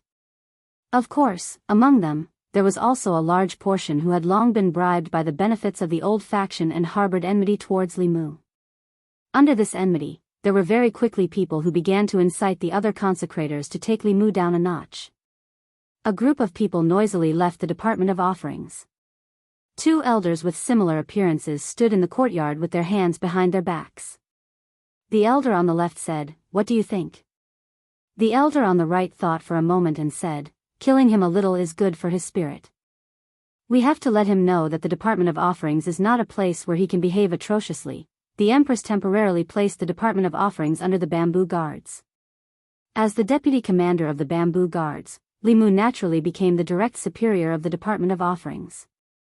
A few days ago, he had done a detailed search for information on the Department of Offerings. Currently, there were two sixth realm cultivators in the Department of Offerings. Both of them had just reached the sixth realm several years ago, and they were a pair of twin brothers. For the imperial court, fifth realm consecrators were easy to recruit, but sixth realm high consecrators were very difficult to recruit. When one's cultivation reached this level, they could already be considered one of the few powerful cultivators in the world. Whether it was out of dignity or the pursuit of a higher realm, they would not be willing to be the imperial court's lackeys. This also led to the imperial court having to pay a huge price every time they recruited a sixth realm cultivator. Not only did the imperial court have to provide them with large amounts of spiritual jades every year, but they also had to satisfy their various requests. After Li Mu saw the benefits of the two high consecrators, even he wanted to become a high consecrator himself. Li Mu could do what they could do, and Li Mu could do what they could not. He could guarantee that it would be worth more than the cost. If the imperial court gave him the resources given to these two people, Li Mu could guarantee that he would be able to create even greater value for the imperial court than them. Most importantly, these two people did not make much of a contribution every year. Li Mu even killed several dozen elders of the demon sect. The contributions of these two high consecrators to the imperial court were greater than the contributions of the entire Department of Offerings. However, other than the Empress's love, he did not receive anything else. This made Li Mu feel very unbalanced. He walked into the Department of Offerings and found it abnormally quiet. There were about 100 or so consecrators in the imperial court. Not everyone was at the Department of Offerings every day, but no matter the time, there should be at least 10 people on duty here. However, Li Mu went through all the duty rooms and did not see a single person. He found an old man cleaning in the backyard. After asking, he found out that there were usually at least 20 consecrators in the Department of Offerings, but today, there was not a single one. It was obvious that they were targeting him. The entire Department of Offerings was more united than Li Mu had imagined. There was no one in the Department of Offerings, so there was no point for Li Mu to stay here. He said to the old man cleaning, "Tell them that in 3 days, all the consecrators in the divine capital must report to the Department of Offerings. Those who do not make it in 3 days will be expelled from the Department of Offerings." Before leaving the Department of Offerings, Li Mu took a list of consecrators with him. On the list, it was clearly written which consecrators were out on missions and which ones did not have missions to stay in the divine capital. It was also very simple to inform them. The consecrators were treated very well. There was an entire square in the divine capital dedicated to consecrators. Among them, only Realm 4 consecrators could be allocated a courtyard with 2 entrances. Realm 5 consecrators lived in residences with at least 3 entrances and 3 entrances. The 2 great consecrators' residences both had 5 entrances and were fully staffed with servant girls and servants. When he learned of this news, Li Mu even cried out on behalf of old Zhang for a while. In truth, when he had first arrived in the divine capital, he would not have had to work so hard if he wanted to live in a larger residence. He only needed to resign his official position and join the Department of Offerings, and he would immediately be given a courtyard with 2 entrances or even 3 entrances. The imperial court treated these outsiders much better than the officials. Li Mu's request that all the consecrators in the Department of Offerings must report to the Department of Offerings within 3 days was quickly made known to all the consecrators. What does this mean? If we're expelled from the Department of Offerings within 3 days, can he expel everyone if none of us go? I'd like to see what he'll do when he's the only one left in the Department of Offerings. That's not good. Li Mu is not to be trifled with. Look at all the things he's done in the past. Which one of them wasn't serious? What if he really expels all of us? Heh, would a Department of Offerings with only him still be called a Department of Offerings? When the time comes, the one to be expelled will only be Li Mu. He'll have to invite us back in the same way he expelled us. Since that's the case, let's not go. After leaving the yamen, Li Mu passed by the Department of Offerings on his way home and swept his gaze over it. Tomorrow was the 3-day deadline. He wasn't sure what the outcome would be tomorrow. But he was clear that a new official would make 3 sweeping fires. The first fire had to burn brighter. If he couldn't establish his authority, he wouldn't be able to mingle in the Department of Offerings in the future. The current problem was that the Department of Offerings had as many experts as there were clouds. That place was not the imperial court, and the offerings were not officials of either party. Any sort of open or secret schemes were useless. In that place, absolute strength was the only thing that mattered.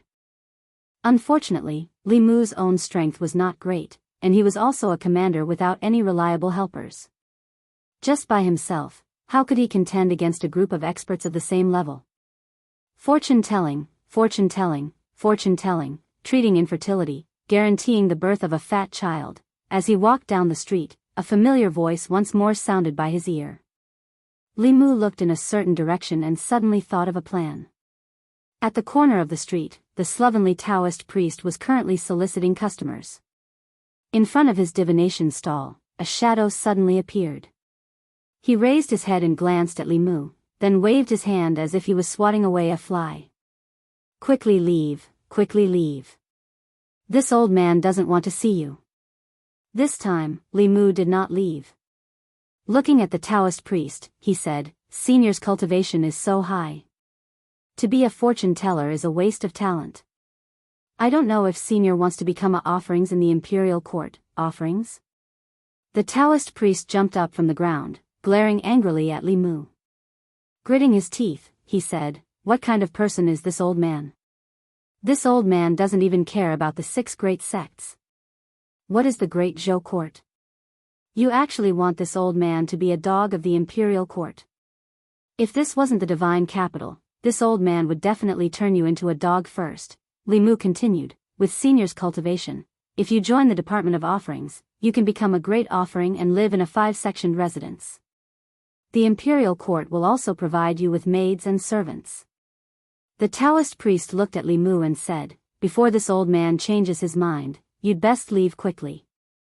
Li Mu shook his head, saying, "Senior probably doesn't want the heavenly fortune talisman either." Just as he turned around, someone grabbed his wrist. The Taoist priest grabbed Li Mu's hand and said seriously, "Whether it's the heavenly fortune talisman or not isn't important. The main thing is that this old man wants that big residence. You're still young, so you don't understand. After drifting for a lifetime, when you get older, what you seek is a stable place, a place that can shelter you from the wind and rain." "Oh right, you mentioned the heavenly fortune talisman just now." "What? Is it a heavenly fortune talisman if you join the Department of Offerings? P.S. Recommending the Book of the Old Days by the Bear Wolf Dog. The world is about to be in chaos. Demons are emerging in an endless stream. Chu Qiguang is guarding his territory." Looking at the demons working peacefully and the old employees who have just turned into zombies, he shouted, "How dare you call the sun and moon to change the sky?" Chapter 388. From the sloppy Taoist priest's reaction, Li Mu knew that he had made the right bet. All 6th-level cultivators would eventually face a problem: their lifespan. Without reaching the upper 3 realms, their lifespan would not be able to break through the limits of mortals. 260 years, or 120 years, was their life and death moment. If they were mortals, then it would be fine. Although 260 years was a long enough lifespan, mortals could not escape from old age, sickness, and death. Most people could not even live past 160 years, so naturally they would not encounter a situation where their lifespan ran out. But cultivators were different. As long as a 6th-level cultivator did not seek death like the Thousand Illusions Venerable Master or the Nether Saint, they would not die so easily. The only thing that could kill them was time. A heavenly secret talisman could buy them 10 years of lifespan. In these 10 years, as long as they broke through to the 7th level, they would immediately gain another 60 years of lifespan. Thus, there was no need to be envious of these 6th-level cultivators, especially those at the peak of the 6th level. Although they were incomparably prominent in front of others, they might not have many years left in their lifespan. Although their cultivation was not as high as theirs, from now on, they could live longer than them. Li Mu looked at the sloppy Taoist priest and said, "The imperial court has always been generous to the offerings. As long as Senior joins the offerings department, I guarantee that you will receive a heavenly secret talisman within a year." Although the materials for the heavenly secret talisman were precious, if the imperial court wanted to gather them, they could also gather a few sets. After the excitement just now, the old man had already calmed down. He glanced at Li Mu and said, "Kid, don't try to trick me.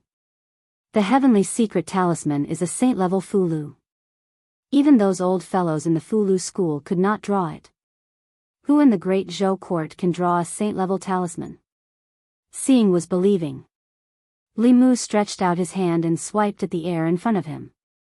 An illusory image of a Fulu covered in mysterious runes appeared before the Taoist priest's eyes. He could easily reproduce the Fulu that he had once drawn. Taoist priest looked at Fulu on the screen, and his eyes lit up. "Saint level, it's really a saint level." Then, his face was filled with smiles again as he said, "To be honest, although this old man has spent most of his life traveling outside, this old man was born in the Great Zhou dynasty and can be considered a citizen of the Great Zhou dynasty. It is only right for me to do something for the Great Zhou dynasty. This old man will enter the Department of Consecration." Li Mu cupped his hands and said, "Senior is truly righteous. Tomorrow morning, you can directly report to the Veneration Department." After bidding farewell to the Taoist priest, Li Mu finally felt at ease. In the end, the consecrated office was a place where strength spoke. Without a super powerhouse holding down the fort, Li Mu did not have the confidence to speak. Speaking of which, exchanging a divine secret talisman for a powerhouse at the peak of the 6th realm was a very good deal. Unfortunately, the materials needed for the saint-level Fulu were very precious, and this talisman could not be mass-produced. Otherwise, as long as the Empress announced to the world that she would give a divine secret talisman to any 6th realm powerhouse who joined the consecrated office, the Department of Consecrated Office of the Great Zhou would be the most powerful force in the 10 continents and 3 islands. What 6 schools and 4 sects? Even the demonic path would not be able to compete with them. The divine secret talisman was not only useful for 6th realm powerhouses, but also for 7th realm powerhouses. Although the divine secret talisman did not increase the lifespan of powerhouses above the transcendent realm by that much, every year of lifespan increased the chances of advancing. Every time one advanced a level in the upper 3 realms, their lifespan would increase by 60 years. If they made the right bet, their lifespan would be extended by 60 years. Who would not be tempted? As long as there were enough materials, he could let the Empress visit him every few days. With the help of her talisman, Li Mu was confident that he could turn the consecrated office into a retirement home for the super powerhouses of the continent. Of course, even the cleverest housewife could not cook without rice. This plan, at present, could only be imagined by Li Mu. Early the next morning, Li Mu arrived at the consecrated office a quarter of an hour later than the usual time. Inside the consecrated office, it was quiet. Apart from the old man sweeping the floor, there was no one else in the entire consecrated office. Li Mu moved a chair and sat in the courtyard of the consecrated office. The old man sweeping the floor obeyed Li Mu's instructions. He took an incense burner, inserted an incense stick, lit it, and placed it in the courtyard of the consecrated office. Li Mu looked at the incense stick and said, "Tell them, before this incense stick burns out, if they do not report to the consecrated office, they will be expelled from the consecrated office, and all the rewards bestowed by the imperial court will be withdrawn. From now on, they will no longer enjoy the treatment of a consecrated. The old man walked out of the consecrated office and walked briskly towards a nearby market. And square. There were hundreds of markets in the immortals' capital, each with its own function. and square was a residential market, located in the core area of the immortals' capital. Although it was a residential market, the people who lived in the market were not commoners, officials, or nobles. They were consecrated members recruited by the imperial court. The consecrated members were the same as the officials of the imperial court. They ate the salary of the imperial court, and their treatment was even better than the officials. Every person had a house bestowed by the imperial court, and all the maids and servants in the house were available. In a certain house in and square, 10 or so consecrated members were gathered together.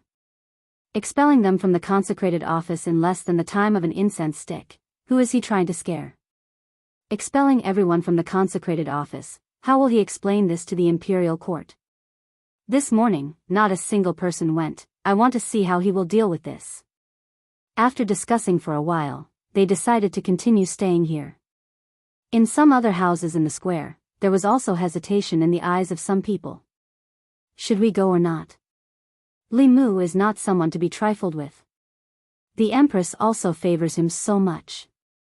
How many people have fallen into his hands? If he really expels us, where will our future cultivation resources come from? Why don't we just forget about it? The Shao family has not given us any benefits. We have no need to oppose Li Mu. Li Mu sat in the consecrated office. Ever since the incense stick had burned halfway, consecrated members had begun to walk in from outside. After clasping their hands to Li Mu, they returned to their respective duty rooms. There was also a portion of people who stood outside the consecrated office, chatting and laughing with the people beside them. They were all consecrated members of the consecrated office, but they did not walk in. Their gazes would occasionally glance at the incense stick, as if they were waiting for something. Only when the last stick of incense had burned out did they walk into the consecrated office. If they were frightened by Li Mu on his first day at the consecrated office and obediently returned to the consecrated office in less than the time of an incense stick, then they could forget about having a good life in the future. The reason they had waited until the incense stick had burned out before walking into the consecrated office was to give Li Mu a show of strength. They had to let Li Mu know that the consecrated office was not the same as the imperial court. However, when the incense stick had burned out and the first person outside the door wanted to walk into the consecrated office, a figure blocked their way. That fifth realm consecrated looked at Li Mu, raised his eyebrows, and asked, "Lord Li, what are you doing?" Li Mu said indifferently, "This is the consecrated office." That consecrated said, "Could it be that we consecrated members cannot enter the consecrated office?" Li Mu said, "In the past, yes, but not now. Before the incense stick has burned out, everyone who did not report to the consecrated office has already been expelled from the consecrated office. I will give you all 1 day to move out of and square, and henceforth do not act in the name of consecrated members of the Great Show." That consecrated did not expect that Li Mu would actually dare to do this. His face darkened as he said, "Lord Li, this is your first day at the consecrated office. Are you going to be so ruthless?" As he spoke, a fierce aura emanated from his body. The consecrated behind him also had an invisible aura rising from his body. Under the pressure of this aura, a few strands of hair by Li Mu's ears were blown up, and his clothes also fluttered loudly. A piece of the green brick under his feet was crushed by his foot. The next moment, Li Mu took a step forward. Boom! An even more powerful aura erupted from his body. The dozen or so consecrated at the entrance of the consecrated office retreated several steps under this aura. The fifth realm consecrated could still barely hold on, but several fourth realm cultivators directly fainted under the impact of that aura. Li Mu looked at them and said indifferently, "From now on, you are no longer consecrated members of the imperial court. The consecrated office is an important place of the imperial court. Those who trespass into the consecrated office without permission will be expelled, and those who trespass repeatedly will be killed without mercy." Several fifth realm consecrated members struggled to resist Li Mu's aura pressure, their hearts extremely shocked. They did not expect Li Mu to be able to release such an aura when he had just advanced. In that instant, they even felt as if they were facing a sixth realm cultivator. Li Mu's strength was far stronger than they had imagined. They originally wanted to show him their strength, but now they were the ones who could not step down. Just as these people did not know how to deal with it, a gentle force swept over them. The aura emanating from Li Mu collided with this gentle force and cancelled each other out. Two elders with similar appearances slowly walked to the entrance of the consecrated office. The head consecrated is here. Greetings, head consecrated. Seeing the two old men, the crowd seemed to have found their backbone and bowed to greet them. The elder on the left glanced at them and said, "What are you all standing here for? Hurry up and go in." The head consecrated spoke, and these people heaved a sigh of relief. The leader was about to enter, but just as he took a step into the consecrated office, he was suddenly hit in the chest by a golden light, and his entire body was sent flying. After sending one person flying, the Tao bell shrunk to the size of a palm and floated on Li Mu's shoulder. Seeing this, the few consecrated who were about to enter immediately stopped in their tracks. They never would have thought that Li Mu would not even give face to the head consecrated. The elder who had spoken just now had a dark expression and asked, "Lord Li, what is the meaning of this?" "Nothing." Li Mu looked at him and said calmly, "I have said before that those who do not last 5 minutes will be expelled from the consecrated office. These people are standing outside the consecrated office and dragging their feet until the incense burns out. Clearly, they do not want to be consecrated anymore. The consecrated office is an important place of the imperial court. Not just any random person can casually enter." The elder looked at him and asked slowly, "The two of us are also late. Does Lord Li want to expel the two of us from the consecrated office as well?" Sixth realm cultivators were not easy to recruit. Li Mu did not have this authority. Although Li Mu really wanted to expel them to save resources for the imperial court, if he really did expel them, the imperial court would probably also put pressure on the empress. Li Mu looked at him and said, "Seeing that you are the head consecrated, I can make an exception this time. There will not be a next time. There is no need to wait for a next time." The elder who had not spoken all this time snorted and said coldly, "If you want to expel them today, then the two of us will voluntarily resign. You can expel us as well while you are at it." Li Mu looked at this elder in shock. There was actually such a good thing? He was just worrying about how to expel them. With the sloppy Taoist priest, who was at the peak of the sixth realm, there was no need for the two of them. Wasn't this just a waste of the imperial court's resources? Li Mu looked at the two of them in surprise and said, "Words are no guarantee. Why don't the two of you make an oath to the heavenly Tao?"